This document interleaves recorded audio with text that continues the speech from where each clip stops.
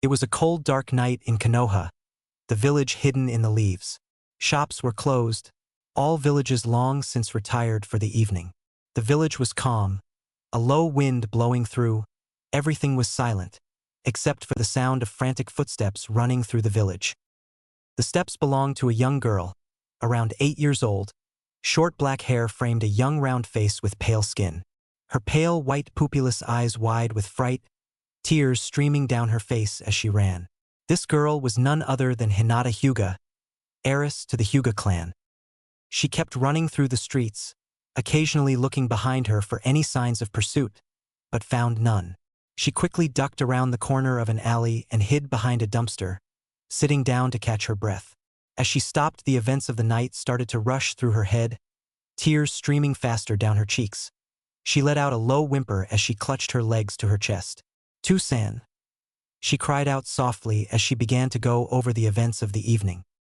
Hinata was standing with her father, dressed in a formal kimono as was tradition with the Hyuga clan. Her little sister Hanabi clung to her side. "I trust everything is prepared," Hayashi said to the elder. "We will be performing the sealing ritual tonight?" "Of course, Hayashi-sama," replied the elder with a slight bow. Tonight was the night that they were going to begin the sealing ritual to place the caged bird seal upon Niji Hyuga, son of Hisashi. The boy had become cold and dangerous since his father's death. They needed to control him as he showed true promise as a Hyuga. Little did Hayashi know that the elder also had a different plan in mind. The side branch had become too large and were frankly starting to become a burden on the main Hyuga family. The branch family were considered much weaker than the main branch and were not seen of much use besides as servants. The decision had been made to annihilate the side branch family. They could always recruit some civilians to do the menial tasks that were beneath the main family. Both men turned and began to make their way towards the dojo of the Hyuga house. It was a very large room, able to fit all Hyuga clan members for sparring or teachings. When they entered the room, all the branch members were on one side, all with their heads bowed down, while the main branch were all on the other side with their heads held up. Hinata was ushered by her father to take her seat with her sister among the main branch members. The far end of the room, there were 3 spots awaiting the top 3 members of the Hyuga clan.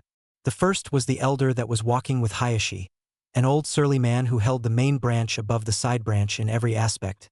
He considered them little more than trash. The second would be Hayashi Hyuga, father of Hinata and Hanabi Hyuga, current clan head of the Hyuga clan. He was a stern but fair man. He always demanded the best out of anyone, be they main branch or side branch. Finally, in the third seat, sat a man with short black hair up in a spike at the back of his head.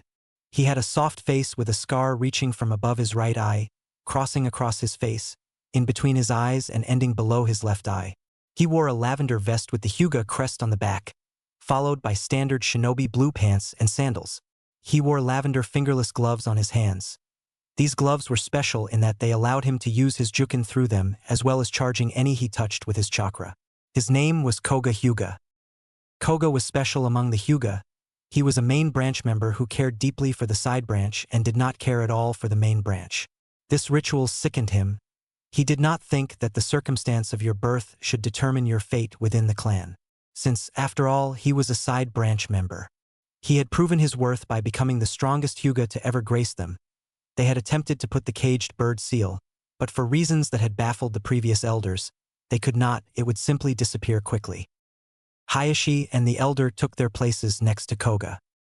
"I still don't know why we insist on this despicable practice," Koga said to no one in particular. "It is a tradition, Koga," Hayashi stated. "The side branch must serve the main branch of the Hyuga," although even he thought the practice could use some updating. Koga simply huffed.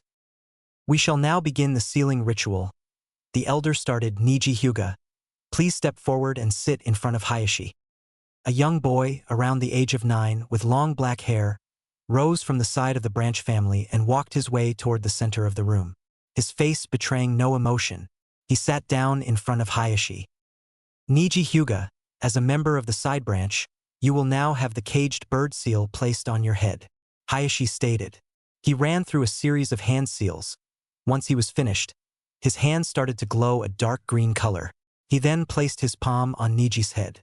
Suddenly, Hayashi felt someone gripping his hand. He looks over to his right to see Koga, veins around his eyes, with his hand clenched around his arm, his chakra being cut off. Koga, what is the meaning of this? Hayashi yelled.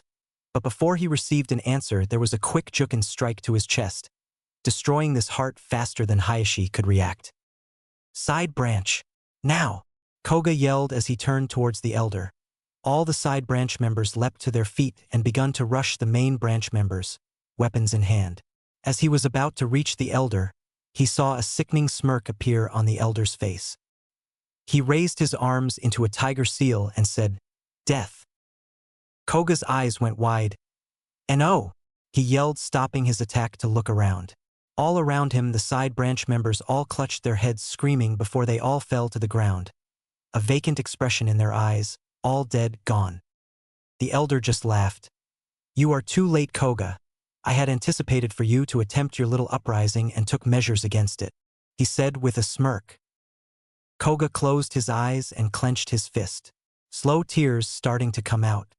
He slowly turned to face the elder and slowly opened his eyes. The elder could only gasp. There before him where the Byakugan should be, where multicolored eyes with a flower petal shape in the center. "How can this be?" he gasped, staring at Koga. "How do you have the Tensigen?" Koga said nothing as he rushed towards the elder. The elder quickly yelled out an order, "Kill him!" before he was struck several times in the blink of an eye by the Juken, destroying his internal organs. Hinata could only watch with horror as the events unfold, tears starting to stream down her face. Niji quickly got up and ran towards her. "Hinata-sama, grab Hanabi and let's get out of here," he said, snapping Hinata out of her daze. She quickly grabbed Hanabi's hand, who was also shaking. The three of them got up and started to run away as the main branch began to rush at Koga. Koga was mercilessly fighting the main branch members, parrying Juken-empowered attacks thanks to his specialized gloves that allowed him to negate chakra by pushing an equal amount of his own into them. Koga threw 3 quick jabs at a clan member in front of him, hitting the heart and lungs. He quickly ducked, avoiding another strike while simultaneously bringing his open palm up into the man's chin, shoving chakra through his brain, destroying it. He quickly elbowed behind him, sending more chakra through another member. Dashing in between members and exploding organs with every strike, he was a force to be reckoned with. Finally, with one final strike, he felled the last clan member in the dojo. Byakugan still active, he looked around to see 3 small figures running towards the compound boundaries. He quickly took off in their direction.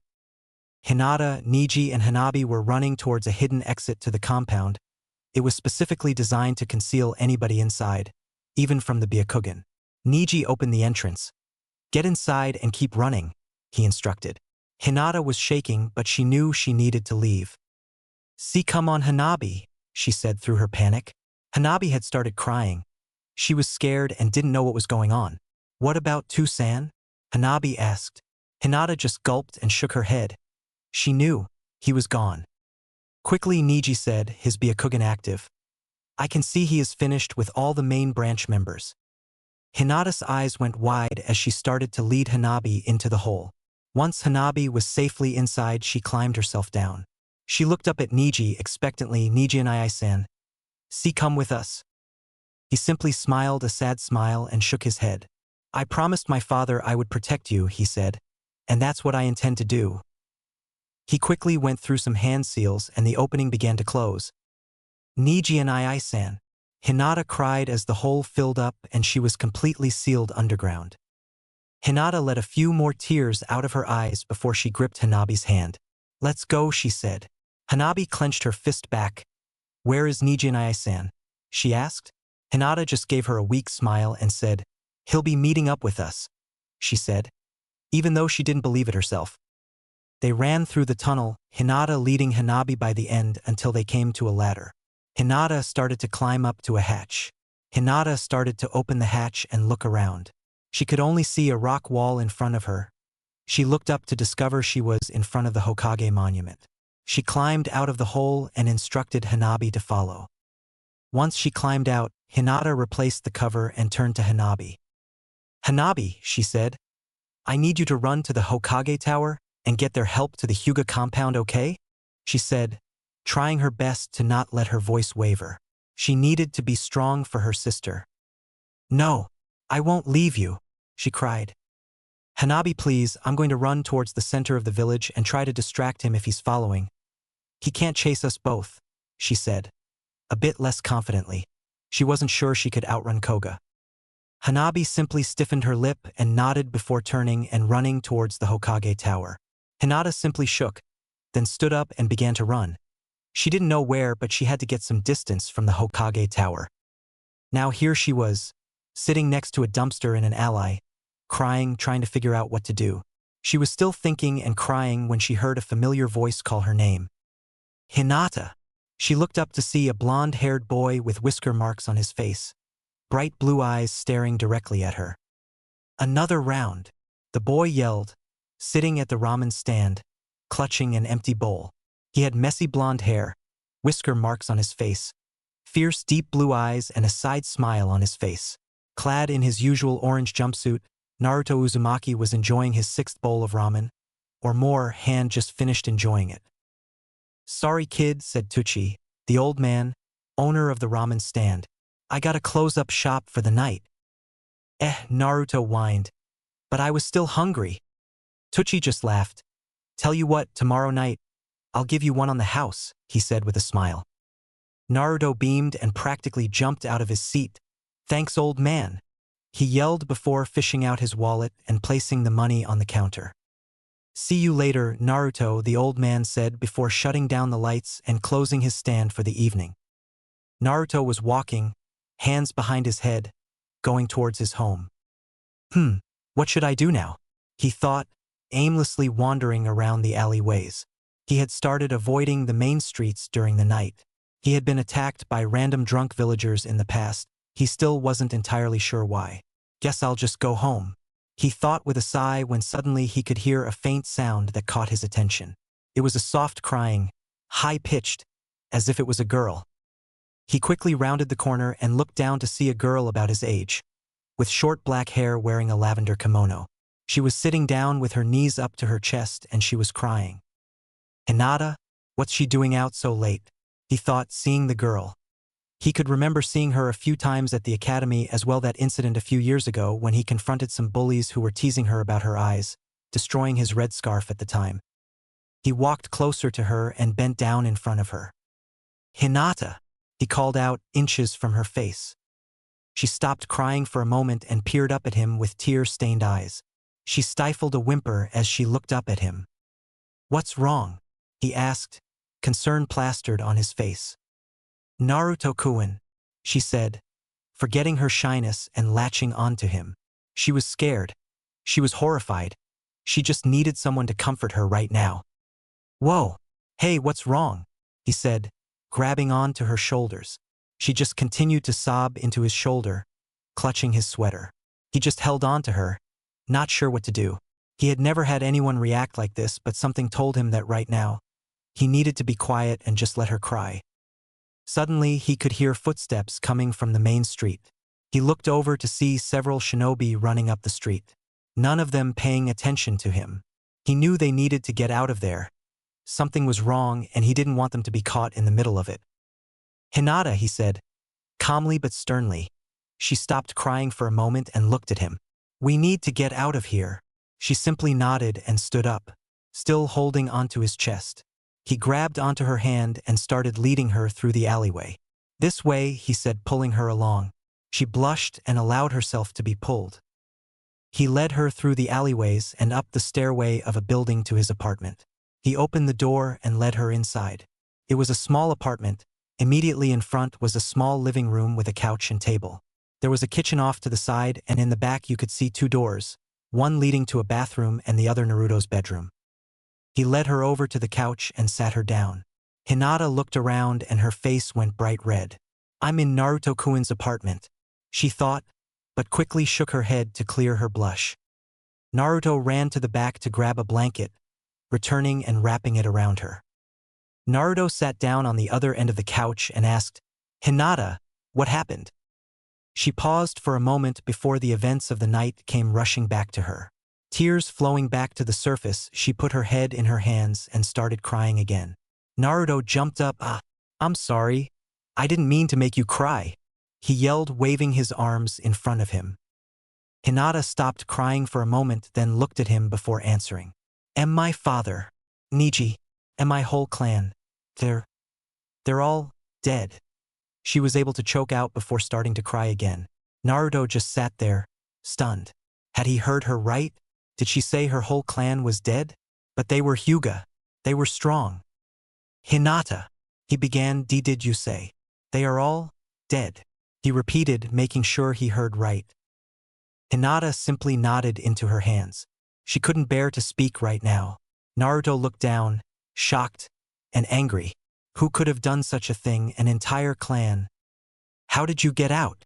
He asked, looking at her, concern on his face. Hinata stopped crying and looked down. Niji sacrificed himself to have us escape. She started before his eyes went wide and she jumped up.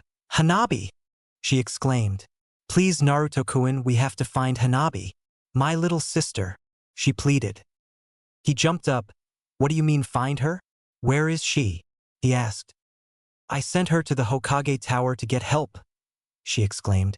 As she ran for the door, her kimono got caught on the couch, causing her to trip and tearing the kimono.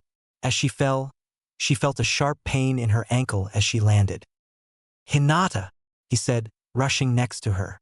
Her ankle badly bruised and looked like it was twisted. Hinata bit her lip and tried to stand up. She started to get to her feet when her ankle gave out and she fell down again. Naruto catching her this time. She looked like she was in a panic. Hinata, Naruto started. You can't walk on that, leading her back to the couch. I have to, she said with a slight blush at being in his arms. I have to find my sister, she said again with more determination. He simply looked at her and nodded. He had made up his mind. He was going to find Hanabi. He let go of her, then stood up, heading for the door. Wait here, Hinata, he said. I'll go find her, he declared, giving her a thumbs up with a huge grin, before walking out the door and closing it behind him. Chapter 3. Naruto was running through the village as fast as he could, keeping to his usual sneaky routes to the Hokage Tower. Being a natural prankster combined with being hated by the villagers caused him to find low-traveled routes that kept him out of sight. Being a ninja also helped with this, as he had better dexterity than most, able to jump onto roofs and climb higher walls. I've got to find her. If every other Hyuga is gone, she might still be in danger, he thought when he was interrupted by another thought and stopped running. Arrggg, I don't know what she looks like, he exclaimed, clutching his head. He hadn't thought to ask Hinata before leaving. He began to ponder, hand on his chin. Well, if she's Hinata's little sister, then she would probably have the same color hair, and she's a Hyuga, so she has those eyes. Suddenly he got an image of Hinata in his mind. Her lavender eyes looking into his. She looked so vulnerable, so pretty, he thought. He quickly shook his head. Where did that come from? He wondered before resuming his run. An older man sat in his office, one hand on the pipe is his mouth, the other holding a piece of paper in his hand. He frowned at the paper in front of him while he took a long inhale of his pipe. The man was the third Hokage of Konoha, pondering on what to do with the mountain of paperwork in front of him. He simply sighed and replaced the paper back on his desk before leaning back. It had been a long day, longer still that he had a lot of work to catch up on. He was sitting back relaxing when he heard small footsteps running through the halls, getting closer to his door. Strange, he thought. There shouldn't be any students around at this hour. As he was pondering, he heard a quiet, but frantic, tapping on the door. Enter, he said, and the door slowly opened to reveal Hanabi Hyuga, tears down her face, eyes betraying her fear. He quickly jumped out of his seat and kneeled down in front of the girl. She's a Hyuga, he thought. Hinata? No, she's too young. So Hanabi then. What's wrong, dear? He said to the girl. She sniffed back some tears and began. One of the elders started attacking the clan. She started, he's killing everyone. Me and my sister Hinata escaped, but there are still people there. Please help them. She beckoned before crying into her hands. The Hokage's eyes went wide and he signaled for his umbu. Two figures appeared from seemingly nowhere, both wearing masks and long robes. Hokage-sama, one of them said. I want every available jonin to the Hyuga compound immediately. They are to apprehend the elder and rescue anybody they can. The Umbu both nodded and disappeared. He turned back to the girl. She looked exhausted and scared. He calmly placed a hand on the back of her head and pulled her into a hug. There, you are safe now, he said, holding on to the quivering child. He led her over to the couch in the corner of his office. He laid her down on the couch, fetching a blanket from a nearby cabinet and placed it over her. She quickly fell asleep. The Hokage returned to his desk, waiting for news from his Umbu when he heard the sound of small steps again. This time faster and a bit harder. His years of dealing with him made the Hokage quickly realize who it was that was coming. Old man Naruto yelled, bursting through the door. Something is happening with the Hyugas, and I found Hinata, and now I'm looking for her sister, and I don't know where she is. He yelled very quickly. The Hokage simply told Naruto to quiet down and pointed at the girl on the couch. Naruto ran over and looked at her. Is this Hinata's sister? He asked the Hokage. The man nodded. Yes, Naruto. That is her younger sister Hanabi, he finished. Naruto just stared at her and felt a relief wash over him. Where is Hinata? The Hokage asked, looking sternly at Naruto. He stiffened a bit and answered slowly. She's safe at my apartment, but she injured her ankle, he said. The Hokage simply nodded. Good. Now Naruto, bring Hanabi back with you to your apartment. The three of you will stay there tonight until I can get this figured out. Report back here in the morning, the Hokage said. Naruto's eyes went huge and a blush started to cover his face. You want girls to stay in my apartment? He asked. He had never had a girl over before. The Hokage smiled. Is that a problem, Naruto? He said. Naruto just stood there blushing, looking down at the floor. He grumbled a no. Good, the Hokage said. Just wake her up gently, you may have to carry her, she's quite exhausted, the Hokage said. Naruto walked over to Hanabi and started poking her face. Nay, wake up Hanabi, he said. The girl slowly opened her lavender eyes and stared at him. She quickly jumped up with a kaya and a blush on her face. Naruto also jumped back at her reaction. The Hokage simply sweat dropped at their antics. Before speaking to Hanabi, he started to get her attention. She looked over at him. This is Naruto. He's an orphan boy from the village. He was able to find your sister and bring her to his apartment. You will be staying with your sister and Naruto for tonight until I can find a better place for you, he said. She just nodded with a blush over her face. I know you are tired, so Naruto here is going to carry you to his apartment, okay? Hanabi's blush deepened and just nodded. The Hokage looked at Naruto and gestured with his pipe. Well, he asked. Naruto grumbled a bit, then turned around and bent down in front of Hanabi. She slowly grabbed onto his shoulder and he lifted her up on his back. She squeaked a bit at the sudden movement but held on. You ready, Hanabi-chan? He said, trying to calm her down. She nodded into his neck and he started to leave the Hokage tower. Naruto was jumping from rooftop to rooftop with Hanabi on his back, making his way back to his apartment.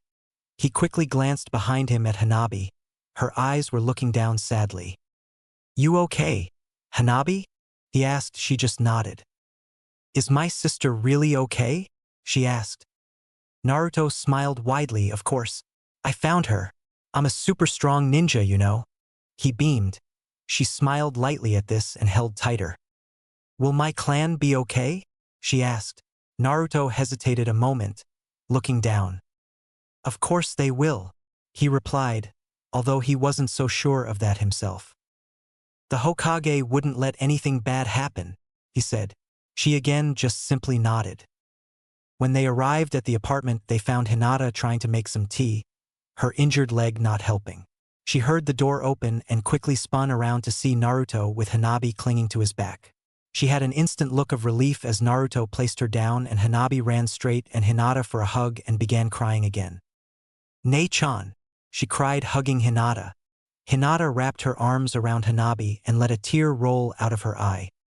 Hanabi, she said, patting the girl's head. Hinata looked over at Naruto, who was just standing by the door. Thank you, Naruto-kun, she said with a smile on her face. Naruto could only stare at her. She really is pretty, he thought. Naruto-kun, she asked. He quickly snapped out of his daze with a slight blush on his face before speaking. The old man said you guys should stay here tonight, he said. Hinata's eyes went wide and her whole face went red. Stay here with Naruto-kun. She thought.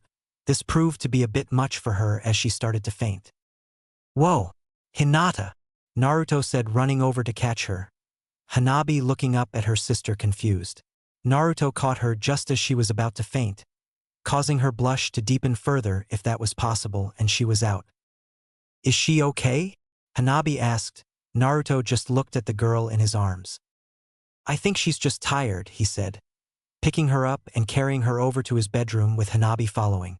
He placed her down on the bed. You guys sleep in here tonight, he said, turning to leave the room.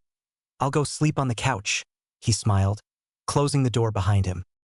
Hanabi crawled into the bed next to her sister and quickly fell asleep. The Hokage was standing, staring out the window when he heard someone appear behind him. Report, the man said. The Umbu hesitated for a moment and started. We investigated the compound. They started. It was a massacre. There are bodies everywhere. We have checked the whole compound. We found no survivors. He ended. The Hokage closed his eyes. This was a tragedy. One of the strongest clans in Konoha, wiped out in a single night. Who did it? The Hokage asked. We aren't fully certain, but Koga Hyuga's body was not among the deceased, the Umbu answered. Find him, the Hokage simply answered. The Umbu just nodded and disappeared. The Hokage sat down in his chair, hands on his head. It was going to be a longer night than he had originally thought. The sun was starting to rise on Konoha. Small rays of light were beginning to shine down on the village. A few rays crept through the curtains of Naruto's room to lay softly upon Hinata's face. She scrunched her face before opening her eyes slightly. She looked around confused for a moment as her eyes adjusted to the room she was in. She was beginning to wonder where she was when she felt a weight on her stomach. Looking down, she saw Hanabi clinging to her, sleeping peacefully. She began to remember the events of the previous evening and realized she was still in Naruto's apartment, causing her to blush slightly. She gently pushed Hanabi off of her onto the bed, letting her rest further. She got out of bed and entered the living room to see a sleeping Naruto on the couch, limbs hanging off the couch in every which direction, a small trickle of drool coming out of his mouth. She giggled softly to herself before she heard someone knock on the door. Naruto had awoken from a knock, startling him and causing him to fall off the bed. What the? He mumbled as he heard the offending noise again. He quickly got up, still dressed in his pajamas and nightcap, to open the door. Opening the door, he was greeted by a red and white robe as the Hokage looked down at him with a smile. Good morning, Naruto, the Hokage said with a smile. Naruto just glared at him with barely open eyes. It's so early, he whined, noticing the Hokage had a bag in his hands. What's that? He asked. I was able to recover some clothes from the Hyuga compound for the two girls standing behind you, the Hokage said with a smirk on his face. Naruto said, rubbing the back of his head before his eyes bugged out of his head and he whipped around. There stood Hinata and Hanabi, both with a small blush and smile on their faces. Naruto just blushed and then ran into his bedroom to change, slamming the door. He's quite the character, the Hokage said, looking at the girls. Did you two get enough sleep? Hi, Hokage-sama. They both answered with a light bow. The Hokage let his smile fall inside. Once you are finished getting ready, come to the Hokage Tower. I need to discuss something with the three of you, he said, with a solemn look on his face. Both girls looked sad as they could guess what the conversation was going to be about. After the Hokage left, the girls showered and got changed while Naruto waited in the living room while making ramen to eat. The three of them all ate instant ramen as that was the only thing Naruto had in his apartment. They all left and started to make their way towards the Hokage Tower. Nay, Naruto started. What do you think he wants to talk about? He asked loudly, looking at them both expectantly. They both just looked at their feet with saddened eyes. Naruto, seeing this reaction, decided it was better to just wait until they arrived. At the Hokage Tower, they all entered the Hokage's office. The third was sitting there waiting for them. "Close the door," he instructed. Naruto turned and closed them. "So what is this about, old man?" Naruto questioned. The Hokage looked at all three of them. He sighed and began speaking. "I'm sorry to say this, Hinata. Hanabi. We checked out the Hyuga compound last night. Unfortunately, there were no survivors of the attack," he said. All three children in front of him froze. Hinata's eyes began to water and Hanabi full out started crying again, dropping to her knees. Naruto was simply standing there with his mouth wide. "Hinata," the Hokage continued, "do you know how this all started?" he asked. Hinata shuffled around with her fingers before answering. "It was Koga, one of the elders," she replied, throat catching. "During Nijian-Isan's ritual, he attacked and," she swallowed, "killed my father. The other elder then activated all the curse seals of the family, killing all the side branch members." The Hokage was quietly listening but could feel pain inside. Hinata continued, tears starting to fall from her eyes. "After that, Koga just attacked all the main branch members. Nijian Isen helped me and Hanabi escaped through a tunnel. He stayed behind to protect our retreat," she said, tears freely flowing down her face. Did you find Nijian Isen?" she asked. The Hokage closed his eyes and nodded. Hinata was crestfallen. Why had she been spared? Why did Niji have to sacrifice himself for someone like her? Naruto stood there, taking all of that information in. He could see she was in pain. He saw in her face the pain he used to feel. He did the only thing he could think of. He walked up and gave her a hug.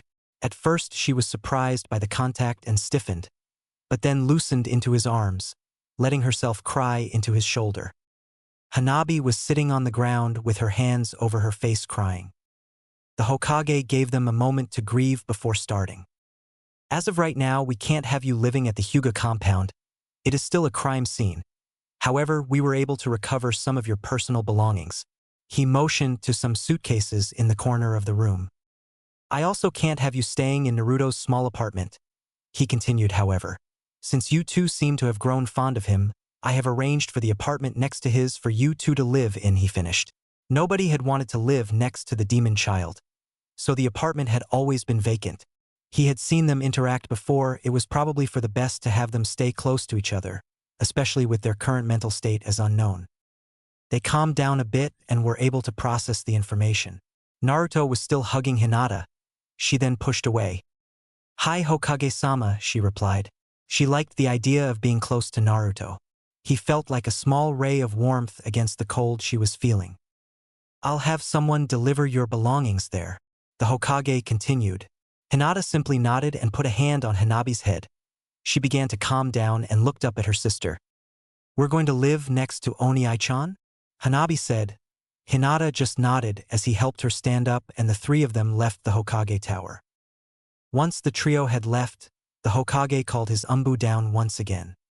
"Summon Toshi Inuzuka, Rika Aburame and Itachi Uchiha," he said. The Umbu just nodded and disappeared. A few moments later, the Hokage had the three of them assembled in his office.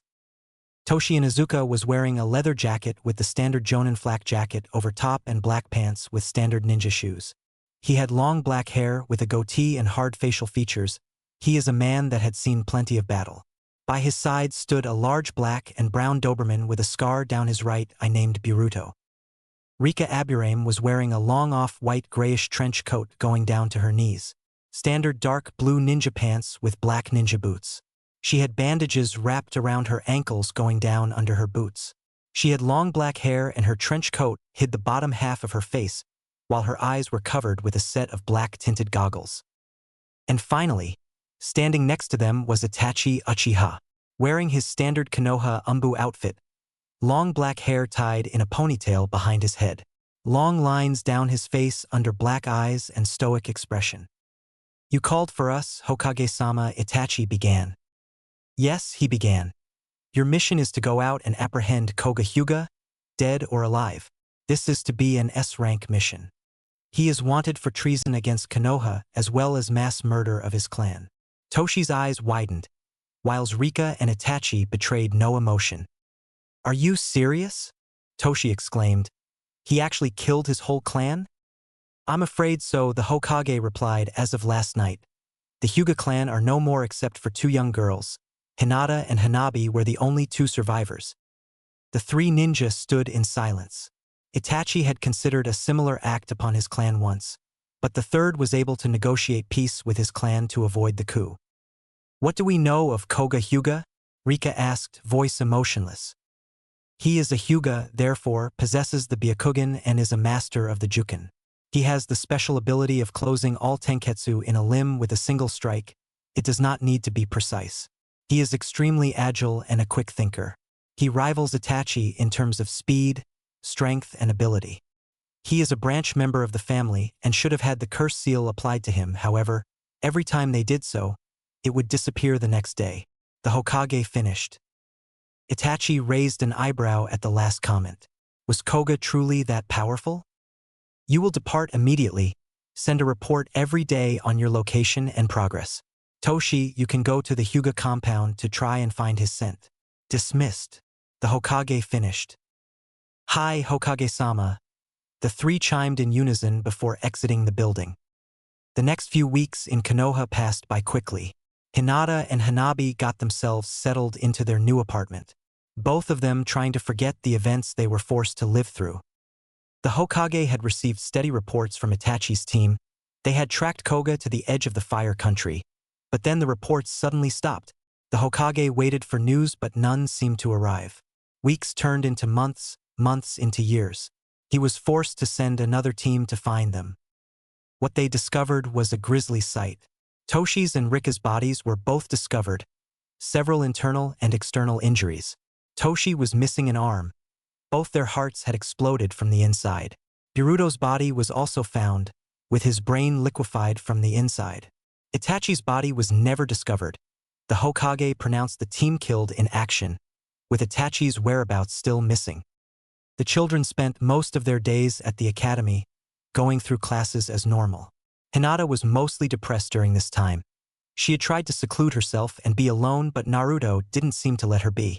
Being his loud, hyperactive self, he was always trying to spend time with the two girls, getting them to train with him, walk to the academy with him, and generally just be around each other.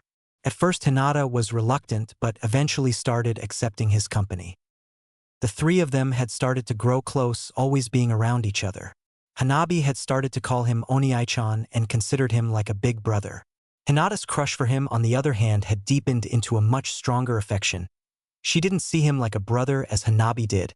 It was much more than that. He had talked with her, comforted her, and was just there for her, now when she needed it the most. Naruto as well had discovered his feelings for her.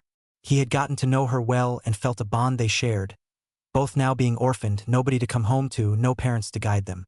They had started acting a bit like a family.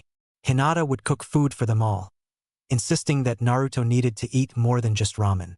Neither of them would admit their feelings for each other, but they nonetheless enjoyed each other's company. Naruto had a newfound vigor to his training. He had always trained with becoming Hokage as his only goal, but now, things were different. There was one night he had a nightmare about losing Hinata and Hanabi. He had awoken in a cold sweat. It had terrified him. Now, every time he trained, he had vowed to never let anything happen to either of them. He had begun to train so hard, in fact, he worked himself to exhaustion on multiple occasions. On one such occasion he had passed out and entered his mindscape. He had awoken in a sewer-like tunnel. The area felt cold and damp. The walls were covered in pipes and he could see water dripping from them into the few inches of water on the ground. Naruto, he heard someone call his name, echoing through the halls. It was a deep voice that had an aura of power to it, intimidating, but not evil. Who's there? He yelled at nothing in particular. Come to me, Naruto. He heard it again, this time with more direction. He began to walk towards the voice. Every hallway he turned down seemed the same, and yet he didn't feel lost, like he knew where he was going. After some time he eventually came to a large room with a cage on the opposite end, going from floor to ceiling. In the center of the cage, seemingly holding it shut, was a large seal. Two large red eyes opened from behind the cage, a large toothy grin forming in between them. It was about time you found your way here, the mouth spoke. Naruto stood there, mouth agape with his eyes wide open. What are you? Naruto was able to stutter out. The face smirked as the darkness around it began to dissipate, revealing more and more features. The eyes and mouth were connected to an orange snout, going back to reveal a fox-like body with 9 giant tails swirling behind it. Kyubi? Naruto exclaimed, staring wide-eyed. That's right, Kit, the fox stated. But you're dead. The fourth killed you. Where am I? What's going on? What are you doing here? Naruto yelled all his questions seemingly at once, waving his arms and looking around frantically. Settle down, brat, the fox yelled, causing Naruto to fall over onto his butt. I'll explain everything. Naruto sat there with his legs crossed, eyeing the fox suspiciously. He crossed his arms. Why should I believe you? He said, face scrunched into a frown. You don't have to believe me, just listen, the fox answered with a growl. Naruto thought for a moment and then just nodded. Do you know why the villagers hate you? The fox asked. Naruto just shook his head. It is because of me. We are currently in your mindscape. I was not killed those 12 years ago. I was sealed within you. Sealed? Naruto asked, confused. Kit, lift up your shirt and concentrate your chakra into your stomach, the fox continued. Naruto did as he was told and gasped when he saw the seal appear. His surprise turned to sadness and anger. But why me? He whispered. The fourth was not willing to ask someone to sacrifice a child he was not willing to do himself. He chose his son, in the hopes that you would be able to use my power. Naruto jerked his head upwards to stare at the fox wide-eyed, mouth agape. Son? I'm the fourth son. Naruto was able to choke out. As I was being sealed, I made a promise to him that I would take care of you. When you are ready, come see me again and I'll do what I can to train you to use my power. The fox continued. If you are going to train me, I'm ready now, Naruto yelled at the fox. The fox blinked for a moment before a grin formed on his face. Very well, I suppose I can teach you about your bloodline, he started. Naruto just looked confused. You mean like the Byakugan? He asked, a smile starting to form on his face. He was getting excited. He had a cool bloodline. Not quite, yours is a little different. The Uzumaki clan has a special innate ability with seals, the fox continued. Hand seals are also a part of that. Once you've learned what seals are necessary for the technique, you don't need them. You can cast any ninjutsu you wish without the need for hand signs. He finished. Naruto stared at him wide-eyed. Could he really have something that awesome? But I've always used hand seals, he said, confused. He had never been very good at it either. Just think about what you want to do and visualize the seals in your mind. So long as you use the right amount of chakra, the jutsu will cast. Just think about it, Kit. Looks like our time is up. And with that, Naruto slowly felt himself be pulled out of his mindscape and he awoke on the training field. Months had passed since Naruto's first encounter with the fox. He had maintained his training and eventually figured out how to talk to the fox at will. He had taught him many things about his Kekai Genkai as well as chakra control and even a few jutsus. Due to the fox's influence, Naruto had also discovered that his bloodline also had all of the chakra natures. In that time, he had learned how to use some low-level techniques as well as a few elemental ones without seals. No large techniques, much to the boy's annoyance since he didn't have as much control or knowledge necessary to perform some of the larger ones. Hinata had refined her Juken perfectly. She could perform the stance easily and even activate her Byakugan without seals. She was able to acquire a few scrolls from the Hokage after they had been retrieved from the Hyuga compound. She had found about the fox and of Naruto's lineage from him. He had been reluctant to tell her at first, afraid of her reaction, but she had accepted him wholeheartedly, going so far as to hug him and hold him tight when he had told her about it, even though it had taken every ounce of her courage to do so. She had gotten a new resolve. She had vowed to keep up with him so that she could stand by his side. Naruto had started to do much better at the academy since that time. All his training with the fox and Hinata had dramatically increased his ability. He had gone from dead last to one of the top in the class in terms of power, although his written tests still had much to be desired. This sudden dramatic change had caught the attention of one particular child. Current top of the class and heartthrob of all the girls in the class minus Hinata. He had dark raven hair that spiked back in the back of his head with bangs framing his face. He usually wore a bored, arrogant expression on his face. The boy was Sasuke Uchiha, younger brother of Itachi Uchiha and current heir to the Uchiha clan with Itachi's disappearance. He had started to observe Naruto and Hinata both when he had stumbled upon them at the training grounds sparring together. The area seemed to radiate a sense of power between the two. He had also noticed something peculiar about them. Hinata's eyes were different, with veins bulging around them. He knew of the Byakugan, but had never seen it in action. He knew the Hyuga were considered to be one of the most powerful clans in the village. Well, had been. He had also witnessed Naruto use jutsus with seemingly no hand signs. This had intrigued and bothered him to no end. How could a regular orphan boy possess such a power? He had to find out. Hinata stopped her spar with Naruto as she saw something with her Byakugan. "Naruto-kun, someone is coming," she said, looking directly at Sasuke. "Damn," Sasuke thought. "I was hoping to be discreet." "Who is it?" Naruto asked. "Sasuke-kun," she replied. Naruto furrowed his brow and crossed his arms. He looked over in the direction she was looking to see Sasuke emerge from behind a tree, staring at him. "What do you want, team?" Naruto asked, glaring at him. "I saw you use a jutsu without hand signs. I know it's possible, but you shouldn't be able to do it, loser." Sasuke started. "So how did you do it?" he asked. Naruto thought for a moment, then had a fun thought. He grinned. "I'll tell you if you can beat me in a fight," Naruto exclaimed. Sasuke just smirked. "You're on," he exclaimed. Both ninjas took a fighting stance while Hinata looked worried. Naruto took a quick glance at her and smiled. "Don't worry, Hinata. I won't beat him too badly." Sasuke smirked, "As if you could beat me." He charged at Naruto, aiming to end it quickly with a punch to the face. As he was about to make contact, Naruto deflected his fist to the side and quickly landed an open palm strike to his chest, causing him to double back. He swept the ground under Sasuke, causing him to fall down. In an instant, he had jumped on top of Sasuke, his fist an inch from Sasuke's nose. Sasuke just stared up, eyes wide. "You lose," Naruto said. With a smirk, he got off of Sasuke and offered his hand. Sasuke frowned and grit his teeth, swatted Naruto's hand away and got up on his own. "This isn't over," he said with anger in his eyes, before he left the training field. The pair watched as Sasuke ran away, clearly displeased with the outcome of the duel. Why was he so interested? Naruto asked with a frown. He never knew Sasuke to be interested in anything, much less a loser like him. "Well," he said, "he saw your bloodline," Hinata mentioned. "Although I don't think he knows it's a bloodline. I think he's just interested because his family has one," she finished. Naruto looked at her confused.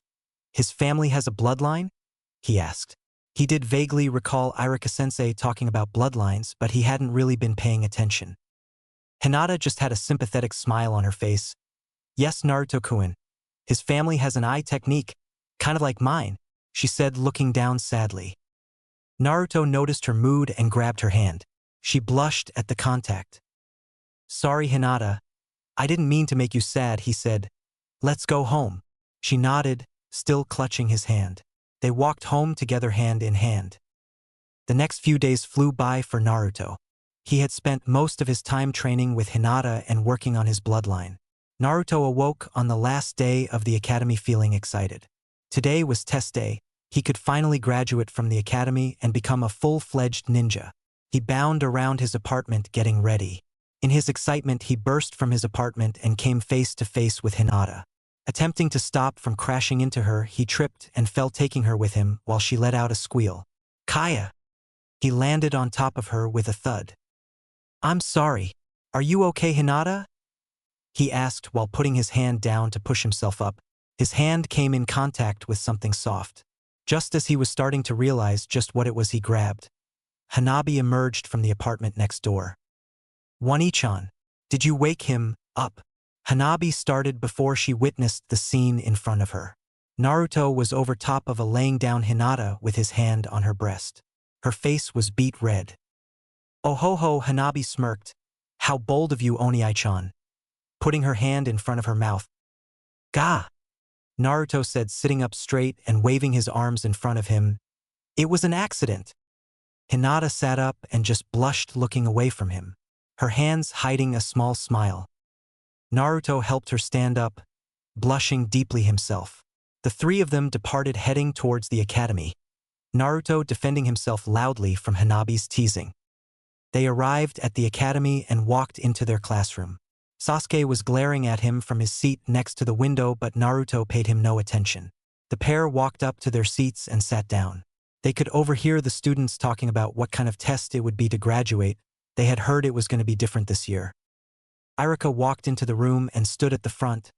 He waited a moment for everyone to settle down, but it didn't look like they were going to.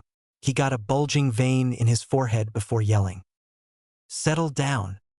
The whole class stopped what they were doing and stared at him. He cleared his throat. As you know, this year is going to be a little different for your graduation tests. We are going to have you students spar against each other to determine your fighting ability. With that, the class erupted in talking. Troublesome, a black-haired boy spiked up in a pineapple shape, said at the back of the room before lazily drifting back to sleep. Yahoo, I'll ace this for sure. Another boy wearing a hoodie yelled and earned a yip from the white dog sitting on his head. Cha! I'm going to win this and show Sasuke-kun how strong I am, pink-haired girl yelled. Not if you face me, forehead, another blonde girl quipped back, smirking at her. What did you say, Ino pig? The pink-haired girl, Sakura, yelled back. The two girls were glaring at each other. Sasuke just smirked from his brooding spot. This would be his chance to corner Naruto and get him to show off his mysterious jutsus that didn't need hand seals. Quiet! Irika yelled again, more annoyed than the first time. There will also be a written exam beforehand, which I'm going to pass out now.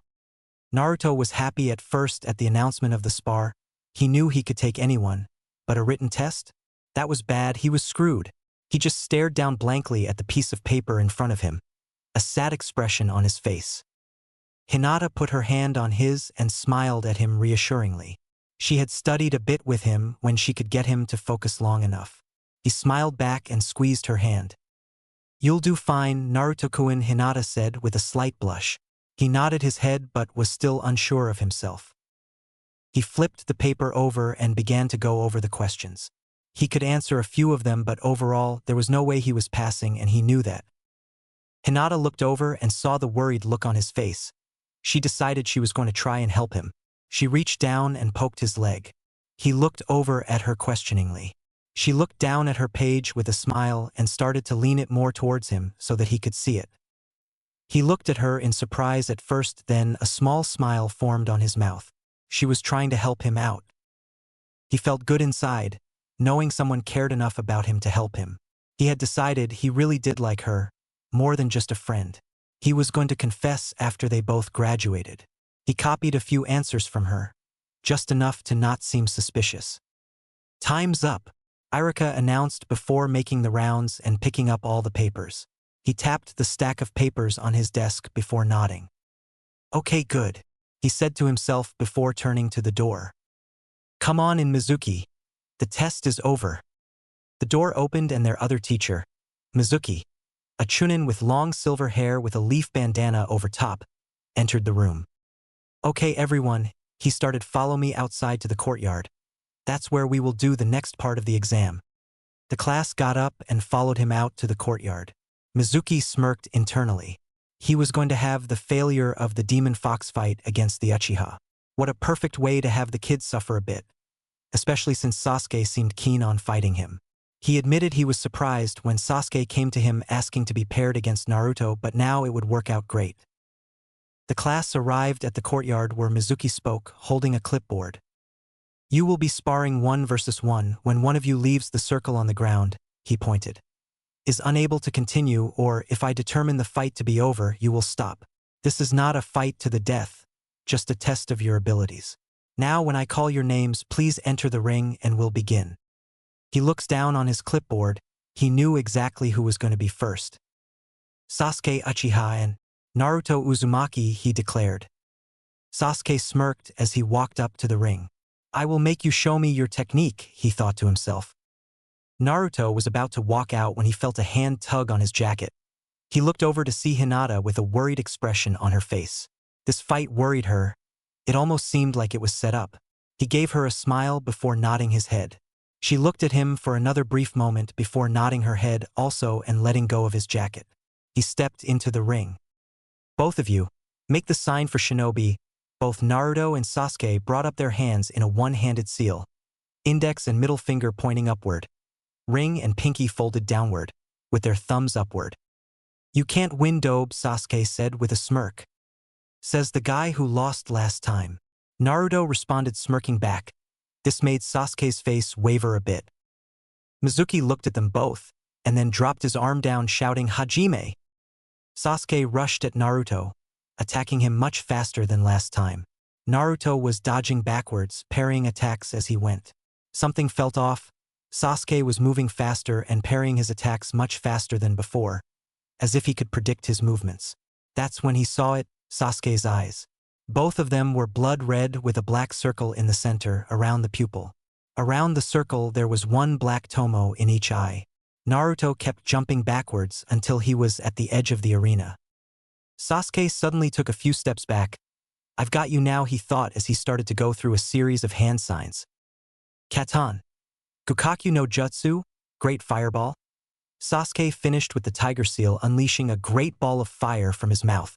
Naruto's mouth was agape for a moment before realizing he had no choice. The ball was moving too quickly, and he wouldn't have time to dodge. After seeing Sasuke perform the jutsu, he now had the seals in his mind. Do it, Kit. Chakra into your lungs and exhale, the fox said to him. Naruto brought his hand to his mouth and exhaled an equally large fireball at the one that Sasuke threw. Both of them collided in mid-air, creating a small explosion. Sasuke just stared in shock as the force of the blast threw him backwards. He landed on his ass just outside the ring. He looked up from the dust to see Naruto standing exactly where he was previously, still inside the ring. Mizuki was staring wide-eyed at the display before him before biting his lip in anger. Tsh, looks like the demon brat won, Mizuki thought. Winner. Naruto Uzumaki, Mizuki spat out. There was a roar from the other students as all the girls pipped up. He must be cheating. How can you do a jutsu that strong without hand seals? Ino yelled. He's not cheating. They heard a high-pitched yell. Everyone looked over to see the quiet Hyuga with anger on her face. He won fair and square. Hinata yelled again, looking at Ino. Ino was about to retort when Naruto spoke up. It's okay, Hinata, he started. No matter what you say, they won't acknowledge me, he finished sadly.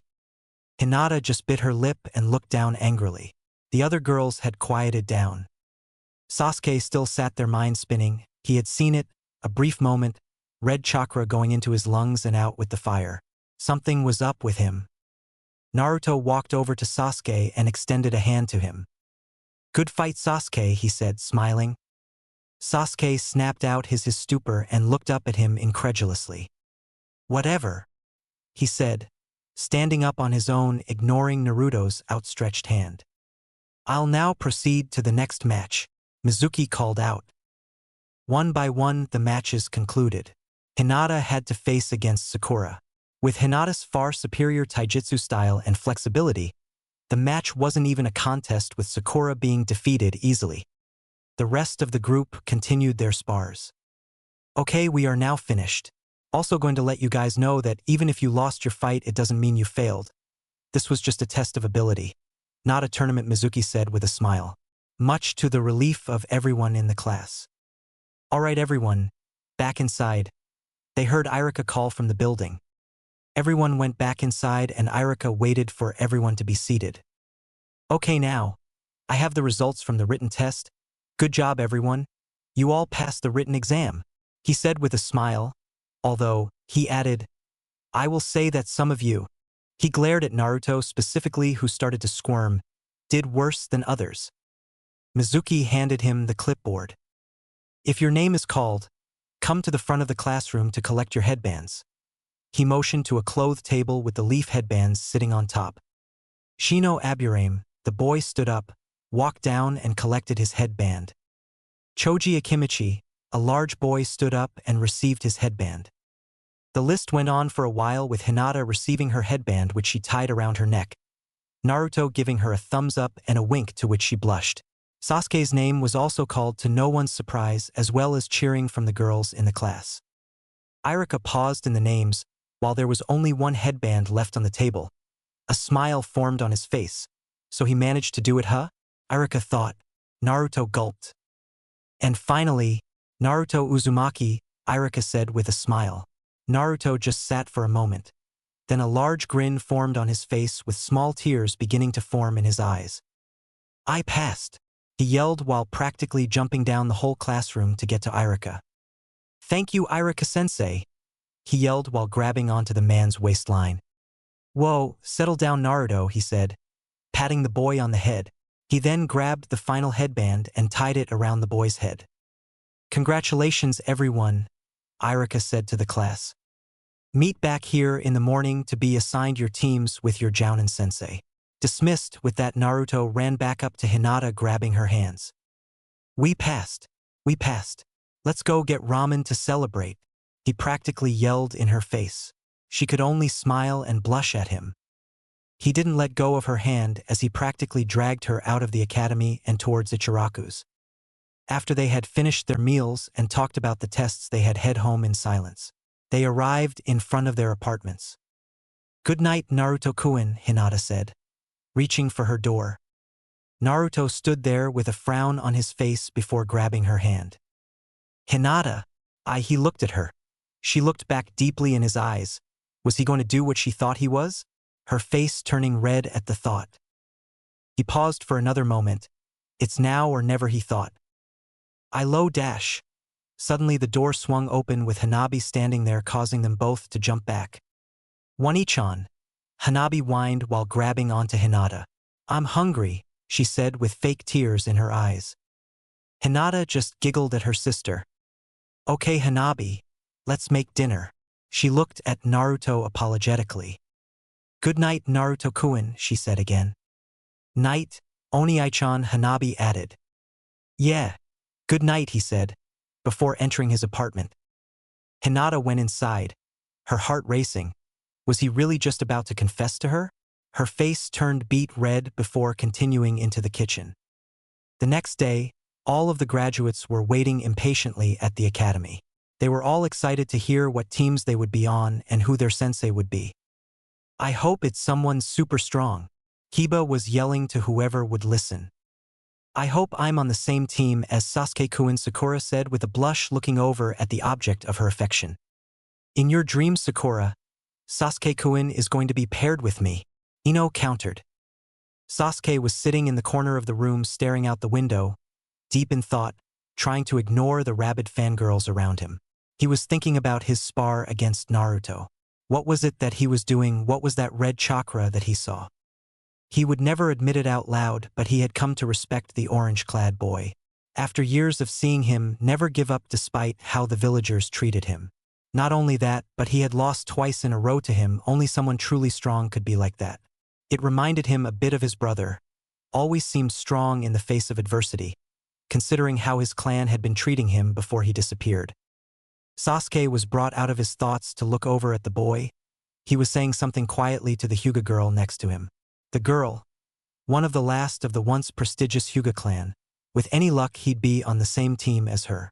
Combining their eyes on the same team would make them invincible. The third member was irrelevant as far as he was concerned. The door to the classroom was suddenly opened and Irika stepped in. Naruto, I need to speak with you for a moment, he said, waving his hand towards himself. Naruto looked at him questioningly but obeyed. He got up and followed Irika out into the hallway. Sasuke stared for a moment at the closed door before casually getting up and slipping out the window without anyone noticing. He quickly found Irika and Naruto standing in the next classroom over. He hid just out of sight. Naruto, Irika began. Before I put you on a team, I need to ask you something. He paused. Naruto gulped. I saw what you did in the fight versus Sasuke yesterday. That was quite a high-level fire technique you used. I've never seen you use any fire jutsus before. Not to mention without hand seals. How did you do it? Naruto hesitated a moment. You promise you won't tell anyone? It's supposed to be a secret. Irika nodded. Of course. Naruto sighed. He had never told anybody except for Hinata about his bloodline. I guess everyone is going to find out eventually, he thought. Do you know about the Uzumaki clan? Irika pondered for a moment. If I remember correctly, they were once allied to the Leaf, but I don't know much else. Well, they have a Kekai Genkai, Naruto said. Irika just looked at him in disbelief for a moment. My ability is a mastery of seals, including hand seals. Once I've seen the seals for a jutsu, so long as I use the chakra properly, I can use the jutsu. Naruto finished. Irika stood there for a moment before smiling. Incredible, who would have known? But how did you know how to use the fire technique so quickly? He asked. Naruto squirmed a bit. Well, I knew the seals because Sasuke did them, and as for how to perform the technique, well, was it. He was about to confront someone who he assumed knew about the fox. The Kyuubi told me how. He finished slowly, looking for a reaction from Irika. Irika simply stood there looking at him but didn't say anything. Naruto was bracing himself for yelling, or for Irika to suddenly turn on him. Irika raised his hand. Naruto braced for impact but was surprised to feel the hand placed gently on his shoulder. It was hard for you, wasn't it? Irika said, with a look of sympathy on his face. Naruto looked up at him with tears starting to form in his eyes. It's okay, Naruto, I won't tell anyone. Now go back to your girlfriend, Irika teased. Naruto's face immediately blushed. She's not my girlfriend, he said with a frown but returned back to the room. Sasuke was still sitting outside, shock clearly on his face. A Kekai Genkai? Him? And the Kyuubi? What did that have to do with anything? He knew one thing for certain. His third teammate had to be Naruto. He quickly realized that his presence might be missed in the class. He climbed back through the window and sat back in his seat just as Naruto came back through the door followed by Irika. What did Irika-sensei want, Naruto-kun? Hinata asked once he had returned to his seat. He asked about my abilities, that's it, Naruto whispered to her. Irika made a quick note on his clipboard then addressed the class. Okay everyone, listen up. I'm going to call your names and assign you a team number as well as who your new Jonin-sensei will be. The whole class was waiting with silent anticipation. He ran through teams 1 through 6. And for team 7 we have Hinata Hyuga. Irika started. Please let me be with Naruto-kun, Hinata thought. Sasuke Uchiha, he continued. Hinata felt a little sad at that name. She did not know the boy well, but she didn't like how he kept picking on Naruto. Sasuke did not react to his name but inwardly was pleased with that. And Naruto Uzumaki, Irika finished. Naruto jumped up with a yell. All right, we're on the same team, Hinata, he yelled, grabbing her shoulders. Hinata blushed beet red at the contact but was inwardly beaming. She was so happy right now. Sasuke sat there stoically. This was perfect. He could discover Naruto's power more easily now, and with Hinata there their team would be unstoppable. Your Jonin-sensei will be Kakashi Hatake, he continued. None of the 3 teammates recognized the name. Team 8 will be Kiba Inuzuka, Shino Aburame and Sakura Haruno. Sakura was crestfallen that she couldn't be with Sasuke, especially since she had to be with the loudmouth dog boy and the weirdo. Your sensei will be Kurenai Yuhi. Irika finished. Team 9 is still active, so we will move on to the final Team 10, which will be Choji Akimichi, Shikamaru Nara and Ino Yamanaka. Troublesome, Shikamaru said from his napping place. What was that lazy ass? Ino shrieked at him. Choji said nothing but kept eating his chips. Your sensei will be Asuma Sarutobi, he concluded. Okay everyone, wait here for your senseis. They should be along shortly. Good luck everyone, and again, congratulations on becoming Genin. Irika finished with a smile. One by one, the senseis showed up to retrieve their Genin teams until only 3 students remained in the classroom. Naruto sat there with a tick mark on his forehead, eyes scrunched and arms crossed. He was not happy. He didn't really want to be on the same team as Sasuke. On top of that, his sensei was extremely late. The only good thing about this was that Hinata was there with him. He couldn't really imagine being on a team without her.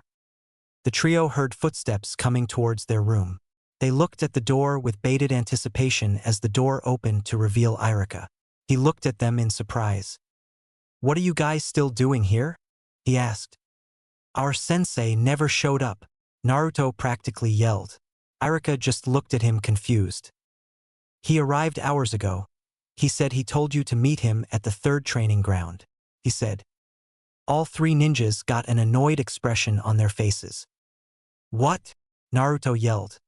"He kept us waiting here for hours." He continued to rant. Naruto-kun, Hinata started, calming him down. "Let's just go meet him there. I'm sure he didn't mean to make us wait." "Irika-sensei, what does Kakashi-sensei look like?" Sasuke asked. Irika put his hand on his chin and smirked. "You'll know him when you see him." The three ninjas arrived at the training ground, a clearing with some trees about and 3 logs in the center. Leaning against one of those logs was a man holding a book in his hand. He was tall and wore the standard leaf flak jacket and blue outfit. His shirt came all the way up and covered his face up to his eyes. His leaf headband wrapped around his forehead, sloping down to cover his left eye, his wild white hair sticking upwards into the air. This man was their new sensei, Kakashi Hatake. "Hui!" Naruto yelled angrily, running up to his sensei. "What the hell do you think you're doing?" He continued to rant. Kakashi didn't even look up from his book. "It was a nice day and I was enjoying the weather so much I thought you guys wouldn't mind," he said plainly. "We were waiting for hours," Naruto yelled again angrily. "Was it that long?" Kakashi said, finally looking up at him. "Well, anyway, you are here now. I suppose we should get started with the introductions," he said, closing his book. He sat on top of one of the logs. The three ninja were still a bit annoyed but sat down nonetheless. "What should we be saying?" Naruto asked. "Well, start with your names and your dreams, likes, dislikes, that sort of thing," Kakashi replied. "I'll go first. My name is Kakashi Hatake. I like some things, dislike others. I don't really have any dreams for the future." Kakashi spoke with a smile under his mask. All three kids had a sweat drop. "What kind of introduction was that?" Naruto said, less a question, more a statement. Kakashi just shrugged. "Your turn," he said. "My name is Naruto Uzumaki. My dream is protect those I care about." He quickly glanced at Hinata. "And to become Hokage. I like ramen and dislike anyone or anything that wants to hurt my friends. I also like you, Hinata," he thought, though he wouldn't say it out loud. "Your turn," Kakashi pointed to Hinata. "And my name is Hinata Hyuga. My dream is to keep my family safe and to restore my clan," she said with a blush, glancing ever so slightly at Naruto. "I like cinnamon rolls and cooking food. I don't really dislike anything." She trailed off, pointing her fingers together. "I also like you, Naruto-kun," she thought. Kakashi nodded towards Sasuke, who sighed. "My name is Sasuke Uchiha. My dream is none of your business. I like my clan and proving myself to others. I dislike anybody who gets in my way," he said, bored and with a hint of arrogance. Kakashi just raised his eyebrow. "Well, that wraps that up," he said. "How about we get started on some training just to see how good you guys are? Irika said you three are the strongest genin this year. Let's see what you can do." He pulled 2 bells from his pocket and tied them to his waist. "You have 3 hours to retrieve these bells from me. Any of you holding a bell at the end will have passed and can become a full-fledged ninja." He started. However, the one person left not holding a bell will be sent back to the academy. The 3 ninjas stared at him in disbelief. "Wait, I thought we were already ninja?" Sasuke said. This didn't make any sense. Not quite. I have to approve if you can stay ninja. If I don't think you can pass, then you will be going back to the academy," Kakashi said plainly. "But that's not fair," Naruto yelled. "Life isn't fair, kid. Deal with it. The test begins now," he shouted. The 3 young ninja jumped away from him and regrouped. "What should we do?" Naruto asked. "I'm getting one of those bells," Sasuke said, glaring at the 2 of them. Hinata frowned but then sighed and looked at Naruto sadly. Naruto-kun, she started, getting his attention. I'll be the one to go back, she said. Naruto's mouth widened. No, he wouldn't let that happen. No, I won't let you do that, we're just going to have to figure something out. Sasuke, I know you want a bell, but let's think about this. He has to be doing something to try and trip us up here, Naruto said. Seems pretty simple to me. Sasuke retorted. I'm getting a bell and becoming a ninja, he said with a frown. Hinata looked between the two and realized this wasn't going anywhere. Sasuke-kun, Hinata started. He looked over to her. Help us get the bells, we can figure out what to do afterwards, she said confidently. We need your help, he's a jonin. There is no way we can beat him individually, she said. Naruto looked at her a little annoyed. Why was she sucking up to Sasuke? Then it finally clicked, it was going to be the only way to get him to work with them. Sasuke hesitated for a moment then sighed. I guess working together is better, he said. So what's the plan? Kakashi was standing in the middle of the training field, reading his book, when suddenly a volley of shuriken came flying at him. He evaded them easily, jumping to the side, still reading his book. He just barely ducked in time to see Naruto's fist just above his head.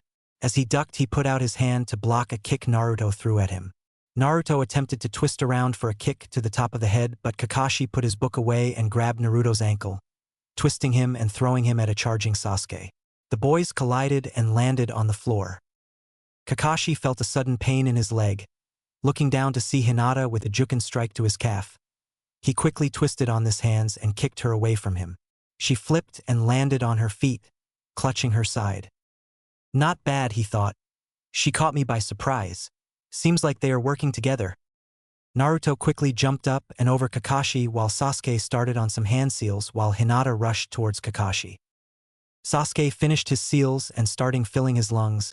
Naruto landed on the opposite side of Kakashi, filling his lungs as well. Katan. Gukakyu no Jutsu. Both boys yelled as fireballs erupted from their mouths. Kakashi's eye went wide as he saw the two fireballs, as well Hinata rushing towards him. He couldn't evade properly with his leg injured, so he jumped into the air. He cleared the fireballs easily when he looked above and saw Sasuke flying towards him with a kunai in each hand. He grabbed both of Sasuke's arms. Looking down, he saw just in time Naruto and Hinata about to reach the bells on his waist. Well done. I can't even use hand signs with Sasuke keeping my hands occupied. I can let them have this one. And with that thought, Naruto and Hinata reached the bells and each grabbed one. All four ninja quickly disengaged, all landing on their feet. Naruto and Hinata both clutching a bell each. All three ninjas smirking at their sensei. Congratulations, you two. Looks like Kakashi began, but was cut off when Hinata walked over to Sasuke and handed him a bell. Here you go, Sasuke-kun. I'll go back to the academy, she said a bit sadly. Naruto stared at her in disbelief. Sasuke also with a look of shock on his face. Not going to happen, Naruto said, running over to Sasuke and handing him his bell as well. If you go back, I go back. Besides, Sasuke, you wanted it more anyway, he said with a smile. Sasuke just stood there, bewildered. Why were they giving up their chances for him? It didn't make sense. Didn't everyone want to be the strongest? Naruto-kun, why? Hinata asked, looking at him surprised. Because I don't want to be apart from you, he said with a blush. Hinata blushed fiercely and looked down shyly. Sasuke was starting to get it now. It wasn't a matter of individual strength that made you strong. It was the strength you pulled from the people around you. He let out a sigh. You both are so stupid, he said smiling, tossing the bells to the ground. If you guys go back, then there's no way I should pass, he said. Kakashi just stared at all three of them. In all his years of teaching, he had never seen this before. He cleared his throat. Well, I was going to say the three of you pass, but if you are so eager to return to the academy, he started to say. Like hell, Naruto exclaimed. Wait, we passed, he said in disbelief. Yup, Kakashi said with a smile through his mask. The whole point of the exercise was teamwork. If you couldn't work together, then I was going to send you back. But you three worked flawlessly, even Sasuke, who I've heard doesn't play well with others. Congratulations, You guys are officially ninja, he said with a thumbs up. All right, Naruto cheered, jumping in the air. Hinata smiled happily and Sasuke gave a humph with a smirk. You guys are much stronger than I expected, so I'm going to be teaching you guys some more advanced stuff. Meet me back here tomorrow morning at 0600 hours, he said. Hi, the three ninja responded. They had finally done it. They were now one step closer to realizing their dreams. Dawn came around and the new team were all waiting around at the third training ground. The three had arrived and decided to start training together. They knew that if Kakashi's behavior the previous day was anything to go by, it would be quite some time before he arrived. Naruto and Sasuke were doing some taijutsu sparring while Hinata meditated and tried to focus chakra into her eyes to improve her Byakugan. While sitting there, she was deep in thought. Things were starting to look up in her life since her clan's massacre a few years ago. She felt less like an orphan now and more like a family with her sister and Naruto. It seemed silly to her, but she kept imagining life with him, going out, getting married, kissing, children. Her eyes shot open as her face got hot with her massive blush. What am I thinking about? She scolded herself as she let out a soft squeak which caught Naruto's attention, who just looked at her confused. Around 9 a.m. Kakashi finally showed up. You're late, Naruto yelled, pointing at him. My bad. My bad. I got lost on the road to life, Kakashi replied nonchalantly. Naruto growled a bit in anger. Hinata had a sweat drop with a small smile and Sasuke just looked annoyed. Anyway, today we're going to learn how to climb trees, he said. Climb trees? I can climb a tree already, Naruto retorted. Well, it's a bit different, you see. First, you're going to gather chakra in your feet like so. He made a quick hand seal and the soles of his feet started to glow blue. Then, he continued, you are going to walk up the tree like this.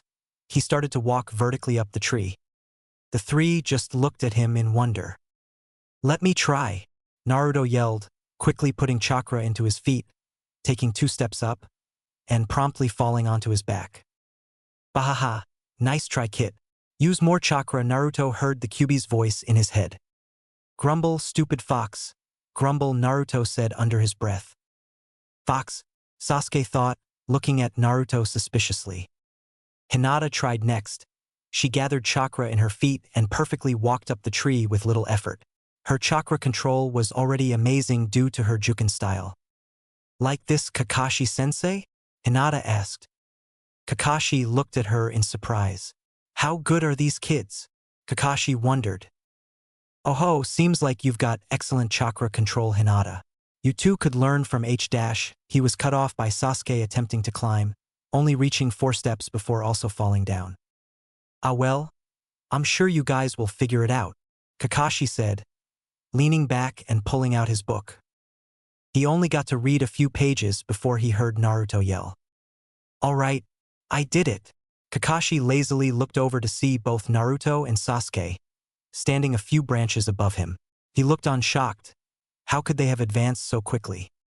I was not expecting you guys to get it so quickly, Kakashi said in disbelief while the trio all sat there with smiles on their faces. Kakashi let out a sigh. Well, I guess I can't read my book today, he said, putting it away. Let's just do some sparring for today then, shall we? I want to get a feel for your abilities. They will be one-on-one fights with me. The two who aren't fighting can spar with each other if they chose to. He continued, but first, I need to know what all your abilities are, he said with a stern look. Naruto looked uncomfortable, so Hinata reached down and squeezed his hand. He looked at her. She had nothing but support on her face. He nodded. As long as she was there, he could tell them. Sasuke might not know, but you surely do, Kakashi-sensei, about the Kyuubi? Naruto asked. Kakashi simply nodded while Sasuke looked on intently. So then, you know it was sealed inside of me? Naruto asked. Kakashi simply nodded again. He knew about what his sensei had done 12 years ago. Sasuke's eyes widened. The Kyuubi was sealed inside Naruto? How did that come to pass? Wasn't the Kyuubi killed? That's not possible, Sasuke answered, a frown on his face. The fourth killed it, he said. Naruto looked at Sasuke, matching his gaze. Well, you better believe it. The fourth sealed it inside his son, Naruto said at Sasuke with a menacing tone. Sasuke just stared at him. There was no way this was possible. He had the Kyuubi and was the son of a Hokage? Sasuke, Kakashi interrupted. The fourth was my sensei, trust me, everything he is saying is true. We weren't allowed to tell your generation so that Naruto could try and live a normal life. You've seen how the villagers treated him, right? Sasuke just looked down. It all made sense now. The red chakra, his power. He clenched his fist, then slowly let it go, still frowning. I suppose your bloodline came from the fox too, right? Sasuke asked, glaring at Naruto. How do you know about that? Naruto asked back. I overheard you and Irika-sensei talking, he said icily. No. That is my own bloodline, the Uzumaki line, Naruto affirmed strongly. Uzumaki bloodline? Kakashi asked. He knew his sensei had a child with an Uzumaki, but he had no idea they had a bloodline. We are seal masters, Naruto said. As long as I can see the hand seals for a jutsu, I don't need to use them to cast it. Kakashi was surprised. That was a powerful ability. It now made sense that he could use the same fire jutsu as Sasuke. Sasuke, Naruto said. Staring right at him, Sasuke stared back. Do you hate me now? Do you see me as the demon? Or do you see me as Naruto Uzumaki? Naruto asked. Sasuke met Naruto's gaze for a moment that seemed to last an eternity to Naruto, before dropping his gaze and shrugging. You are Naruto Uzumaki. Not the demon. The villagers are idiots if they can't tell the container from the contents, Sasuke said. Naruto was relieved to hear him say that. He wasn't sure why, but he needed Sasuke to say that. Naruto, Kakashi said, can we get a demonstration of your bloodline? Sure, Naruto replied. Show me a jutsu, he said eagerly. Kakashi thought for a moment before getting an idea. He went through a small series of hand signs. Futon, Daitapa, Wind Style, Great Breakthrough, Kakashi said. He sent a small air bullet off into the sky. That's awesome. Let me try, Naruto yelled. Same thing as the fireball but with wind instead, Kakashi exclaimed. Bring the chakra into your lungs and send out wind instead of fire. Naruto did as he was told and the same thing happened. A ball of air shot out of his mouth into the sky. He looked with a grin. Well, now you know what my ability is. He chuckled. Sasuke just scoffed. Okay, your turn. What's with the red eyes I saw earlier? Naruto asked. Sasuke looked at him shocked for a moment. He didn't know about the Sharingan. It's the Sharingan, dope, Sasuke replied. Sharon what? Naruto answered, much to Sasuke's annoyance. It's my eye technique. We can copy jutsus, see through illusions and predict enemy movement. Sasuke recited from memory, gloating. He was proud of his eyes. Hinata's eyes are better, right Hinata? He asked towards her. She blushed at the comment while Sasuke looked furious. Kakashi noticed it was starting to get heated between the two boys. Now, they both have their merits. Kakashi interrupted. Go ahead, Hinata. Tell us about your Byakugan. Hinata shifted a little. I can see in almost a circle around me, as well as through objects, even flesh. I can see the chakra points in the body, and am able to shut them down with my Jukin preventing chakra flow. She finished. She didn't like talking about her eyes, ever since she was teased as a kid for having them. See, she's awesome. Naruto grinned, to which Sasuke just sighed. He knew what the Hyuga were capable of. His father had taught him about all the other strong clans of Konoha. Okay, let's get started. Naruto, come with me. Sasuke and Hinata, you two can train together for a while, Kakashi said, leading Naruto away from the group to train. Naruto had finished his spar with Kakashi and went back to sit down, with a bit of difficulty. Kakashi had taught him a new jutsu. It had certainly lived up to its name of 1,000 Years of Death. Due to this, Naruto decided it was better to meditate and speak with the Kyuubi for a time while Hinata trained with Kakashi.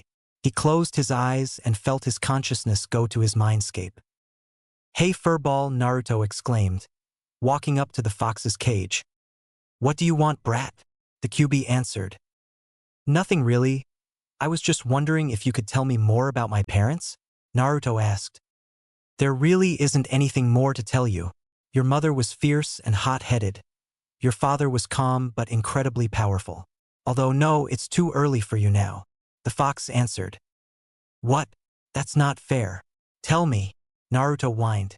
The fox just grinned. The boy was so easy. The Kyuubi sighed. Very well. There is a scroll your father left for you, hidden away in his compound. I don't exactly know where it is, but I'm sure you can find it if you look hard enough. The fox replied. Scroll? What kind of scroll? Does it have a powerful jutsu in it? Naruto asked excitedly. The fox chuckled. There is more to life than powerful jutsu kit. He started to curl up on the floor. Now go away, you're interrupting my nap, the fox growled. Nay, nay, Kyuubi, arigato, Naruto said with a smile. Kurama, the fox replied. Ha, Naruto answered perplexed. My name, it's Kurama, he repeated. Naruto nodded. Arigato, Kurama, he said as his mind began to fade and he returned to the training field.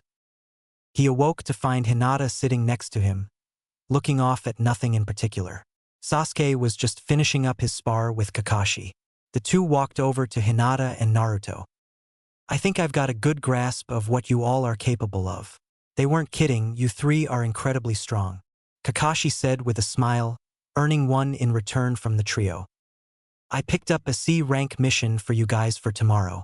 I know it's a bit higher than normal fresh genin, but I think you guys can handle it. Meet at the gates tomorrow morning at 0900 hours. It will be an overnight escort mission for some merchants.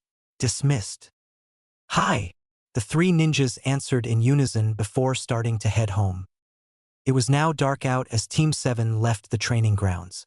They had gone mostly in the same direction, walking in silence or more. Sasuke and Hinata walked in silence as Naruto started talking about how strong he was. Later, Dobe, Hinata, Sasuke said, nodding to each of them before walking off towards the Uchiha compound. What did you call me? Naruto yelled at him, to which Sasuke just waved one hand. Back still turned. Calm down, Naruto-kun, Hinata said, touching his arm. Feeling her touch immediately started to calm him. She had that kind of power on him. Let's go home, she said with a smile. The two walked in silence for a while, enjoying each other's company. Naruto then got an idea since they were now alone. Maybe I should ask her for a date? He thought. Nay, you hungry, Hinata? Want to stop at Ichiraku's?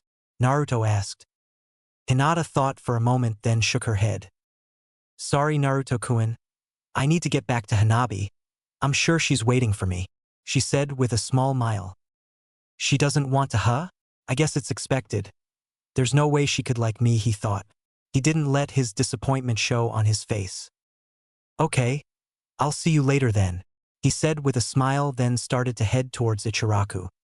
Good night, Naruto-kun, Hinata said, heading back towards her apartment. She had decided to wander through some alleys on her way back. It was a more direct route to her home. She walked past an alley with a bar on it when three men walked out. Two of them looked like normal civilians, but the third was wearing the flak jacket and leaf headband. Well, what do we have here? One man called out, drunkenly, staring at Hinata. She felt a pang of fear as the other two men looked at her, leering.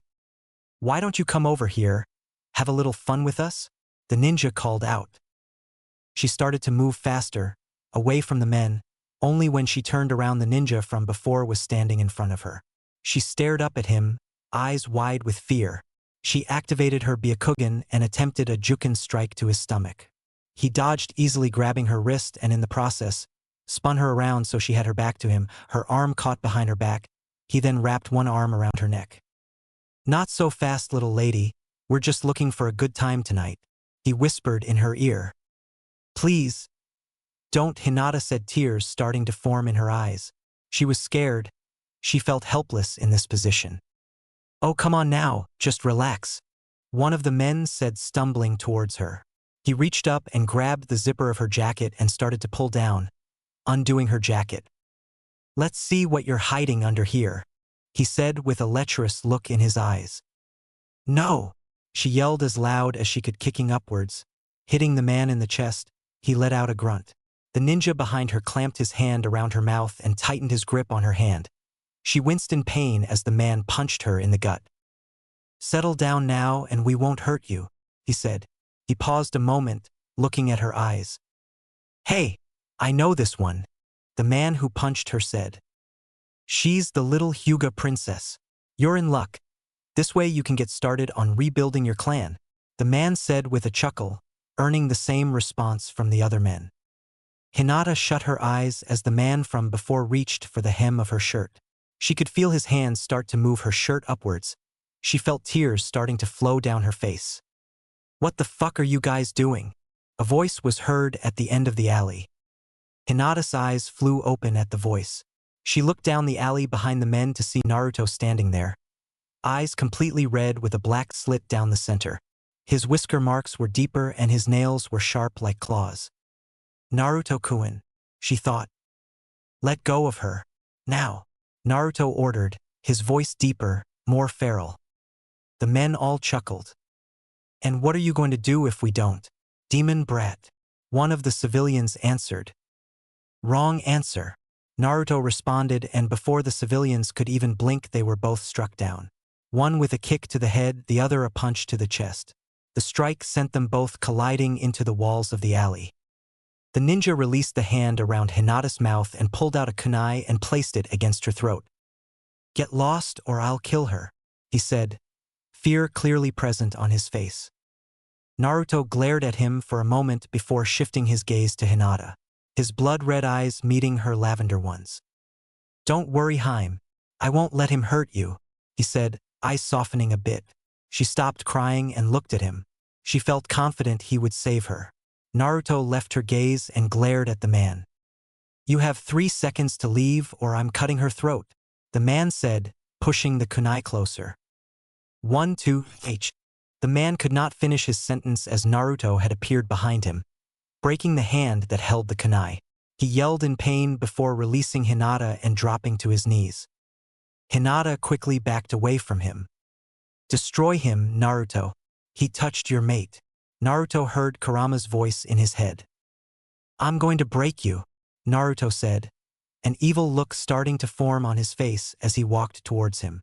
Hinata looked at the trembling man on the ground, then back to Naruto. She didn't recognize the look on his face. She didn't like what he was saying now. She ran up to him and grabbed him in a hug from behind. "Naruto-kun, stop," she said. He froze for a moment before starting to calm down. His nails returned to normal as well as his whisker marks. His eyes returned back to their normal deep blue. "I'm sorry, Hinata. He just made me so mad. He was going to," Naruto said. She nodded into his back. "I'm okay. Let's go home now." She broke the hug. "I'll get you for this brat," the man yelled as he got up and started to run away. Naruto grabbed Hinata's hand and started to pull her away. "Let's get out of here," he said. The two started running towards their apartments. Once they arrived home, Hinata turned to Naruto and ran into him, giving him a hug. "Arigato, Naruto-kun. You saved me," she said, relief in her voice. "I'll always protect you, Haim," he said more softly. She blushed deeply and nuzzled herself closer to his shoulder. Naruto was relishing in the contact. He didn't ever want to let go. After a few moments, they broke the hug. "Well, good night, Hinata," Naruto said with a grin. "Good night, Naruto-kun," Hinata responded before heading into their own apartments. Hinata closed the door behind her and slid down to the ground. Her face went bright red and she put her hands to her face. "He called me Haim," she thought. In that moment she was happy. Hinata was trying to leave her apartment, but Hanabi was clinging to her leg. "Hanabi, I have to go on my mission," Hinata scolded. "But I don't want you to go," Hanabi said, her eyes closed shut, grasping onto her sister's legs. "It's only for one night, Hanabi, you'll be fine," Hinata said, trying to pry her sister from her legs. She soon realized it was futile. "Tell you what, Hanabi, I'll buy you a treat when I get back," Hinata said. She knew she could bribe her little sister. Hanabi paused and loosened her grip a bit. She looked up with small tears in her eyes. Really? She asked, staring at Hinata. Of course. Hinata smiled at her. Okay, Nei-chan, Hanabi said, jumping up and hugging Hinata, who returned the hug. They both heard a knock at the door. You ready, Hinata? They heard Naruto's voice from the other side. Hanabi pulled open the door and jumped at Naruto with a hug. Whoa, hey there, Hanabi, Naruto yelled. Keep her safe, okay, Oni-chan? Hanabi said. I'll keep her safe, I promise. And I never go back on my word, he said to her, gently pulling out of the hug. You better, Hanabi pouted. She was a little afraid of being home alone and being away from both of them for so long. Well, we have to leave now. Be good, Hanabi, Hinata said. Hanabi nodded as she waved to the two of them, who both waved back. Naruto and Hinata arrived at the gates to find Sasuke, and to their surprise, Kakashi waiting for them. About time you lovebirds got here, Kakashi said teasingly. Both kids just blushed and looked away from each other.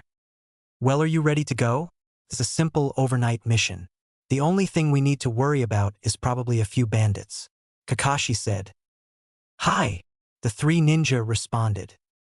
The group gathered with the merchant's cart, being pulled by a horse and walked in formation away from the town. Their destination was a small village a day's walk from the village at civilian pace. The group mostly walked in silence, all keeping an eye out for anything out of the ordinary. It was their first mission, they didn't want to screw it up. Kakashi was wandering in front of the caravan, one hand in his pocket, the other had his favorite book in his hand. Sasuke stood on the left flank, carefully observing the woods with his Sharingan. Naruto walked with his arms behind his head, seemingly not paying attention to anything. However, he was keeping a close eye on his surroundings. Finally, there was Hinata bringing up the rear, her Byakugan active to keep watch for an ambush. Hinata was keeping an eye on the surroundings when she spotted a group of bandits up ahead and a few behind. She ran ahead and spoke to Kakashi. There are 12 bandits waiting ahead of us, 6 on each side of the road. There are another 6 coming from behind, 3 on each side of the road. Hinata whispered to Kakashi. 18 total, huh?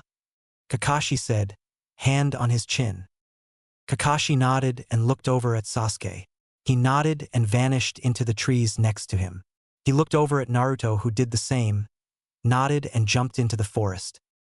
I'll stay with the merchant. Can you handle the 6 coming from behind? Kakashi asked. Hi, Hinata responded before jumping over the cart and landing behind it. Just as she landed, the group of bandits emerged from all around them. Well, what's this? Thinking you can just cross our land for free? You gotta pay the toll, the largest bandit at the front said. Judging by his size and semblance of authority, he was seemingly the leader of the group. Kakashi sighed. You don't really want to be here right now, he said. I'll tell you what, if you guys leave right now. He started, signaling his team.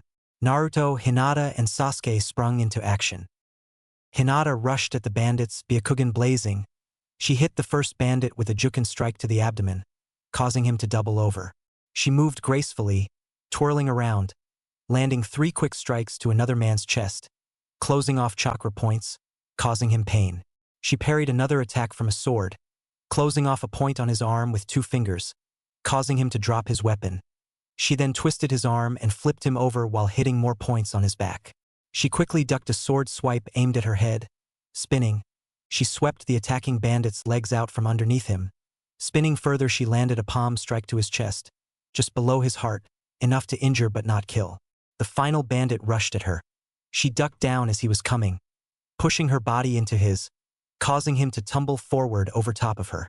As he was falling, she turned around and shoved a Juken strike into his stomach, sending him flying backwards into a nearby tree. Sasuke jumped down from a tree, right on top of a bandit. As he landed, he pulled out 2 kunai that he threw to either side of him, hitting both bandits in the chest, wounding them but making sure to miss their hearts. He quickly got on his hands as 3 bandits rushed him, spinning his feet around and kicking all 3 in the head, knocking one of them out. He flipped up on his feet, running through a quick series of hand seals and shouted, Kata! Hausenka! Fire style. Phoenix flower. A small series of fireballs erupted from his mouth. They flew towards another bandit and collided head-on. He dodged to the side, avoiding a sword swipe, grabbing the man's arm. Sasuke flipped him over onto his back, breaking the bandit's wrist, forcing him to drop the sword. He grabbed the sword and started running towards the bandit leader. Naruto jumped out from behind a tree with a punch to the back of the head of one of the bandits. He ducked under a sword and gave an uppercut to a bandit while jumping backwards, kicking another one in the chest. He pulled a kunai out of his pack in a reverse grip, parrying a sword strike from another bandit. Knocking his arm backwards, he grabbed the man's wrist, then delivered 3 quick stabs to him, one in his leg, one in the side, and one to the arm. He threw the kunai towards another bandit as he brought his hands to his mouth and unleashed a gust of air, making the kunai fly faster and impale another man in the shoulder. He ran up to retrieve his kunai, rushing towards the bandit leader as Sasuke did the same. Both boys arrived at the same time at the bandit leader. Sasuke brought the sword he grabbed up to the man's throat while Naruto was behind him, with the kunai pointed at his back. "We won't kill all of you," Kakashi finished with a smile. The leader looked around shocked. All his men were either on the floor in pain with various wounds, or were knocked unconscious. He blinked a few times before nodding slowly. Naruto and Sasuke lowered their weapons, Sasuke lingering with the sword a moment. He liked the feel of it. He decided to keep the weapon. "I'll let these guys pass. Gather everyone and let's leave," the leader announced to his men, who started slowly get up, gather their weapons and limp, dragging their comrades back into the forest. "Good job on the scouting, Hinata," Kakashi said. "Yeah, you were awesome," Naruto started boasting. Even Sasuke nodded his approval with a smirk and a H&N. She blushed at the attention she was getting. "Arigato," she replied. The merchant cleared his throat. "If we're all done here, we need to keep moving. I'm behind schedule as it is," he barked. Hi, Kakashi said, bored, pulling his book back out again and continuing to read. The rest of the trip to the village went without incident. No more bandits attacked the caravan. The merchant paid them and they all found a small inn to stay at for the night. The inn only had 1 room available. All 4 ninja had to share a room. It was a large room, plenty of room for them each to spread out and sleep. Hinata was fumbling nervously with her bag. She had never slept in the same room with boys before. Of course, she remembered the night she stayed at Naruto's apartment, but they had been in separate rooms. "Okay, everyone, lights out. Sasuke, you take first watch. We don't really need it, but it is good practice for when we're out in the wilderness for real. Naruto will relieve you. Then Hinata, I'll have final watch. Okay?" "Hi," Sasuke said, finding a spot on the windowsill to sit. The night went by peacefully with everyone taking their turns in shifts. Naruto started to stir awake when he felt a weight on his chest. He slowly opened his eyes to find Hinata gently sleeping on top of him. He froze. "What the? Why is Hinata sleeping here?" he thought, and giant blush starting to form on his face. He moved ever so slightly, causing Hinata to start to wake up. Lavender eyes met blue ones and their faces both went a deep red. "Kaya!" Hinata screamed, jumping up and sitting away from Naruto. I am so sorry, and Naruto-kun," Hinata said. Although she was extremely embarrassed, she couldn't help but smile. "Well, wasn't that cute?" Kakashi said from across the room, holding a camera in his hands. He had just freshly taken a picture of them sleeping. "Did you do this?" Naruto jumped in a rage, face still beet red. Kakashi chuckled. "I'm just helping things along," Kakashi said with a chuckle. "Plus, this is good blackmail material," he finished. "Blackmail? Why you?" Naruto was yelling at Kakashi. "Shut up, Dobe. It's too early for this," Sasuke said from his sleeping bag. Naruto just growled and grabbed his bag. "I'm going to get changed," he yelled before leaving the room and slamming the door behind him. "Sorry about that, Hinata," Kakashi said. "I just wanted to have a little fun with him." It's okay," Hinata said with a smile and pointing her fingers together. Sasuke just groaned from his sleeping bag. The team packed their belongings in silence, Naruto still fuming, and started to head back to the village.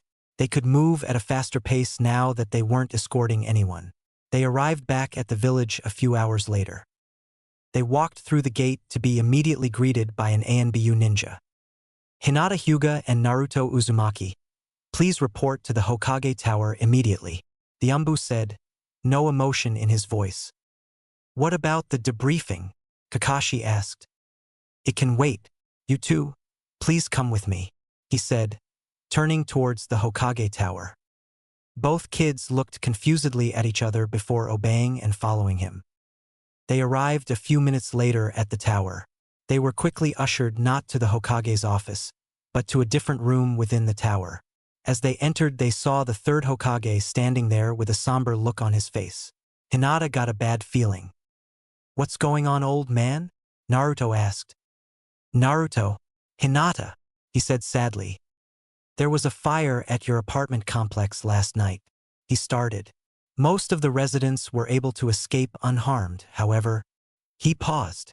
We did find one person who did not make it out. The Hokage stepped aside, and laying on a table behind him was a small body, covered in a white sheet. The Hokage stepped aside, revealing a small body covered by a white cloth. Hinata froze. The whole world seemed to stop. She could vaguely hear Naruto talking, but she didn't care. In this moment, the only things that existed was her and the body lying under the sheet. She slowly walked up to the sheet, hand outstretched, looking to grab it. As her hand was about to reach the sheet, she felt a pressure on her arm. She looked over and saw Naruto, grabbing her arm. Don't look at it, Naruto said, tears starting to form in his eyes. Let go of me, Hinata said, no emotion on her face, eyes blank. Naruto did not waver. I said let go of me. Hinata started to get frantic, eyes starting to water. She tried to pull her arm away. She needed to see her sister. Naruto quickly grabbed hold of her arms. She slowly slumped to the ground with him, heavy tears falling down her face. She had begun to sob. Naruto held on to her tightly. Naruto grit his teeth. How did it happen? He asked the Hokage. He paused for a moment. We apprehended a civilian nearby. After some questioning, it was revealed that a ninja had done it. He was trying to get to you, Naruto. Naruto's eyes widened. His heart started to ache. She was dead because of him? Who would do that? What did I do? Naruto choked out, tears starting to fall down his face. He claimed you broke his wrist, the Hokage answered. Visions of the previous night came back to Naruto of the group attacking Hinata. He was starting to feel a rage building inside of him.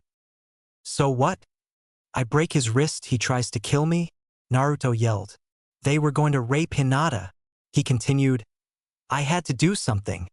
He was yelling now, tears flowing freely down his face. The Hokage got a dark look in his eyes. Give the man to Ibiki. I want him interrogated further and then locked up, the Hokage said to his ANBU. Hi, the ANBU answered before disappearing. Hinata had broken free from Naruto's grip and was laying over top of the covered body, still sobbing. She didn't know what to think. She just wanted to be near her sister. Naruto just sat there. How could someone in the village do this? First they try to rape a young girl. Then they set fire to a house just because he was the demon brat. If this was how everyone in the village was going to continue to act, he wasn't sure he wanted to be a part of it. Hinata managed to pull the sheet back a little bit, revealing a severely charred body. Hinata began to sob harder into the sheet. Hanabi, she muttered between sobs. After a few moments of grief, the Hokage placed an arm on Hinata's shoulder. I've prepared some rooms for the two of you to stay at my estate until we can find something better, he said. Naruto, he looked at the boy who kept looking at Hinata. Please take her to my estate and the two of you should get some rest. I'll inform Kakashi you two will be on leave for a little while, he said. Naruto slowly nodded, his face still wet with tears as he approached Hinata, placing his hands on her shoulders and gently started to lift her up. She didn't fight the action and allowed herself to be pulled upwards. He slowly started to lead her away. Let's go, Hinata, Naruto said. He needed to comfort her. Hinata didn't respond but allowed herself to be led out of the room and then out of the Hokage Tower. The two walked in silence. Both had since stopped crying, but the mood had not improved. They had blank expressions on their tear-stained faces. They arrived at the Sarutobi estate and were led to two rooms next to each other. Hinata entered her room and closed the door without a word. She walked over to the only bed in the room. She crawled onto the bed and hugged her knees to her chest and began to cry into her knees until she eventually fell asleep. Days had passed since the discovery of Hanabi's body.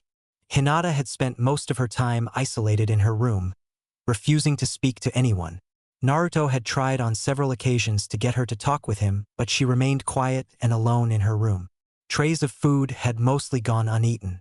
Naruto was getting worried about her. She was the only person left that he considered family, but decided to try and give her some space. Hinata awoke one day. Her mood had not changed. She felt empty, cold. She crawled off of the bed. She hadn't even bothered to undress the night before. There was a small bathroom attached to her bedroom. She decided to climb into the shower. As she let the hot water run over her body, she still felt cold inside. She began to think Hanabi was dead because of her. If she had been stronger that night in the alley, Naruto wouldn't have had to come save her and none of this would have happened. If she had been stronger when Koga attacked, Niji, her father, her whole clan would still be alive. She had thought she had gotten past all of that, but now, after all that happened, her old wounds were starting to resurface. She felt weak, she felt guilty. She had made up her mind now. There was nothing left in this village for her. If Naruto had been in his apartment that night, he could have died too. She wasn't going to let anyone suffer anymore because of her. Her clan was gone, her family was gone, and she had endangered the only boy she had could ever love. Tonight, she would leave the village alone and not look back. She finished her shower and started to get dressed. She started to put on her beige coat but stopped. She decided she needed a change. She left her beige jacket on the bed. Now, she was only wearing a dark blue tank top, going down to her waist as well as the normal blue ninja pants. She picked up her leaf headband and started to tie it around her neck. She paused a moment, then placed it back down, on top of her beige jacket. She needed to gather a few things before she could leave. She went over to the window and opened it, letting the warm spring breeze in, the sun shining down on her. It wasn't fair.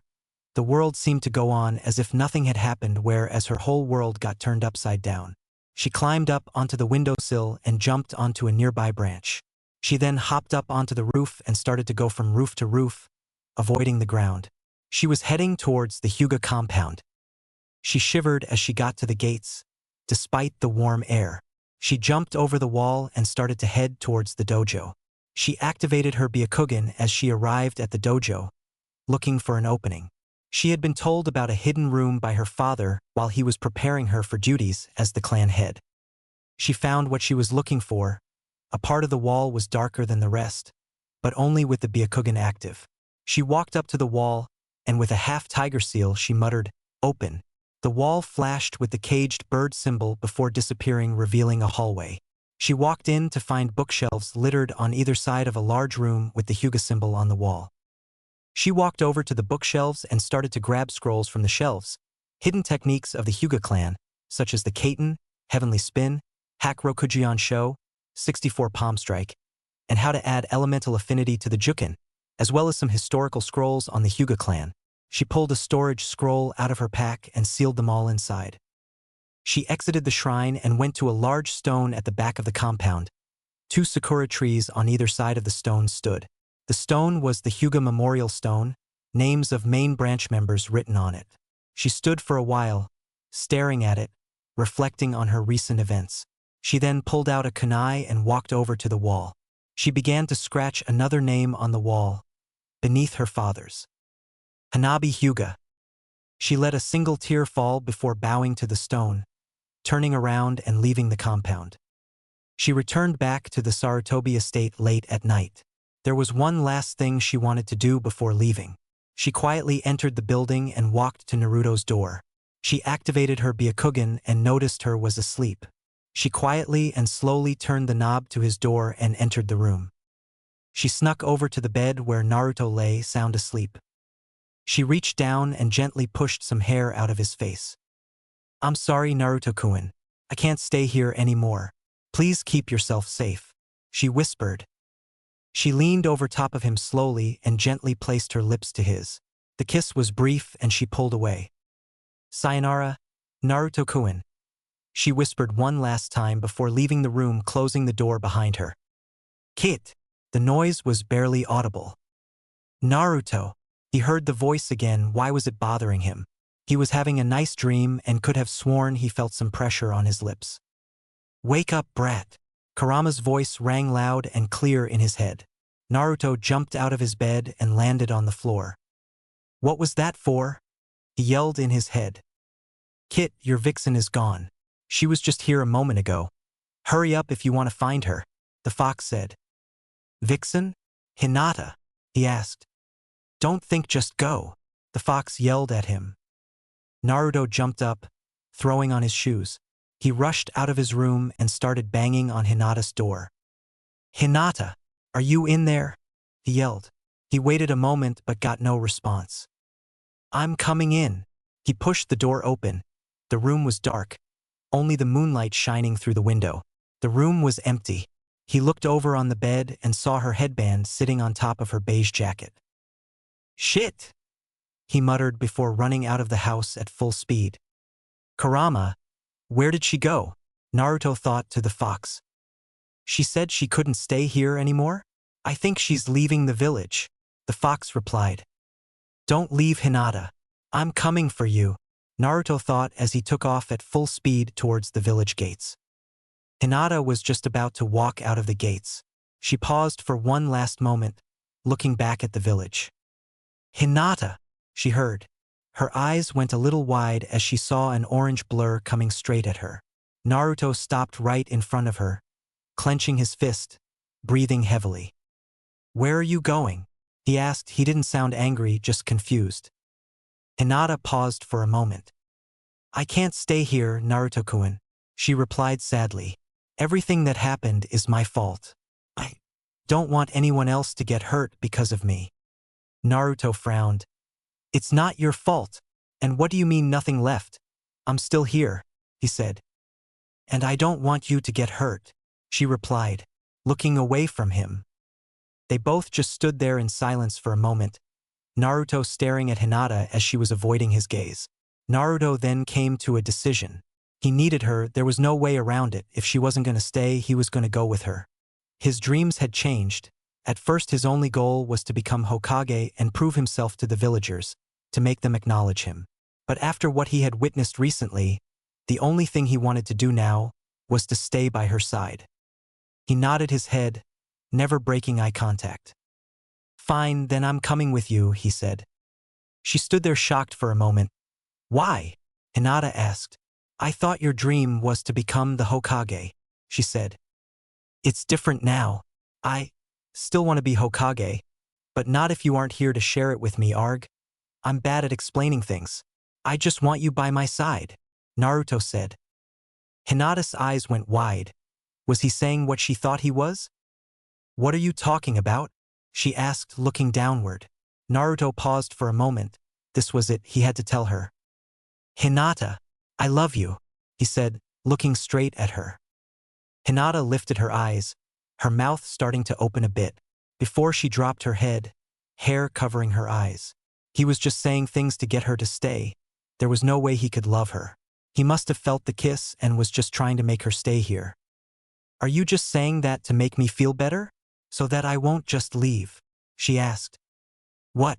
No. Really? I love you. Ever since we started living together. You're all I can think about, he said, slowly closing the distance between them. Prove it, she said, lifting her eyes, small tears starting to form. He finally reached her. He placed a hand on her cheek. She leaned into it, eyes filled with pain. He slowly brought his face closer to hers. They both closed their eyes. Their lips met softly at first, both of them unsure of what to do. Naruto started deepening the kiss.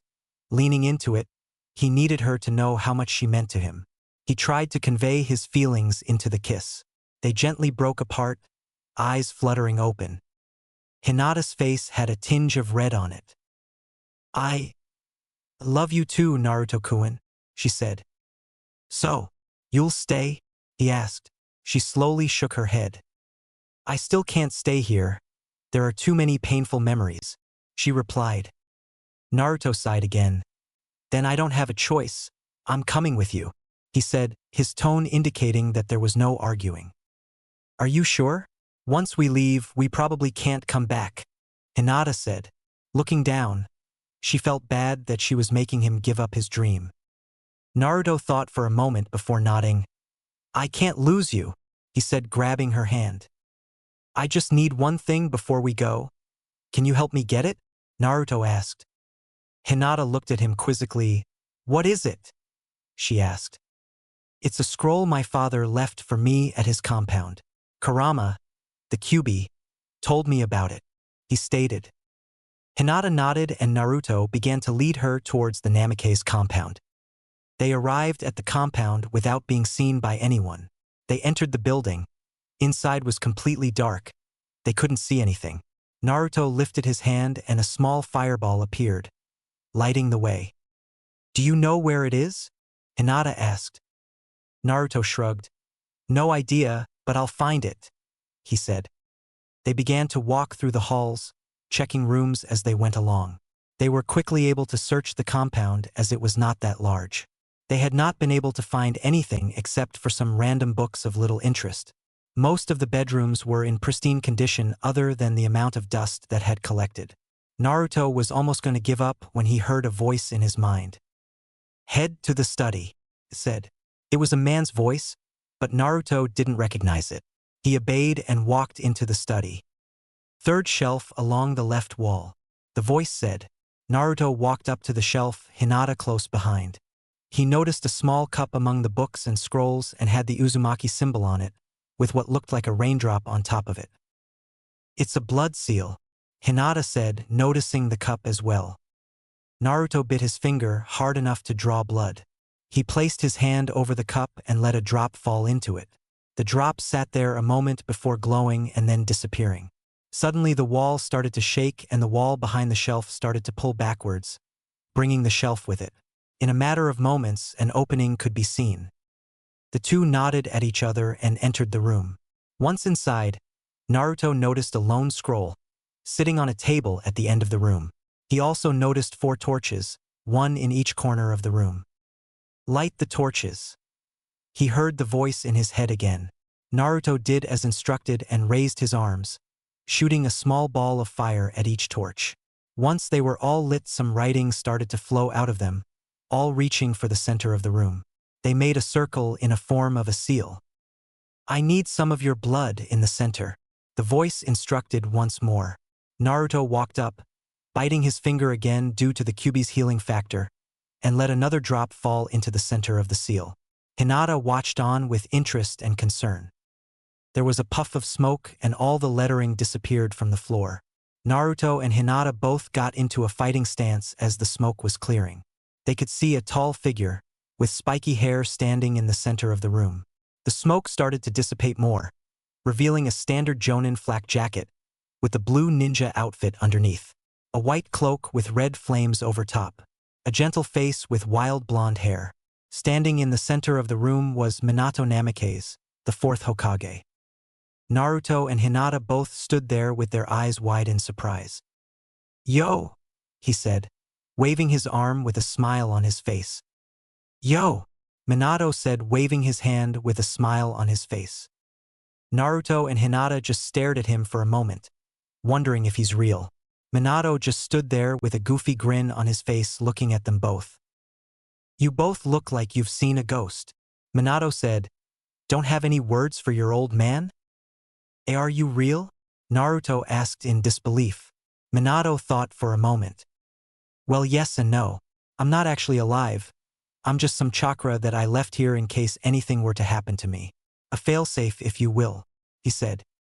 But how are you here? Why did you seal the Kyuubi in me? Why did Naruto started to say. He had so many questions. So many things he wanted to ask, he didn't know where to start. Minato held up his hand, interrupting him. I don't have a lot of time, Naruto. I know you have a lot of questions. I'm only here right now because I sealed a little bit of my life force in you when I sealed your prisoner. He continued. Naruto nodded, hanging on every word. This scroll behind me has all of my jutsus in it and how to learn them. Minato said, pointing to the scroll. You can figure it out. I believe in you. Minato's smile started to fade. I can see some of your memories. No, it hasn't been pleasant for you. But I need to ask, do you really intend to abandon this village? Leave everything behind? He asked, a serious expression on his face. Naruto stood there a moment, then looked back at Hinata. She gave him a sad look before looking down at the floor. Naruto looked back at his father and nodded. I can't leave her. She's the family I never got to have. This village has always treated me poorly, and after what they did, I don't know if I can trust them. I know you wear the Hokage, and the village means everything to you, but I don't think I can follow that path anymore. Naruto answered. Minato kept his gaze on Naruto for what seemed like an eternity, before smiling and shrugging. Maybe it's for the best. He said, I trust you, Naruto, to do what is best for you. If that means you need to get some space from this place, then I support you fully. He finished with a smile and a hand on Naruto's shoulder. Naruto stared at him for a moment, then embraced him. Arigato, Tusen, Naruto said, tears starting to stream down his face. Minato returned the hug, before pulling away. My time is up here. Before I go, I should tell you. If you really are planning on leaving, you should head to Whirlpool Country. It's a small island off the eastern coast of the Fire Country. It's where your mother was from, where the Uzumaki clan began. He said with a smile. Naruto nodded. Hinata, was it? Minato said, looking over at her. Hi, she answered softly. Please take care of my son. Minato said, giving her a wink.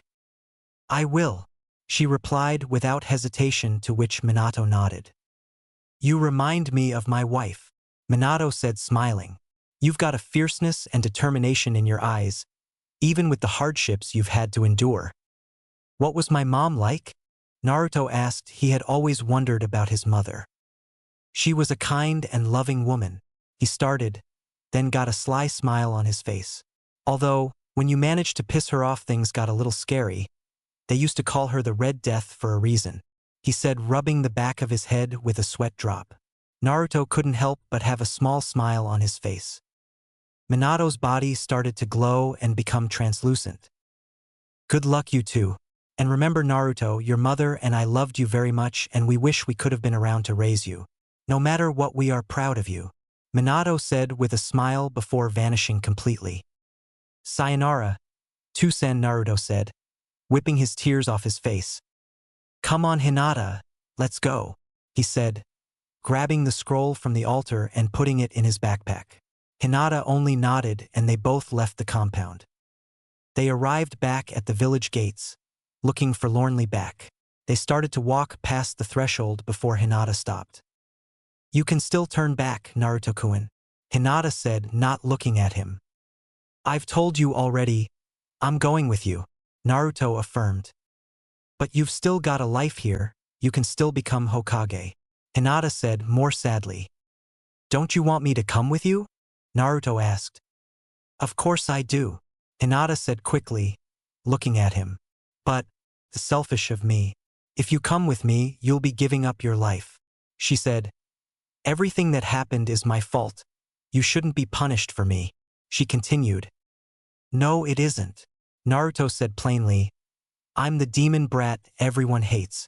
They weren't after you, they were after me. But if I hadn't gotten caught. Enough, Hinata, Naruto said. She was taken back a bit by his tone. I'm sorry, he muttered. That came out harsher than I wanted it to. I'm coming with you. That's the end of it. You are my family. I don't want to be anywhere you aren't, he finished. Hinata felt a warmth in her body for the first time since her sister had died. She walked up to Naruto and grabbed onto his hand. Okay, she said, squeezing his hand slightly. They began to walk past the threshold, hand in hand. Where are you guys going? They heard a voice from behind them. They both turned around to see Sasuke standing there, leaning against a pole. How long have you been there? Naruto asked. Sasuke just shrugged. Long enough to know what you were doing. Are you here to stop us? Hinata said with a frown. Sasuke stared at the two and noticed their hands joined together. I can see you guys are getting along nicely, Sasuke snorted, nodding his head towards their hands. So? Naruto asked. He was starting to get defensive, clutching Hinata's hand a bit harder. Well, whatever, Sasuke said. If you aren't here to stop us, then what do you want? Naruto asked. Sasuke paused for a moment. I'm coming with you, he said. Both Naruto and Hinata looked at him wide-eyed. What? Why would you do that? Naruto asked. We're a team, aren't we? Sasuke asked matter-of-factly. Sasuke-kun, we've only been a team for a few days, Hinata said. Yeah. Naruto nodded. So what? Sasuke said. You two are the only people I've ever respected besides my brother. He continued. You guys have power, but you don't flaunt it. I need that. My father is an idiot who only cares about the clan, and my mother just does whatever he wants. He looked back towards the village, with a look of disgust on his face. Besides, I need to find my brother. I know he's alive out there somewhere, Sasuke finished. But, Sasuke-kun, think about what you'd be leaving behind. Your friends, your family? Hinata said. You've still got one. We don't belong here, Hinata said sadly. Bullshit, Sasuke answered. I just told you, my brother is my only family as far as I'm concerned. I was planning on leaving to find him eventually anyway. This just speeds things up a little bit. You two are the only people I would even come close to calling friends, he said. Are you sure? Naruto asked, staring directly into his eyes. If we leave, we can't come back, he said again, affirming his own reason for leaving. Sasuke stood there, staring at the two of them. I'm sure. I need to find him, Sasuke said. Naruto sighed. All right, we'll be stronger this way anyway, he said. You okay with this, Hinata? He asked. Hinata thought for a moment. She wasn't really okay with anyone giving up their lives, but she knew there was no talking Sasuke out of it. She nodded her head. Sasuke jumped up into a tree near him and then came back down with a backpack. I've been watching you guys since your little confession earlier, Dobe, he said with a smirk. Naruto had a vein bulge on his forehead and started to grind his teeth. Hinata squeezed his hand a bit to calm him down. Well, that's how it is, he said to Sasuke. Yeah, I got it. Keep the mushy stuff to a minimum, Sasuke said, walking past them. Both Naruto and Hinata blushed a bit but said nothing. You guys coming? Sasuke said, turning back to them. The two ran up to him. All three of them looked back at the village one last time, their eyes lingering. Naruto stared at the faces of the previous Hokages. He looked at the face of his fathers. I'll make you proud, Tusan, he said. The three of them soon looked away and began to walk away from the village. The Sandaime Hokage awoke the next day. Something felt off today, but he couldn't quite tell what. He got up from bed and started to head down to his kitchen to make a cup of tea. He passed by the rooms of his two new residents. He noticed both doors were ajar. He took a peek inside Hinata's room and noticed her jacket and headband laying on her bed. He found this curious.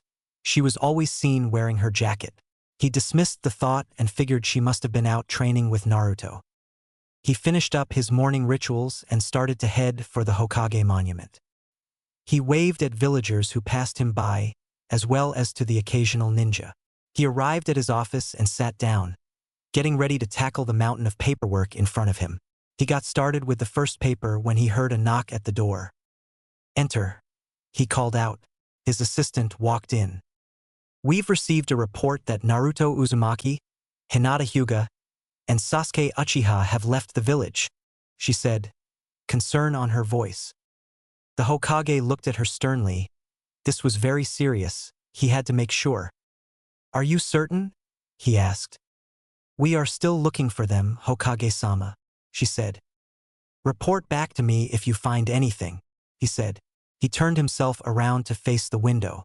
If it was indeed true that they left, he would have to brand them missing Nin. I'm sorry, Minato. I couldn't keep him happy, he thought, impatiently waiting for any news.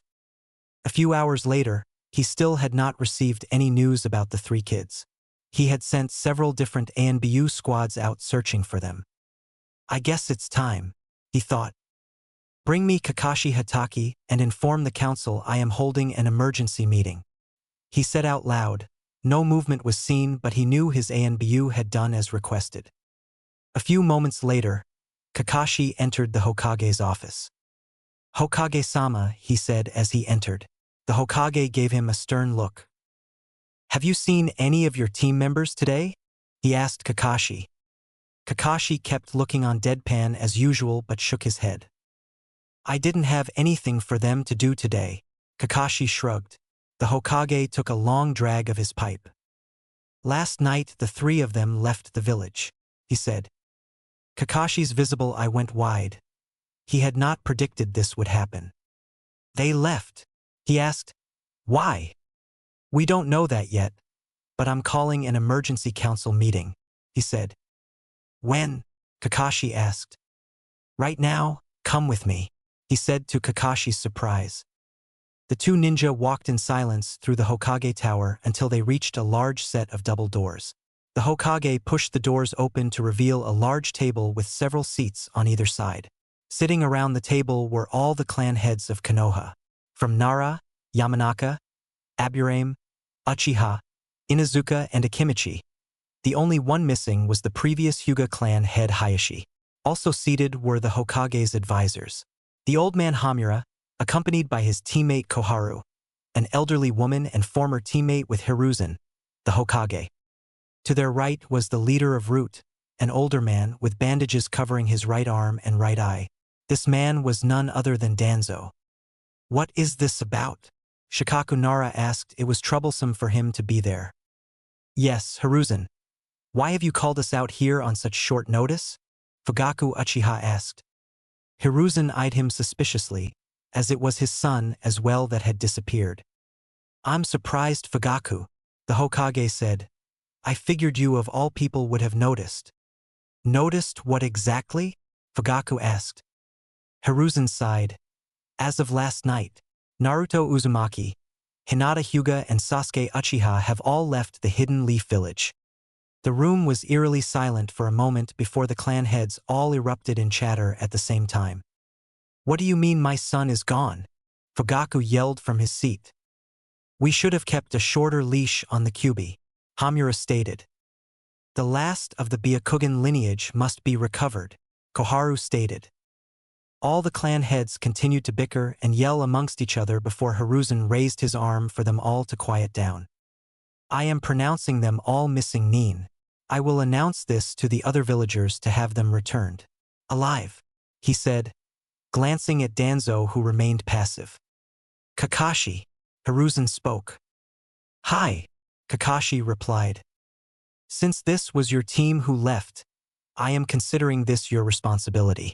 You will track them down and bring them back to Konoha, the Hokage said. Kakashi was silent for a moment, all the clan heads looking at him. Hi, Hokage-sama, Kakashi answered, looking down sadly. How could his team had gone so wrong? Once you bring them back, I want to see the demon brat punished, Fugaku said. It's clearly his fault they all left.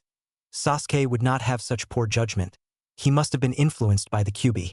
And Uchiha would never stoop so low as to betray his village. Kakashi glared at him, self-righteous prick. He thought but would not dare utter the words. This meeting is adjourned, Kakashi. Please stay a moment. I wish to speak with you in private. As the clan heads all shuffled out of the meeting room, he turned to Kakashi. Don't be too hard on them, Kakashi. They all had a tough life. I imagine it was Hinata's recent hardships that prompted all of this, he said. Kakashi looked saddened. He had heard about Hanabi's death and he knew the pain of a loss all too well. Good luck, Kakashi. Bring them back safely, the Hokage said. Kakashi nodded and disappeared. Danzo returned to his Root headquarters. It was a dark underground facility where his Root ninjas underwent intense training and reconditioning. They are trained from a very young age to forget their emotions. A shinobi has no need for them. There is only the mission. He wandered down a dark hallway, his cane clicking on the ground with every other step. He arrived to a door off to the left. He opened the door to the room. It was dark except for the light coming from the hallway. Inside, a small bed could be seen, a small body laying on it. Danzo-sama, a voice from behind him was heard. He didn't need to turn around to know it was one of his men, clad in a black cloak with a wolf mask covering his face. "What is it?" he asked. "We've spotted the Ninetails, the Hyuga girl as well as the Uchiha boy heading eastward," it replied. "Leave them be, the council is dealing with it," he replied. "But sir," the member started. "What of the Byakugan?" it asked. Danzo smiled and moved the blankets away from the sleeping form. "We already have what we need here, after all. We can't allow such a strong ability to disappear." Under the blanket lay a sleeping long-haired girl. Laying there was Hanabi Hyuga. Kakashi arrived at the gates of the village. He cut his finger on a sharp point of his vest, enough to draw blood. He ran through a bunch of hand signs and slammed his open palm on the ground. "Kuchios, summoning," he said. There was puff of smoke, and as it cleared, 8 figures could be seen. Sitting there on the ground were 8 ninja dogs, all varying in breed. A little pug walked up to Kakashi. "What have you got for us, Kakashi?" it said. He pulled a headband out of his bag. It was Hinata's that he had recovered from the Hokage's estate. 3 kids have left the village. This belongs to one of them. Split up and search for their scent. The dogs each grabbed a whiff of Hinata's scent and all took off in different directions. "I'm coming for you guys. Please just come back quietly," Kakashi thought as he heard one of his dogs pick up the scent. "I'm coming for you guys. Please just come back quietly," Kakashi thought as he heard one of his dogs pick up the scent. The trio had traveled quickly throughout the night, trying to gain as much distance as possible. Naruto had discussed with them that they should be heading east, towards the coast. He had explained about the land of Whirlpool, where his family had come from. After detailing the encounter they had with Minato, Sasuke had agreed to go there. He didn't even know where to begin to search for Itachi. There was no use in trying to rush things. "We should try and set up some traps and cover our tracks," Sasuke said. They had stopped for a rest. They had traveled all night and it was now dawn. "Why?" Naruto asked. Both Hinata and Sasuke looked at him incredulously. "We are missing Nin Dobe. Someone is obviously going to come searching for us," Sasuke said. Naruto paused to think for a moment. He was right, he hadn't even thought about it. "We should be able to take whoever comes at us," he said. "Not the point, we want to avoid conflict, not create any. Besides, do you really want to have to kill someone from the Leaf?" Sasuke asked, getting agitated. "Why would we have to kill them?" Naruto asked. Sasuke could swear he was getting dumber by the minute. "Because if we don't and they report back where we are, it gets that much more difficult to hide from them," he replied. Naruto crossed his arms and sat there thinking, when suddenly, he heard a growl coming from his stomach. He rubbed the back of his head sheepishly. "I guess we should find some food," he replied. Sasuke nodded. "Hinata, can you use your Byakugan and see if there's anything to eat nearby?" Sasuke asked. Hinata nodded and activated her Byakugan. She scanned the area around them and found a small river nearby. "There's a river about 1 kilometer south of here," she said, starting to walk in that direction. Sasuke and Naruto got up and followed her. They arrived at the river. It was a small expanse around 6 meters wide with forest on either side. Some small wildlife could be seen wandering about for a drink. The water was clear and flowed from a waterfall slightly upstream. Several fish could be seen swimming through the water. Hinata paused for a moment, Byakugan still active. She could see a large cavern on the other side of the waterfall with a small pond in the center. "There is a cave behind the waterfall," she said. "We should be able to camp in there without being discovered." The 2 boys nodded. "I'll go gather some firewood," she said, before dropping her Byakugan and walking towards the forest. Naruto quickly came up behind her and placed a hand on her shoulder, turning her around. "Are you going to be okay?" he asked. She didn't seem like her normal self since that night. She just looked at him with sad eyes. "I don't know," she said. "Just remember, I love you, Naruto responded, placing a kiss on her lips. She returned the kiss gladly. They broke apart a moment later to Sasuke clearing his throat. I love you too, Naruto-kun, she said lightly, a small smile on her lips. She liked it when he kissed her. It made her feel warm and secure, like everything would be all right. He gave her a quick hug before turning to Sasuke. What did I say about mushy stuff? Sasuke said. You jealous? Naruto asked with a smirk. Sasuke scoffed. As if. He replied, although he had to admit it did look kind of nice. He shook his head, dismissing the thought. Let's fish, he said. You jump in and get them to jump out of the water. I'll hit them with some kunai, Sasuke said. Why don't you jump in, and I throw the kunai? Naruto asked defiantly. Sasuke was starting to get annoyed. Why is everything an argument with you? He asked, even though it was more a statement than a question. Because you think you can boss me around, Naruto answered, glaring at Sasuke. The two of them just stood there glaring at each other for a moment before they both started to get smirks on their faces. They both started to chuckle a bit. Sasuke sighed. All right, Dobe, what should we do? He asked. This, Naruto said, and he jabbed his fist towards the river. There was an explosion of water and about 20 fish were flying through the air.